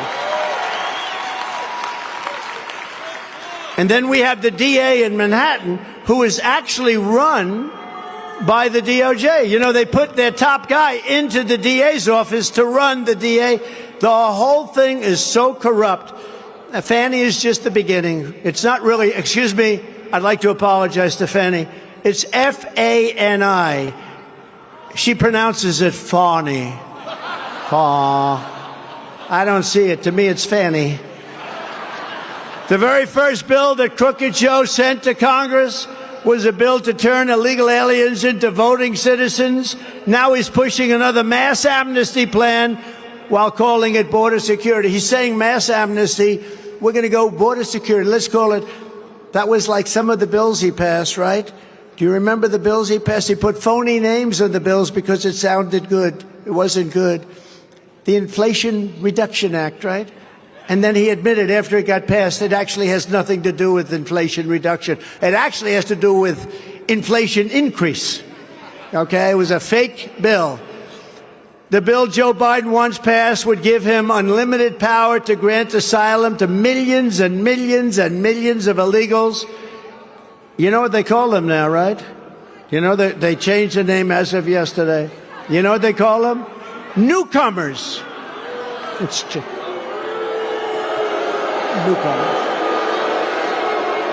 No, the word is newcomers. We're not allowed to say it's politically incorrect. This political incorrect stuff is killing it.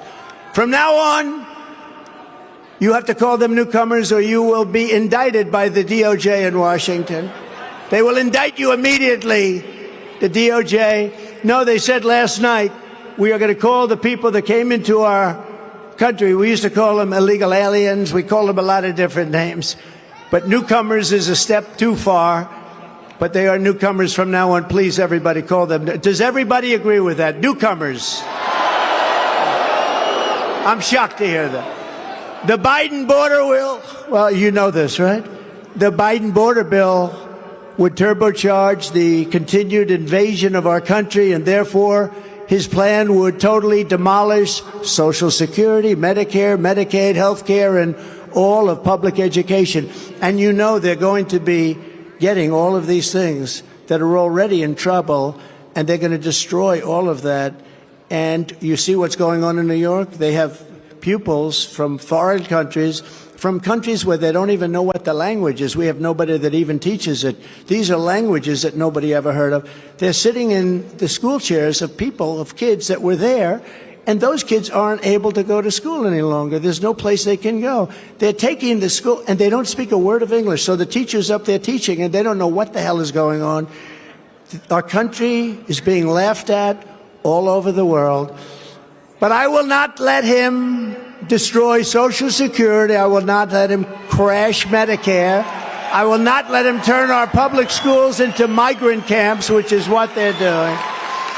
And I will not let him turn the USA into a crime-filled, disease-ridden dumping ground. You know, people with terrible, terrible disease that is easily caught, I have to say, they're pouring into our country in addition to everything else. It's so crazy. Who would want this? Think of it. Who would want this? Open borders where people are allowed to come in from mental institutions and jails. Who would want this? Who would? Is there something good? I guess the only thing I can say is they're trying to sign them up to get them to vote in the next election. That's all it is. But they don't really need that, because what they do is they just use blank ballots. You know, they just drop ballots. So they don't really have to destroy our country for that. Although when you use blank ballots, I would say that's also destroying our country. Wouldn't you say? Every day, Joe Biden is giving aid and comfort to the foreign enemies of the United States. Biden's conduct on our border is, by any definition, a conspiracy to overthrow the United States of America. That's what's happening. The anger, the hatred, the fear. Biden and his accomplices, and that's what it is. It's really more the accomplices. I mean, the guy can't put two sentences together. He can't find the stairs to a platform.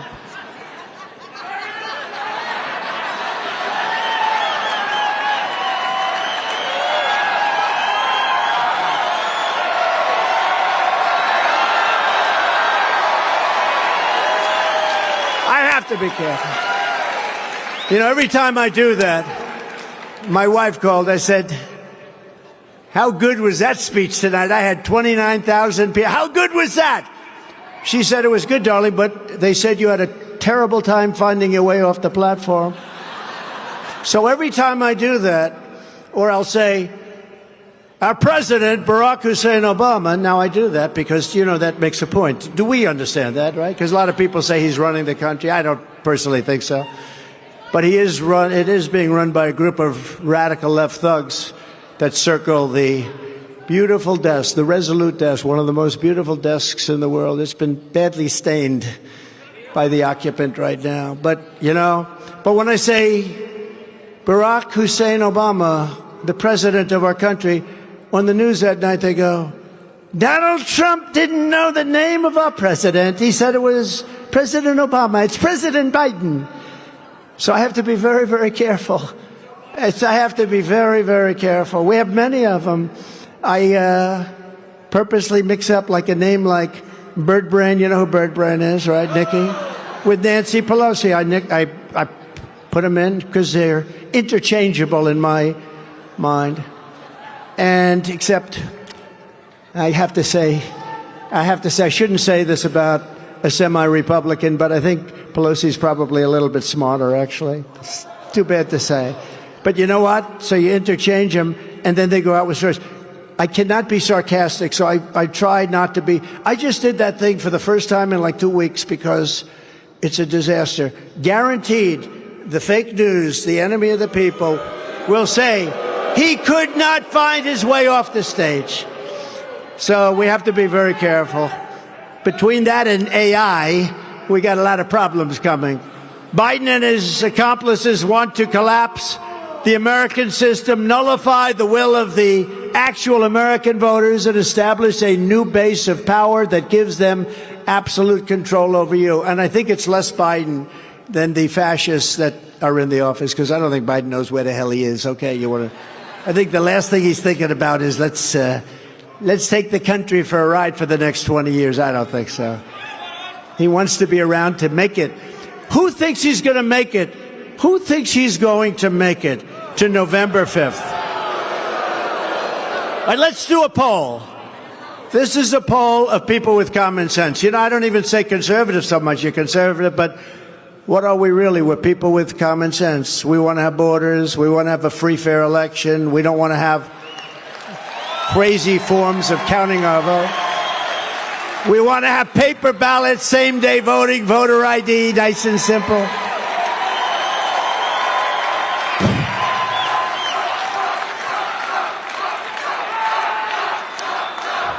I like that group over there.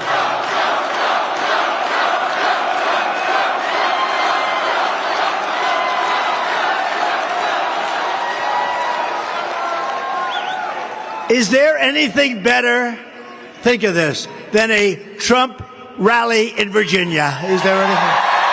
Nothing.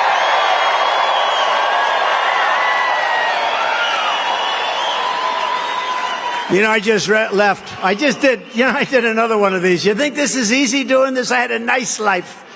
I didn't have to do this. I had such a nice life, and then I would deal with these sick people.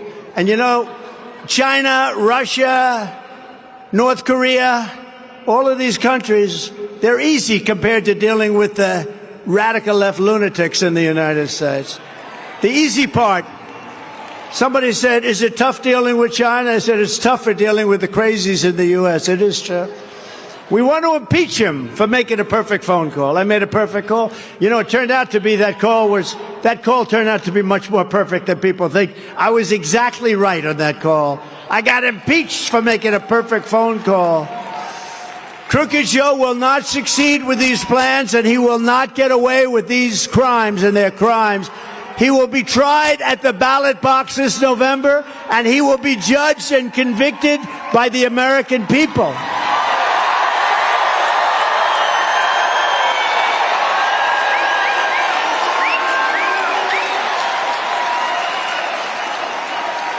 Under Biden, we now have a new category of crime. You know what it's called? It's called migrant crime. And this category is turning out to be worse than any crime we've ever had in our country. I saw things that I've never thought. These are tough people that come over, you know, and they do. They come out of prisons, they come out of these institutions, and they're rough people. These are rough people. The only good thing is they make our criminals look like relatively nice people. Okay? I saw something in New York. I've never seen it before. I've seen guys sort of, you know, run and hit a cop and run away. They were having fistfights with the cops in the middle of Madison Avenue. Fistfights where the cops are at. These guys are at. They were from Venezuela. And you know how long they'd last in Venezuela if they did that in Venezuela? I'd say they'd be alive for about 2 minutes before they got shot. But we have a little different way. We have a politically correct atmosphere. But what the people that they're sending into this country, it's not the deal. And we have a new form of crime. It's migrant crime. I was going to call it Biden migrant crime. But if you do that, it's too long. It doesn't work. It's like I have a new name for Gavin Newsom. I have a new name. Do you know what it is, right? Does anybody know what it is? New scum. New scum. Gavin Newsom. I don't know if it's good or bad. We'll find out. I'd love to run against him, actually. This guy says California's doing so well. It's not doing well. It's doing horribly, actually. Now, Gavin Newsom. Last week, a beautiful 22-year-old nursing student in Georgia, beautiful, beautiful girl. I spoke with her parents yesterday. Beautiful, beautiful person. Laken Riley was barbarically attacked while she was out on a morning run. She wanted to keep herself in great shape. Beautiful person. She was brutally assaulted, horrifically beaten, kidnapped, and savagely murdered, almost beyond recognition. Almost beyond, think of it, almost beyond recognition. The monster charged in her death is an illegal alien migrant who was led into our country and released into our communities by crooked Joe Biden. Wouldn't have come in because we had a very tough policy on, especially the criminals. We were watching them all. We had the safest border in the history of our country. Now we have the worst border in the history of the world. We mourn this terrible loss, and we send our love to Laken's family. I spoke with the mother and the father. The devastation is just like incredible. What can you say? You know, it's hard to talk to people. They've just been devastated. The thing that the person, the element of life that they love the most was just taken away from them, taken away. Maybe in heaven they meet again, maybe in heaven. But other than that, there's no hope of ever seeing her again. And she was beautiful. The mother said, oh, she was such a good student. She was the best nurse in her class. She was going to be a great nurse. I said, I know. So devastating. Had the funeral. And it's just, they can never be the same. Just last month in suburban Maryland, outside Washington, D.C., a 2-year-old boy was out walking with his mother in a public park when they were caught in the crossfire of a gun battle between two vicious thugs. That 2-year-old boy was struck. A bullet struck him in a very bad location. The illegal alien migrant charged with his murder had been previously arrested multiple times by different police forces and released every time under Montgomery County, Maryland sanctuary law, very liberal laws in Montgomery County, as you probably know.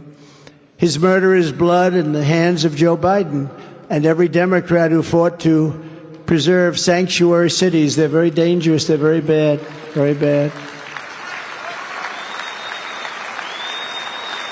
In Washington, D.C. last month, 3 Metropolitan police officers were savagely shot and gravely wounded by an illegal alien barricaded in an apartment, shot him, and just surprise attack.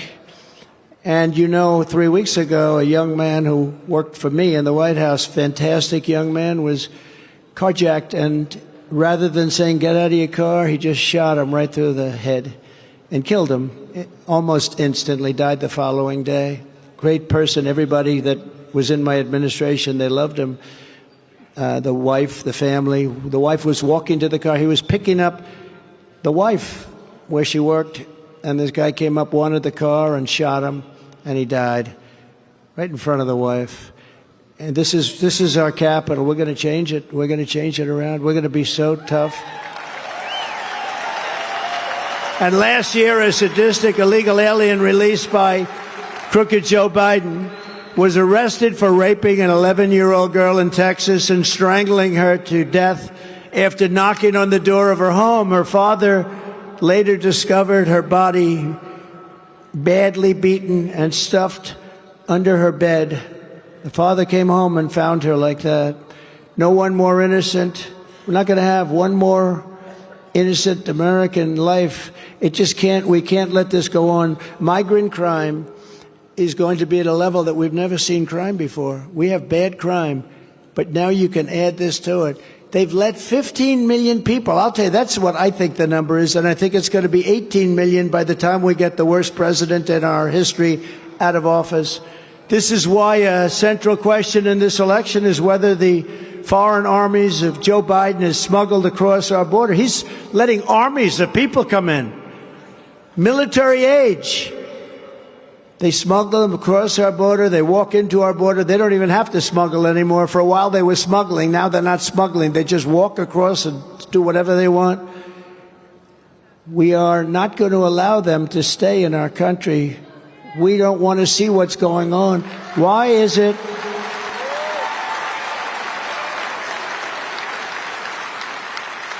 We're going to get them out. We're going to take them out, get out and go home. But if we have to, we're going to get them home. Or we're going to have to do worse than that. I don't want to fill up our prisons. I don't want to fill up our prisons. You know, our prisons are already full with other people's prisoners. You have to see, the prison population all over the world is at the lowest point it's been in many decades because they're dumping their prisoners into our country. Doesn't this stupid guy understand this? And it makes sense. It makes so much sense. If I were running Guatemala, Honduras, El Salvador, Mexico, or the Congo, or any country, Brazil, a lot coming in from Brazil, a lot coming in from Venezuela, nothing more expensive than storing a prisoner in a jail for 60 years. But of course, they don't spend quite as much as us. They spend very little. When you go in those jails, it's the worst that you can imagine. But how does he allow this to happen? Anybody would say it. I said it a long time ago. As soon as I heard what they were doing, I said, oh, they're going to end up emptying. I know all these guys. I know many of them. And they're very streetwise, smart people. You know, they're streetwise. Joe's not streetwise. Joe is just a dumb guy. He's a dumb guy. Nobody respects him. He's lost. And again, I never talked about him until I got indicted 4 times on charges that should have never been brought. These are all Biden indictments. If Joe Biden's illegal alien migrants do not go back to their countries, we will never get our country back. So if you elect Donald J. Trump on November 5th, most important day in our history, remember that. I promise you they'll be going back to their countries. I don't know if you saw Maduro in Venezuela 2 days ago. They sent many of their criminals and their jailbirds. I'm sure some are fine people, but they all come out of jail, or they people that they don't want. They keep the ones they want. You know that, right? They keep a lot of productive people. They're not going to lose them. They're like every other country. You want to have certain people. Maybe you don't want to have others. We don't have a choice because we take everybody's discards. So Venezuela made the statement that we're going to send them out to the United States and we're never going to accept them back. We're never going to accept them back. And when I got to the White House, you remember that, I was met by generals. I said, get these people out, MS-13. They say, sir, they won't allow them back in. I said, yes, they will. I said, no, they won't. El Salvador, Honduras, and Guatemala, 3 countries. And I said, what do you mean they won't? Under the Biden administration, meaning vice president, because he was supposed to be in charge, but everything he's in charge of doesn't work out. His foreign policy is the worst of any human being in history. Look at Afghanistan, the worst. But under Obama and Biden, they couldn't get him back in. And I was told by the general, sir, they won't accept him. I said, which countries? They named those 3 countries. So I say, how much foreign aid do we give them? Sir, we give them approximately $750 million a year. Now, that's peanuts compared to what we give others, okay? We give to everybody. We're stupid. But they give $750 million. So I said, that's all right. They won't take them back, right? Yeah, you watch.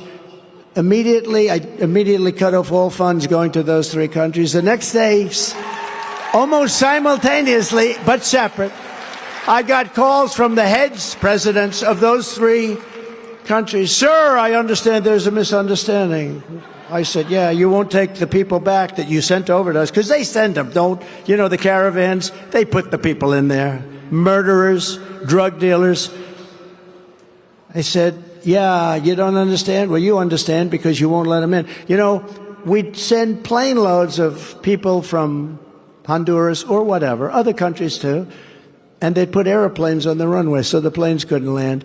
They'd close the road so the buses couldn't go. You couldn't get them in, right? You couldn't get them in. They'd come back to the United States. So stupid.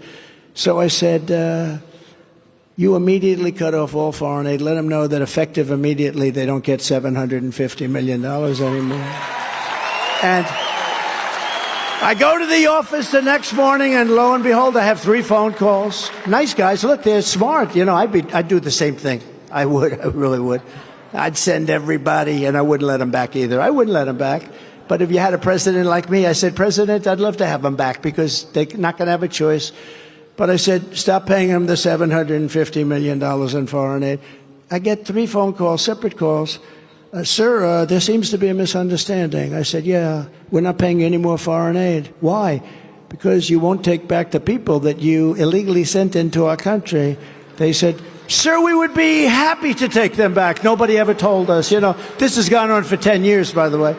We didn't know about this particular problem, sir. We would be honored to have MS-13 brought back into our country. We love them very much. They are fine people.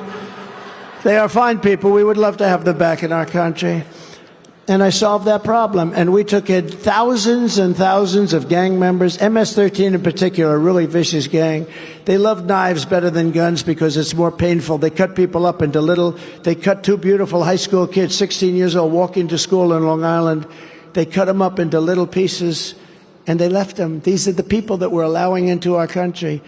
And thank goodness for ICE and Border Patrol and these others. ICE, they're so tough. They took them out by the thousands.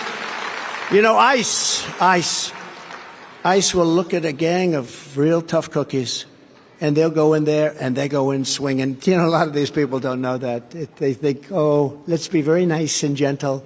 They don't understand that. And ICE will go in swinging, and you'll see for about 2 minutes fists flying, and then they get up and they grab these guys and they put them in a paddy wagon, they get them out, and we take them out of the country. And we got to respect that. These are great American patriots. They're tough cookies, too. Because I know some men in the front row, and they're tough guys. They're not going to do that job, I guarantee. Your husband's not doing that job. You got to be tough as hell for that. But they're great patriots. They do an incredible job. On day 1 of my administration, I will terminate every open border policy of the Biden administration, and we will begin the largest domestic deportation operation in American history. We have no choice. This is not sustainable by any country.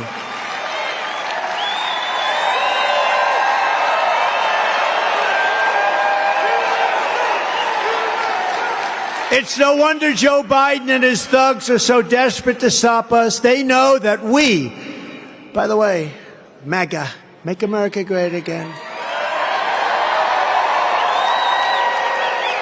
The greatest movement in the history of our country. And they say, always trying to demean, well, MAGA really represents 48% of the Republican Party. No, it represents 96% and maybe 100%. We're getting rid of the Romneys of the world. We want to get Romneys and those out. But they know that we are the only ones who can stop them. We're the only ones. This is the greatest movement in the history of our country, maybe in the history of any country. Even Argentina, they went MAGA. You know Argentina, great guy. He's a big Trump guy. He loves Trump. I love him because he loves Trump. When he called, I took his call. Anybody that loves me, I like them. But he's good. And he's a MAGA guy. But it's a slightly different form of MAGA. He is Make Argentina Great Again. That's pretty good. I said, you can have that. And he is. He's doing a good job over there. He's cutting like hell. He's getting rid of a lot of waste and a lot of things. And I hope they do well because it's a beautiful place. It's a beautiful country. But I think they really have a good head man right now. He's a tough guy. But that's why they're weaponizing law enforcement for high-level election interference, because they can't get elected otherwise. Who's going to get elected? How can you get elected with high interest rates, bad education, open borders, bad elections, horrible fraudulent elections? You can only do it by cheating. That's the only way you get elected. Joe Biden goes after his political opponent. He's using that to go after his political opponent. And that does happen, never in this country before, but that does happen. But it happens in banana republics in third world countries. Joe Biden and his fascists that control him are the real threat to democracy in this country. They are a big threat, and they are corrupt. They are a big threat. He is the one. You know, they have like the standard line. Donald Trump is a threat to democracy. Some advertising agency wrote that down. I'm not a threat. I'm the one that's ending the threat to democracy.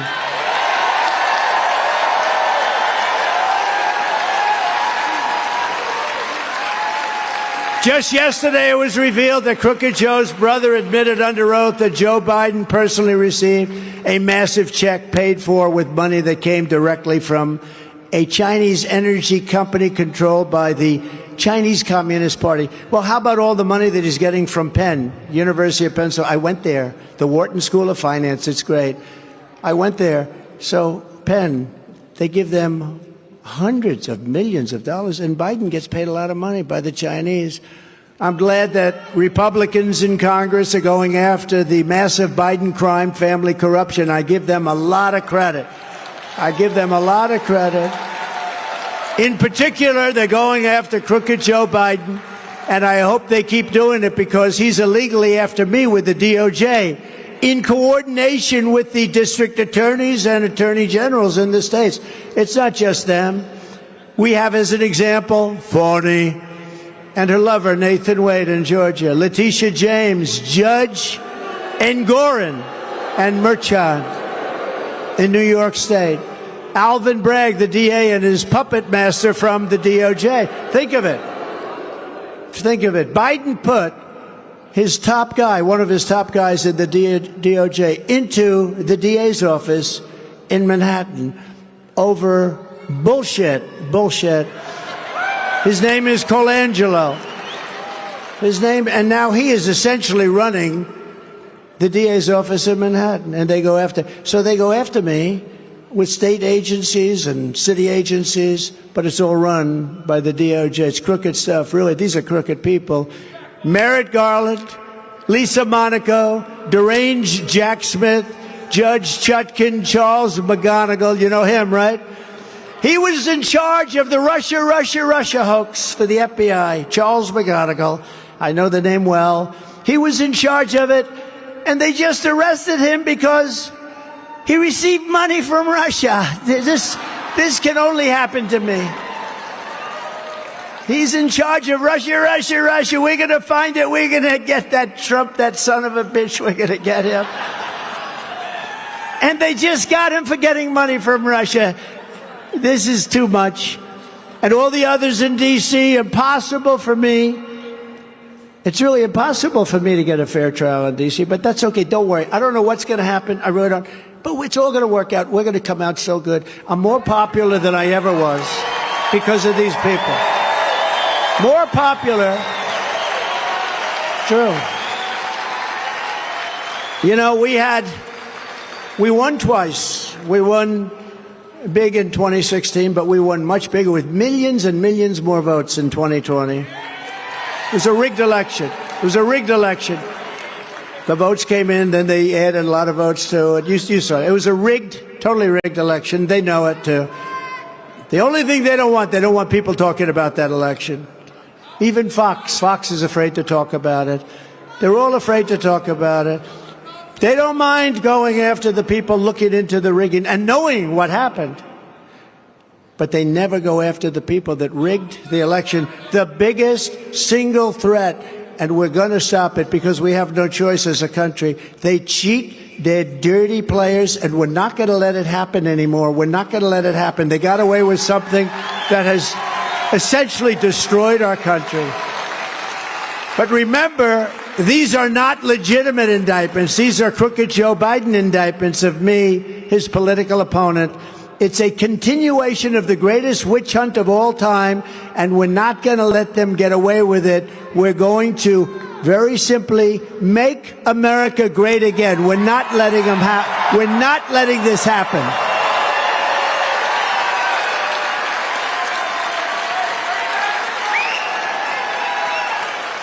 All of this is only happening because I'm running for president and leading big in all the polls. I mean, when the New York Times has this front page story tomorrow, you'll see it just came out, that Trump is killing this guy. They're not happy, I guess. Maybe they are happy. I mean, frankly, they did the best they've ever done. 4 years of Trump, they were doing much better than they do right now. So I always said, all of the fake news, look at all those people back. Whoa. That's a lot of people.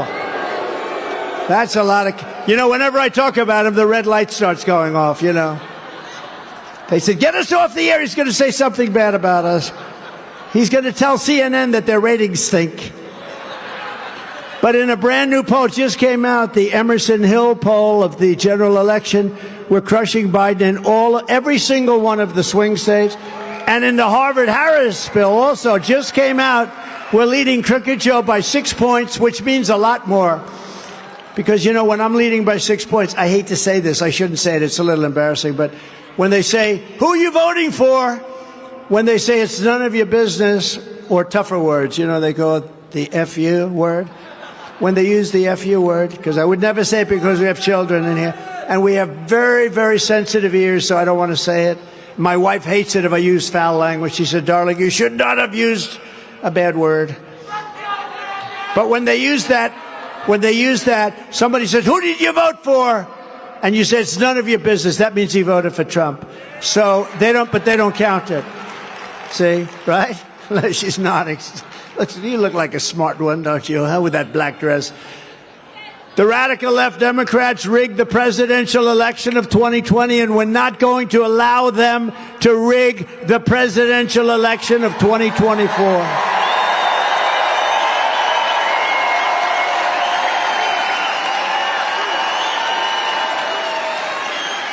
Every time the radical left Democrats, Marxists, communists, and fascists indict me, I consider it a great badge of honor. I'm being indicted for you. I stand before you today. Not only as your past and hopefully future president, because we're going to turn this country around fast, but as a proud political dissident. I am a dissident, and I'm proud, very proud of this country. We had the greatest economy in history. Think of it. We had the strongest border in history. We were energy independent. We were going to be energy dominant. All the things we've done, we did things that nobody, we rebuilt our military. We had to give $85 billion of it to the Taliban. How about that?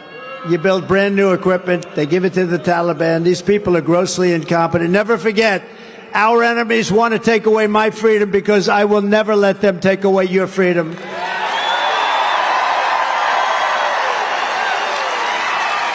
They want to silence me because I will never let them silence you. And in the end, they're not after me, they're after you. I just happen to be standing in their way. Thank you very much. So we're delighted to be joined by some great people tonight. Former governor of Virginia, Jim Gilmore, wherever you may be. Jim did a very good job. Did a very good job. Thank you. Good governor. Congressman Matt Gaetz and Ginger, his wife. Good man. Congresswoman, and by the way, somebody who's way up in the polls, Lauren Boebert. Hi, Lauren. Great, honey. Great. Republican National Committeeman Morton Blackwell. Thank you, Morton. Republican National Committee woman Patty Lyman. Radio host Jeff Katz. Jeff, you were so nice. Whoa. They like you. And radio host John Reed and Alonzo. They like you guys. Wow. I did their shows the other day, and they were so nice to me. I said, I got to announce those guys. That's great. Thank you very much, both. Thank you very much. From the very first day that we take back the White House from crooked Joe Biden, I believe we are going to have the 4 greatest years in the history of our country.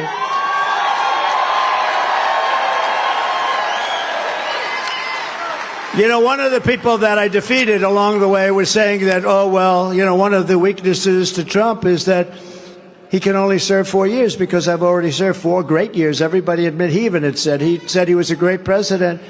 But I said, let him say it again. Let him say it for about a week or so. Then I'll hit him. And I said, listen, here's the story. 4 years. I don't need 4 years or 3 years or 2 years or 1 year. I could do almost everything in less than a year. Anybody that needs 8 years, you don't want them to be your president. You don't want them to be your president. In our first term, we had record tax cuts. We had the greatest tax cuts in the history of our country, greater than the Reagan tax cuts. We had the number one in regulation cuts. That's what gave us all those jobs, and rising wages for citizens of every race, religion, color, and creed. All of this with no inflation. We didn't have inflation. It was a beautiful thing. Everyone was thriving under the economic policies of a gentleman known as Donald J. Trump. For our great veterans, we passed VA accountability and VA choice. Nobody thought that was possible. They were trying to do it for 58 years. 58 years. You know, accountability, we had 9,000 people in there that were sadists and thugs and hated the military people. And our military people aren't in prime time. That happens to a lot of people because they couldn't have touched them in prime time, I guarantee you that. But they'd beat them up and they'd do horrible things, and you couldn't fire them because of the civil service laws. I got that done, and we fired 9,000 horrible human beings. And on choice, we did something for 61 years. They've been after this. They were never able to get it done. I came in, I said, why don't we just let the people, you know, they were waiting for 2 months, 3 months, 4 months just to see a doctor. And they die. They become terminally ill. A lot of things, you could take a pill or you could have a tiny procedure and you'd be okay. But with time, it gets worse and worse, and people would become terminally ill. They die. I said, from now on, what we're going to do is if you don't get a doctor within 24 hours, the veterans know because we got a 92% approval rating. The highest before us was 49%, double.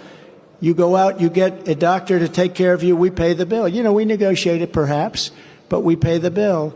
And we took care of our military, and with the number of deaths were way down. Now we got the highest approval rating. And it was a great thing. And you know what? It actually ended up costing us, probably, if you look at it, less money, actually less. But guys were waiting for 3-4 months. Can you imagine you're sick and you have to wait for months to see a doctor?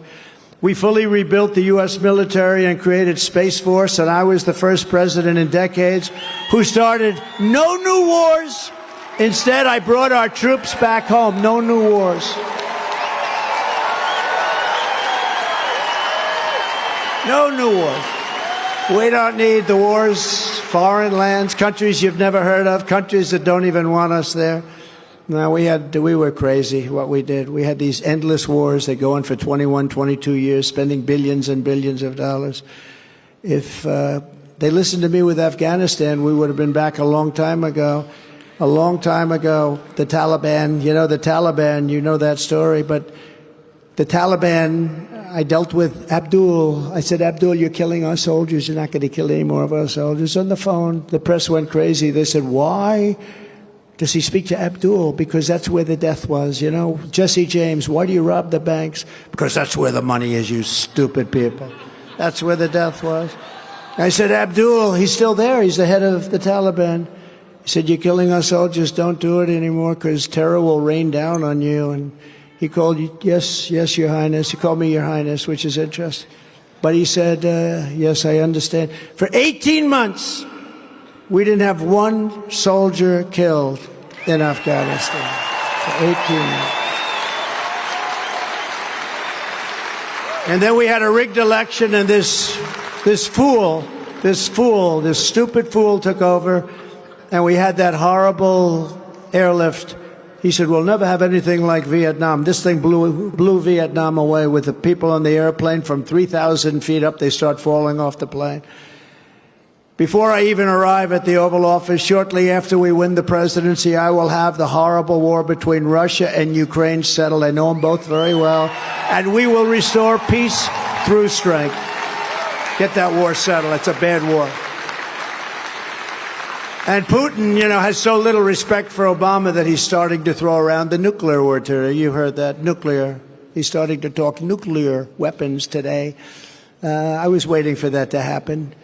But we have a fool as a president. He said, we will never leave until there is complete and total victory. We might be there for a long time. No, we have a fool. I'll get that thing settled. I know both men very well. Remember that Zelensky was the one I was talking to on the phone. And when they called him, they said, no, he was a perfect gentleman. Remember, they said I was threatening him, quid pro quo, all bullshit. It was all made up. Then they heard, after they had given their whole case, they heard that the call was taped. I called the general. I say, by any chance was my call to Zelensky taped? Yes, sir, it was. I said, you got to be kidding. This is too good. Bring it up. And I listened to it, and it was the exact opposite of what they were saying. It was just thank you and congratulations for your win, et cetera, et cetera. It was a perfect phone call. But they had already gone out, and they impeached me over nothing. They impeached me over something where I was right, because I talked about corruption in Ukraine. We actually have a treaty where you are supposed to be keeping that whole thing honest, because it is a very corrupt country. It's got a lot of problems, very corrupt country. With your vote, we will throw out Bidenomics. Biden, he thinks that's a good term. And we will reinstate Maganomics. We want Maganomics. Make America great again.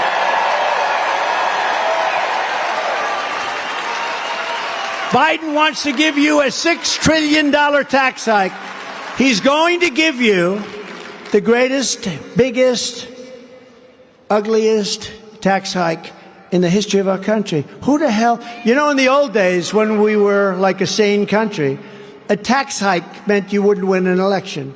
Today, they could say, we're going to give you the biggest tax hike and people vote for them. I don't know. The country's very screwed up. But they're going to give you the biggest tax hike in history. But when I win, you're all getting tax cuts, because we are going to extend the Trump tax cuts. And then some. Remember when we did the tax cuts, and then the following year it was announced that we took in record revenues, because a lot of people came in and invested in the country. It was a beautiful thing. We had the greatest economy in the history of our country. There's never been an economy of any country that was even close to what we achieved in a short period of time. I will immediately end Joe Biden's war on American energy. We will quickly end his inflation nightmare. And we will drill, baby, drill. That's what we're going to do. We're going to drill. We're going to be boom. We're going to drill. We're going to have a lot of energy. We're going to bring down the cost of energy. I don't know if you know it. We're drilling pretty much now, because he kept my policies, because when he started closing everything, that is what caused the inflation and the mess. So he went back and he left my policies, but not really, because we were going to become the most dominant energy source in the world. You know, we have more liquid gold under our feet than any other country. And we were number 3 and number 4 when I took over. And within 2 years, we were so far above Saudi Arabia and Russia, which were number 1 and 2. You have to see the chart. They're like this, and we're like, ding, boom. This is me. I hear, bing. I got to put that chart up for people. You know, we put all these pictures of me. I'd rather have the chart up. How does the back of my head look? Is it okay?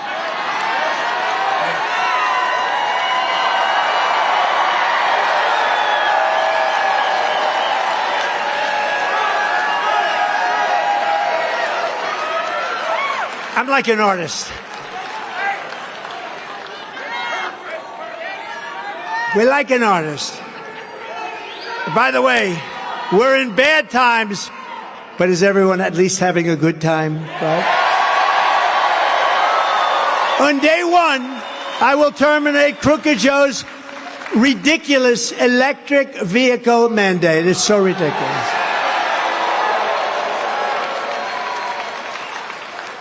They're wonderful, but they don't go far. They're too expensive. And you know, I'm leading Michigan by 14 points. You know why? The auto workers love me. Because I'm going to bring auto workers back. They're not going to Mexico. They're not going to China. And they know that the electric vehicle mandate, they know that that whole thing with electric vehicles, they're all going to be built in China, because they have all the minerals and materials for them, and we don't. But we do have a thing called gasoline at a level that nobody has. And we're going to, and if you want an electric car, that's good. You know, when I won Iowa, the night I won, it was 40, get this, you don't know about this in Virginia. it was 40 degrees below zero. But because I won in the largest number ever, I love that temperature now. I love it. I think it's... But we're driving over, and there were so many cars pulled over. I said to Secret Service, what's the problem? Electric vehicle, sir.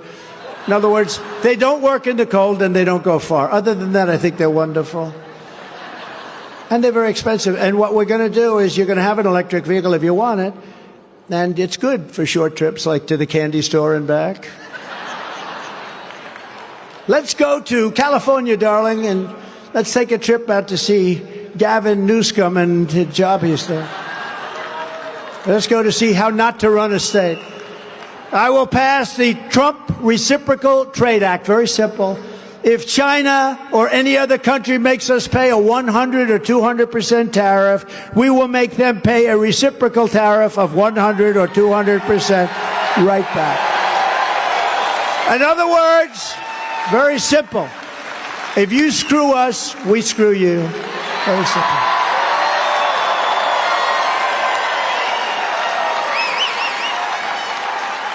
And if we do that, we will bring back jobs to our country.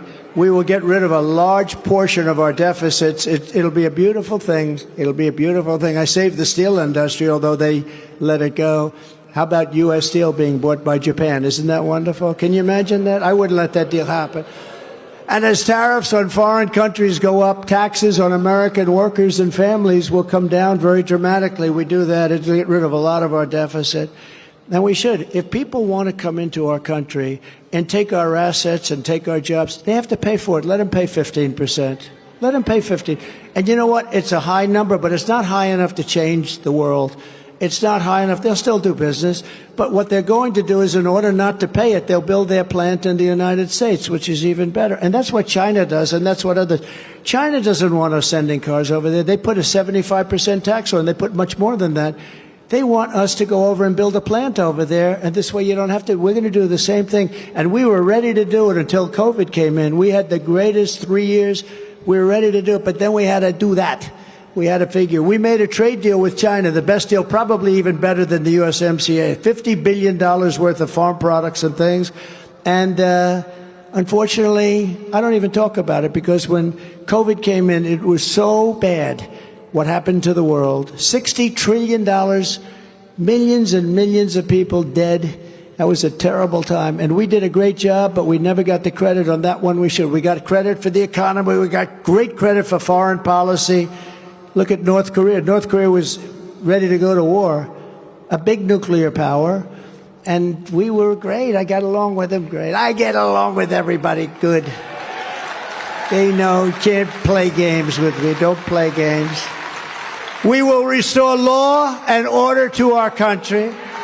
I will direct a completely overhauled DOJ to investigate every radical, out-of-control prosecutor in America for their illegal, racist, and reverse enforcement of the law. This week, Joe Biden once again declared his intention to strip our police officers of their qualified immunity. You know what that is? Now, can you imagine? I've got 100% of the police behind me. By passing a radical anti-police bill through Congress. That's the exact opposite of what they can solve our crime problem. We have to let them do their job. We have to give them great respect, let them do their job. They're very good. The sheriffs are here. They're all over the place. They all endorse me. By contrast, I am going to indemnify all police officers and law enforcement officials throughout the United States to protect them from being destroyed by the radical left for taking strong action on crime. Right?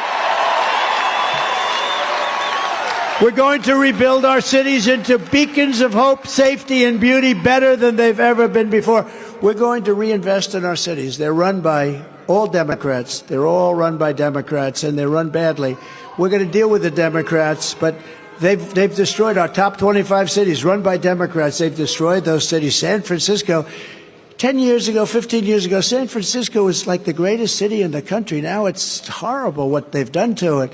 Los Angeles, Chicago, New York, and then you have Oakland, and you have the other ones that have had long-term problems. But they're all run by Democrats, and they have been for many, many decades. We'll work with them. We're going to rebuild our cities, and we will also take over the horribly run capital of our nation in Washington, D.C., and clean it up, renovate it, and rebuild our capital city, get rid of the slums so that it is no longer a nightmare of murder and crime, but rather it will become the most beautiful capital anywhere in the world. What do you think these leaders come in when they come in to see the president and they ride over a road that's full of potholes and garbage?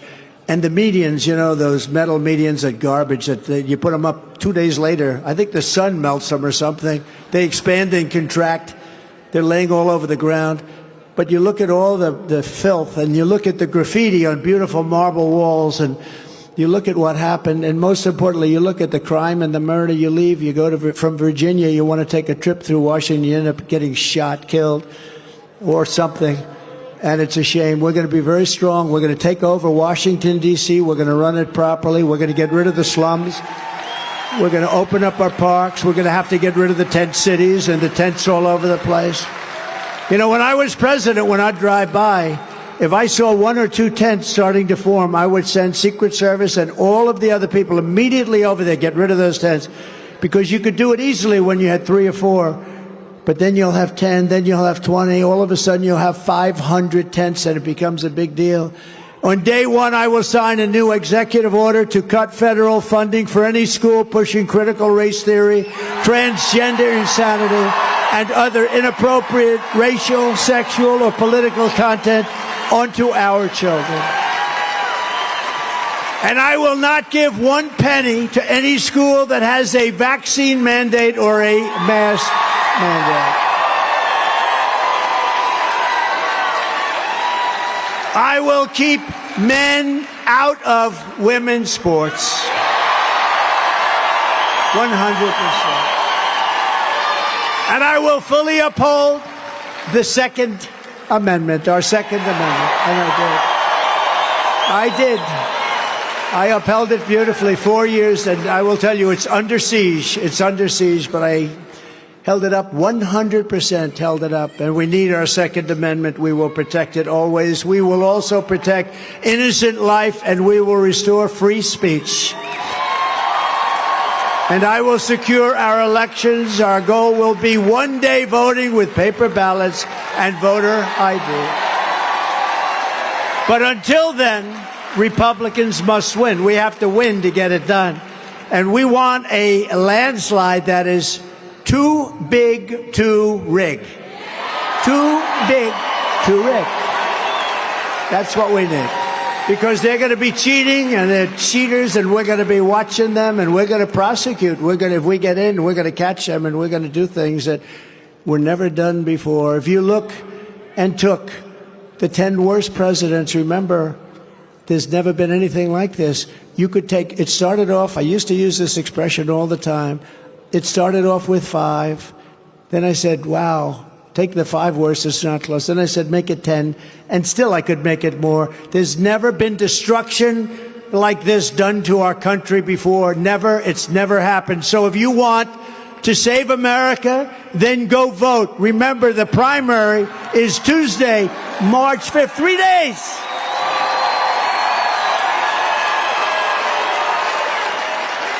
And thank you, Missouri, and thank you, Michigan. And we have Idaho. You know, we have Idaho coming in tonight. We hear the same kind of a thing, like 100. We're going to get 100%. You know, Biden always calls Idaho. He called it 2 things: Iran. That's that. And he calls it, right? He called it Iran. When I go to Iran, no, he meant Idaho, where they grow the potatoes. He called it Iowa once. I can understand that. That one we can let him get away with, right? But not Iran. Get everyone you know to the polls so we can send a giant signal and focus all of the time and energy that we're going to spend because we want to fire crooked Joe Biden. We have to get him out. We have to get him out. He's a horror. So in conclusion, there's a lot of people in this room. You go back to the corners. You'll go back, and the press tomorrow will say, in a room where the crowd was okay. Okay, the crowd was okay. Thousands of people outside, the crowd was okay. They are really dishonest people. We really do need a free press to make it really to fulfill what we want to do. An honest press. You know, I always say, take the cameras. You remember the old days? I gave up with it. It's impossible. Take the cameras and show the room. Look at the corner, packed all the way back to the walls. Everything's packed. Take the camera and show the crowd. They don't do it. Take the cameras, all those cameras, take them and show the crowd. They don't do it. You know why? They don't want to show the kind of crowd. Because nobody has ever gotten crowds like we get. MAGA, nobody's ever. And you know, it's very interesting. When I first started, we were getting big crowds from the beginning, very big. And I'd say, show the crowd, show the crowd. They wouldn't do it. And I thought it was, you know, very strong metal. It's new stuff, very strong. You didn't have the right, you couldn't do it, you know, because you have very powerful steel tranches. They call them tranches. And I figured they can't do it. Then one day there was a really nasty fight in the corner. That's a bad thing, right? And those cameras turned like spaghetti. They turned them around. And they're showing the fight, and MAGA's fighting. Actually, MAGA won the fight, very big, by the way, but that's when they turned the camera. No, but I thought, you know, I looked, look at those things, it's a solid piece of steel, right? And I figured they couldn't do it, but as soon as that fight, then I learned there's something going on. That's when I learned. That was just one of many things I learned. I learned a lot. Together, we're taking on some of the most menacing forces and vicious opponents anywhere in the world. And our worst opponents are the people within the country. You know, if you have a smart president, he can handle Russia. He can handle all of these countries. I did. I took in hundreds of billions of dollars from China. I got along with President Xi. Unfortunately, we had the problem that they caused. And I said it came from Wuhan, the Wuhan labs. Everyone said I was crazy. I said, no, it came right from the Wuhan labs, and that's where it came from. But we handled everything very nicely. The worst people to handle are the people within our country, the fascists, the communists, the socialists. They're very difficult people to handle. They're crazy. But no matter how hateful and corrupt the communists and the criminals are in our country, and they're fighting against me all the time, you must never forget, this nation does not belong to them. This nation belongs to you. It belongs to you. This is your home. This is your heritage. And our American liberty is your God-given right. So beautiful.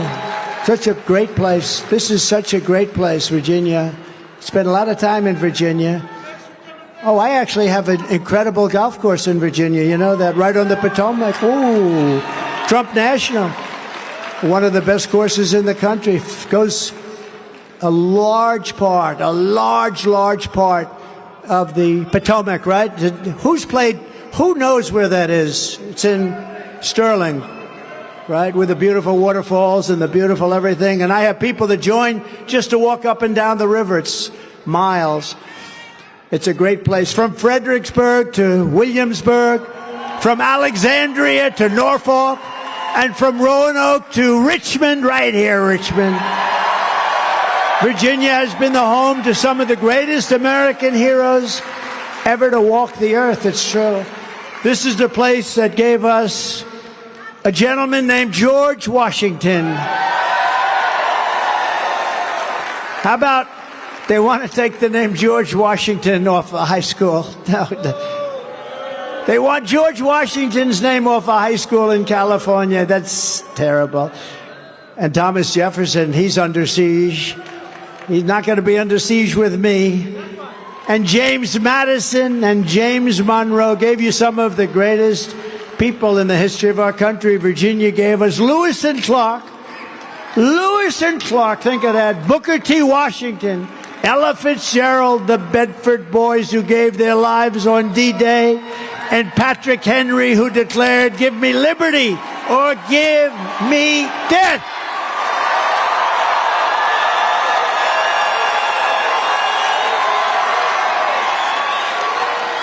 Together they helped build America into the greatest nation in the history of the world.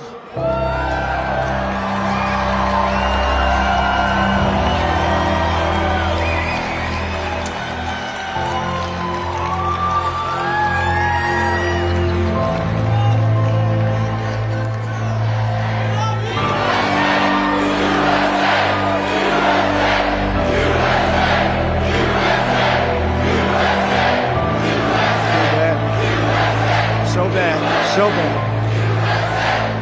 But now, we are a nation in decline. We are a failing nation.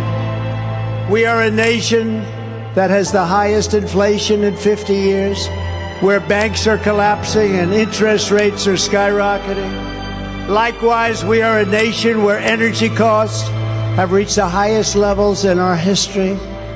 We are no longer energy independent or energy dominant as we were just a few short years ago. We are a nation that is begging Venezuela and others for oil. Please, please, please help us, Joe Biden says. Yet we have more liquid gold under our feet than any other country anywhere in the world. We are a nation that just recently heard that Saudi Arabia and Russia will be reducing their oil production while at the same time substantially increasing the price. And we met that threat by announcing that we will no longer be drilling for oil in large areas of Alaska and elsewhere on our precious land. We are a nation that is consumed by the radical left's Green New Deal. Yet everyone knows that the Green New, not deal, it's scam. The Green New scam, it's a scam, is fake and will lead to our destruction. The Green New scam is indeed fake. We're spending trillions and trillions of dollars, and it's going to harm our future very greatly. We are a nation whose leaders are demanding all electric cars, despite the fact that they don't go far, cost too much, and whose batteries are produced in China with materials only available in China, when an unlimited amount of gasoline is available inexpensively in the United States, but not available in China. And now we are a nation that wants to make our revered and very powerful army tanks, the best in the world, all electric, so that despite the fact that they are also not able to go far, fewer pollutants will be released into the air as we blast our way through enemy territory in an environmentally friendly way. And they also want to make our brand new, beautiful jet fighters with a green stamp of energy savings, though losing 15% efficiency, but allowing us to keep our enemy's atmosphere clean of emissions as we viciously and unceremoniously attack them at levels never seen before. Who are these stupid people? Who are these fools that would do that to our country? Who are these people who would ruin our country? We are a nation that ended oil exploration and production in the United States just as the price of oil reached an all-time high. What other country would do such a foolish and self-destructive thing? Can we be energy independent and even dominant again? Yes, oh yes, says President Trump. We will soon be dominant again. We are a nation that surrendered in Afghanistan, leaving dead soldiers, American citizens, and $85 billion worth of the finest military equipment in the world behind, and also abandoning Bagram, one of the biggest military bases anywhere in the world, cost us billions of dollars many years ago, and it's only 1 hour away from where China makes its nuclear weapons, and now China occupies Bagram. Congratulations. And we are a nation that allowed Russia and Ukraine to fight, killing hundreds of thousands of people. And it will only get worse under this administration. It would never have happened with me as your president, and for 4 straight years, it didn't happen, nor did it come close. Likewise, the horrifying attack on Israel would never have happened. They wouldn't even have thought of doing such a thing if President Trump was behind the Resolute desk in the Oval Office. Would not have happened. Iran was broke under the Trump administration.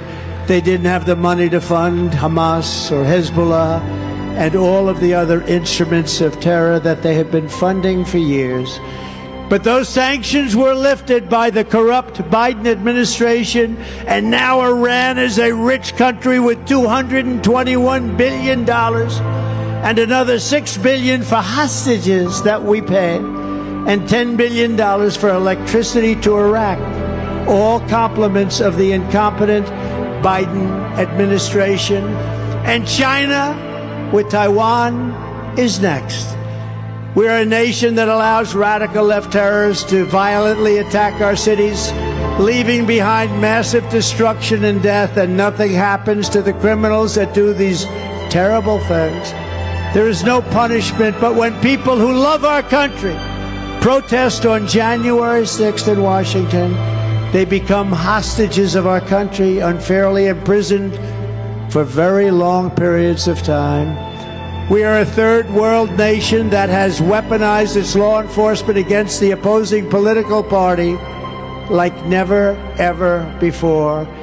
We've got a Federal Bureau of Investigation that won't allow bad election-changing facts to be presented to the public, and which offers $1 million to a writer of fiction about Donald Trump to lie and say it was fact.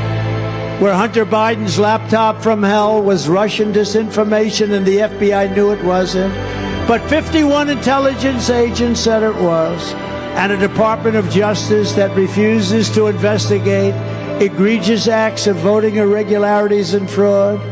And we have a man who is totally corrupt and the worst president in the history of our country, who is cognitively impaired, in no condition to lead, and is now in charge of dealing with Russia and possible nuclear war, which would be World War III and far more devastating than any of the previous world wars because of the weaponry that no one even wants to think about. We are a nation that no longer has a free and fair press. Fake news is all you get, and they are indeed the enemy of the people. They refuse to discuss the Biden crime family, but enjoy covering the false indictments of Donald J. Trump, who has done nothing wrong except win an election that he wasn't supposed to win. We are a nation where free speech is no longer allowed, where crime is rampant and out of control like never before. We are a nation that is allowing Iran to build a massive nuclear weapon and China to use the trillions and trillions of dollars that has taken from the United States of America to build a military to rival our own. And less than 3 years ago, we had Iran, China, Russia, and North Korea in check. They respected us. They were afraid of us. They weren't going to do a thing against us, and everyone knows it. And now Russia and China are holding summits to carve up the world. And perhaps most importantly, we are a nation that is no longer admired, respected, or listened to on the world stage. We are a nation that, in many ways, has become a joke. And we are a nation that is hostile to liberty, freedom, faith, and even to God.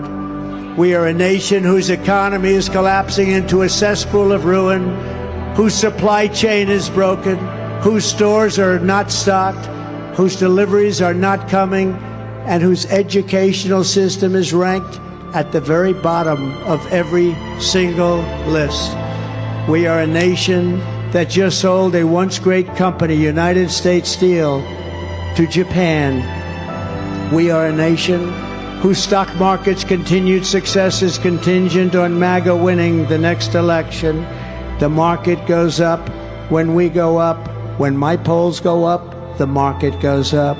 We are a nation where large packs of sadistic criminals and thieves are allowed to go into stores and openly rob them, beat up and kill their workers and customers, and leave with armloads of goods but with no retribution, where the authority of our great police has been taken, where their families and pensions have been threatened, and their lives would be destroyed for the mere mention of the words law enforcement. We are a nation where fentanyl and other forms of illegal drugs are easier to get than groceries to feed our beautiful families.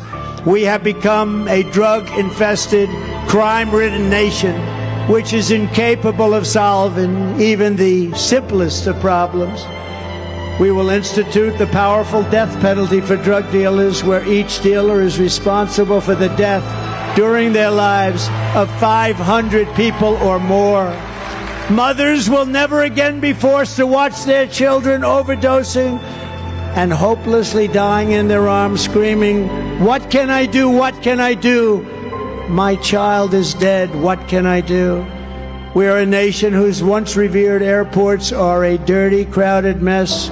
You sit and wait for hours and then are notified that the plane won't leave, and they have no idea when they will. Where ticket prices have tripled, they don't have the pilots to fly the planes, they don't seek qualified air traffic controllers, and frankly, they just don't know what the hell they're doing. We are a nation that screens its citizens viciously at the ports. But if you're an illegal alien, you are allowed to flow through by the millions and millions and millions. We are a nation that has lost its confidence, its willpower, and its strength. We are a nation that has lost its way, but we are not going to allow this horror to continue. 3 years ago, we were a great nation, and we will soon be a great nation again.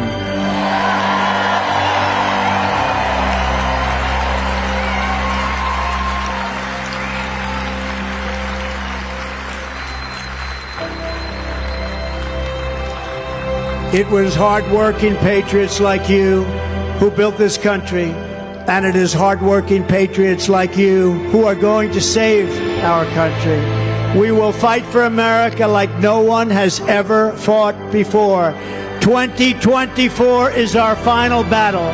With you at my side, we will demolish the deep state. We will expel the warmongers from our government.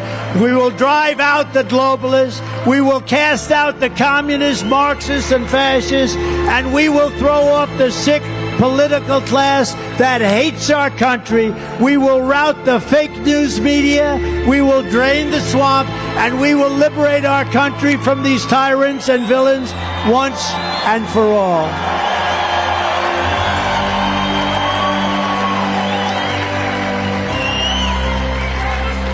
And like those incredible patriots before us, we will not bend, we will not break, we will not yield, we will never give in, we will never give up, and we will never, ever, ever, ever back down. With your support, we will go on to victory, the likes of which no one has ever seen before. We will evict crooked Joe Biden from the White House, and we will take back our country on November 5th, 2024.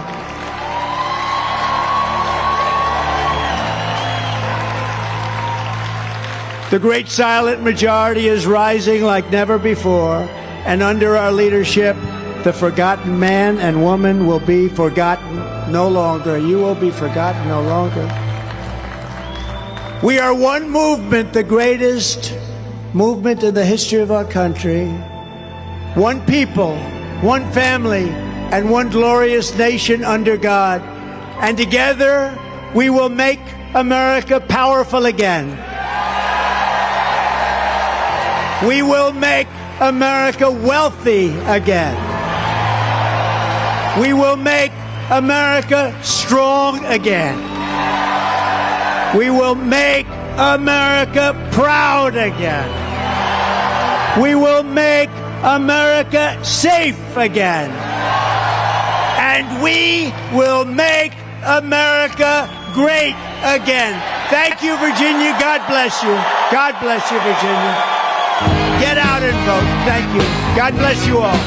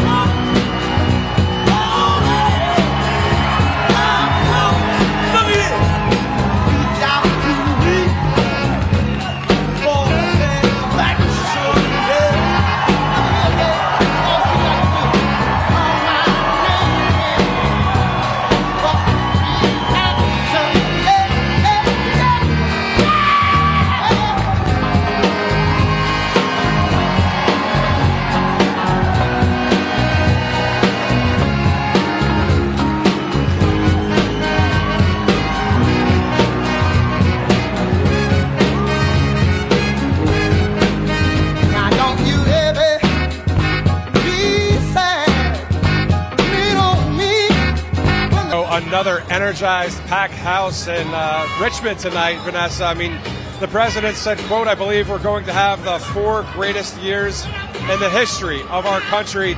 Speaking, of course, in context of a victory some 8 months from now. So a great speech here in Richmond, Virginia. And a new word for one of the liberals, new scum. I love it. Yeah, exactly. It's basically true. Yeah, I mean, it's another nickname has come up. Started that Eagle Pass. Yeah.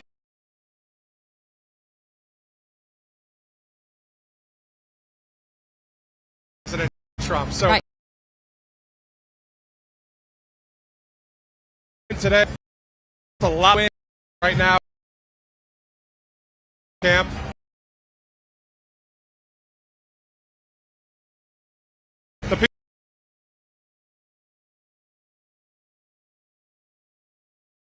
Their voice. Tuesday, lots of states to vote that day. Virginia is one of them, and he had an electrifying crowd, like you mentioned. So much energy here. The crowd was dancing with him at the end. They love President Trump, and they are ready to vote on Tuesday. All right, we want to thank Birch Gold Group. Yep, Birch Gold Group. We've got to text Trump to 9898. We've got a lot of these BRICS countries, plus I'm reading 40 more countries are being added to BRICS. So BRICS, Brazil and Russia and the gang, are trying to devalue the United States dollar by using local currencies. So why not have gold, silver, precious metals as a backup plan? All you got to do is text Trump to 9898. That stuff you see right there on your screen. All right, one of my favorite words that I just learned, moink, is oink with an M. Moink box, make sure you get one. This is grass-fed, grass-finished beef and lamb. You can get the box straight to your door. Alaskan salmon, pork, chicken, Moink Farmers Farm, like our grandparents did. So we want to continue to support this wonderful family. It's a Moink difference. It's a difference you can taste. Kevin O'Leary says it's the best bacon he's ever tasted. Kevin O'Leary from Shark Tank. So make sure you go to moink.com/Trump. Order your box today, and when you do, you get 2 free steaks. And if you want to cancel, which we're sure you probably won't, but if you do, it's free to unsubscribe at any time. So yeah, moinkbox.com. Sounds like a great deal right there for some great eats. Let's go to the Free Trump book. Stop the Indoctrination of the Youth, right? So Mike Huckabee has that great book there, Free Trump book. You can see the information on the screen. Let's get the youth deprogrammed from the left-wing media and what some of the schools are trying to teach them, and have the accurate report of President Trump from 2016 to 2020 and hopefully beyond, Vanessa. Absolutely. Also, before you start your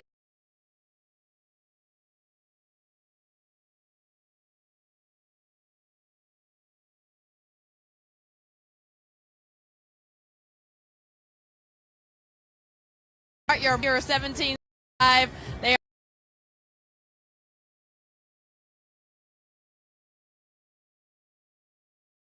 starting our 5 tastes like winning and patriotism. So make sure you go visit that website and order your coffee. Winning and patriotism? Yes. I love it. Who doesn't love winning and patriotism, and a right? cup of coffee. It's all together in one, so make sure you get that. It's the full trifecta, and you got to get it. 1775 coffee.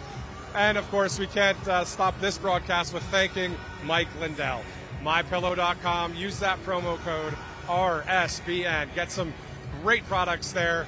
I have to order the slippers again. I had slippers for a while from him. I want a brand new pair, so I'm going to get some soon as well. So, yeah, a lot of great sponsors. And then also, of course, with Right Side Broadcasting Network, both with the newsletter and donating.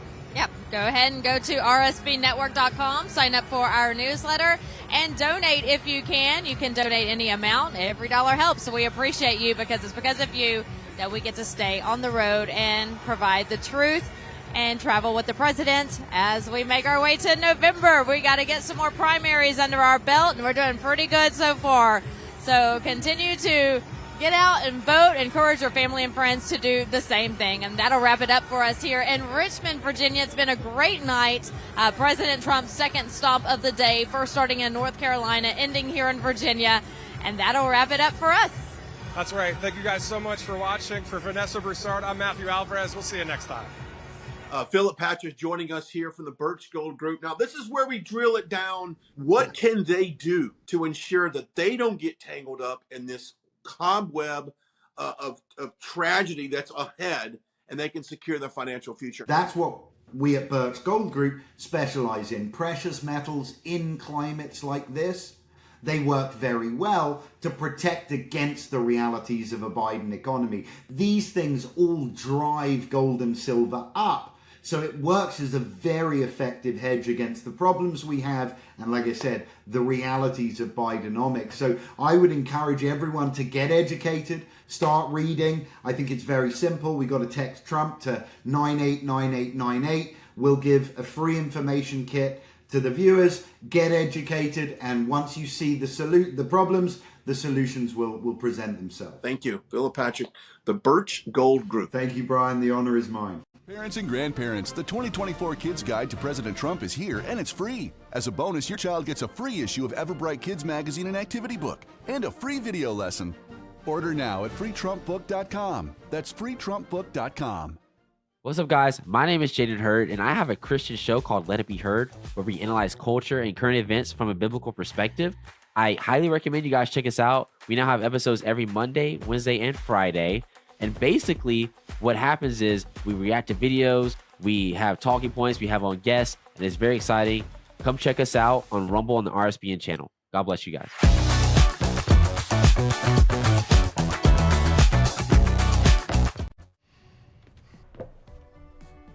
Looks like you've been sleeping well. Megan, he's back. The My Pillow guy. And you're looking good. Still feeling good. Well, just when you thought it couldn't get any better, we've got the best pillow ever, My Pillow 2.0. When I invented My Pillow, it had everything you'd ever want in a pillow. Well, now there's new technology that makes it even better. My Pillow 2.0 has my patented fill combined with a cooling fabric with temperature regulating thread. My Pillow 2.0 is truly the next generation of My Pillow. Now's the time to go to mypillow.com or call the number on your screen. Use the promo code to save 50% on your MyPillow 2.0. Not only that, for a limited time, your entire order ships absolutely free. You're sleeping even better. And cooler, too. And you're looking good. Feeling good. I knew you would. mypillow.com. Welcome to the Right Side Broadcasting Network. We're not like the other media outlets out there that cut and edit what other people say. In 2015, we were created by our founder, Joe Seals, to cover President Donald J. Trump's speeches and rallies, to which we continue to do to this day. We've also covered important conservative events like CPAC, TPUSA, March for Life, and many other important events and hearings around the country. We were made for people like you, everyday Americans who are tired of the mainstream media, who are tired of being lied to, manipulated, and fed an agenda. Our goal here at Right Side Broadcasting is to allow you to see the truth, giving our correspondents and commentators a wide latitude to speak their minds. You won't find anything like this in the mainstream media. Your support through your donations, locals, and supporting our advertisers allows us to continue to cover important events around the country each and every day. So, from us here at Right Side Broadcasting, thank you for supporting us and the right side of history.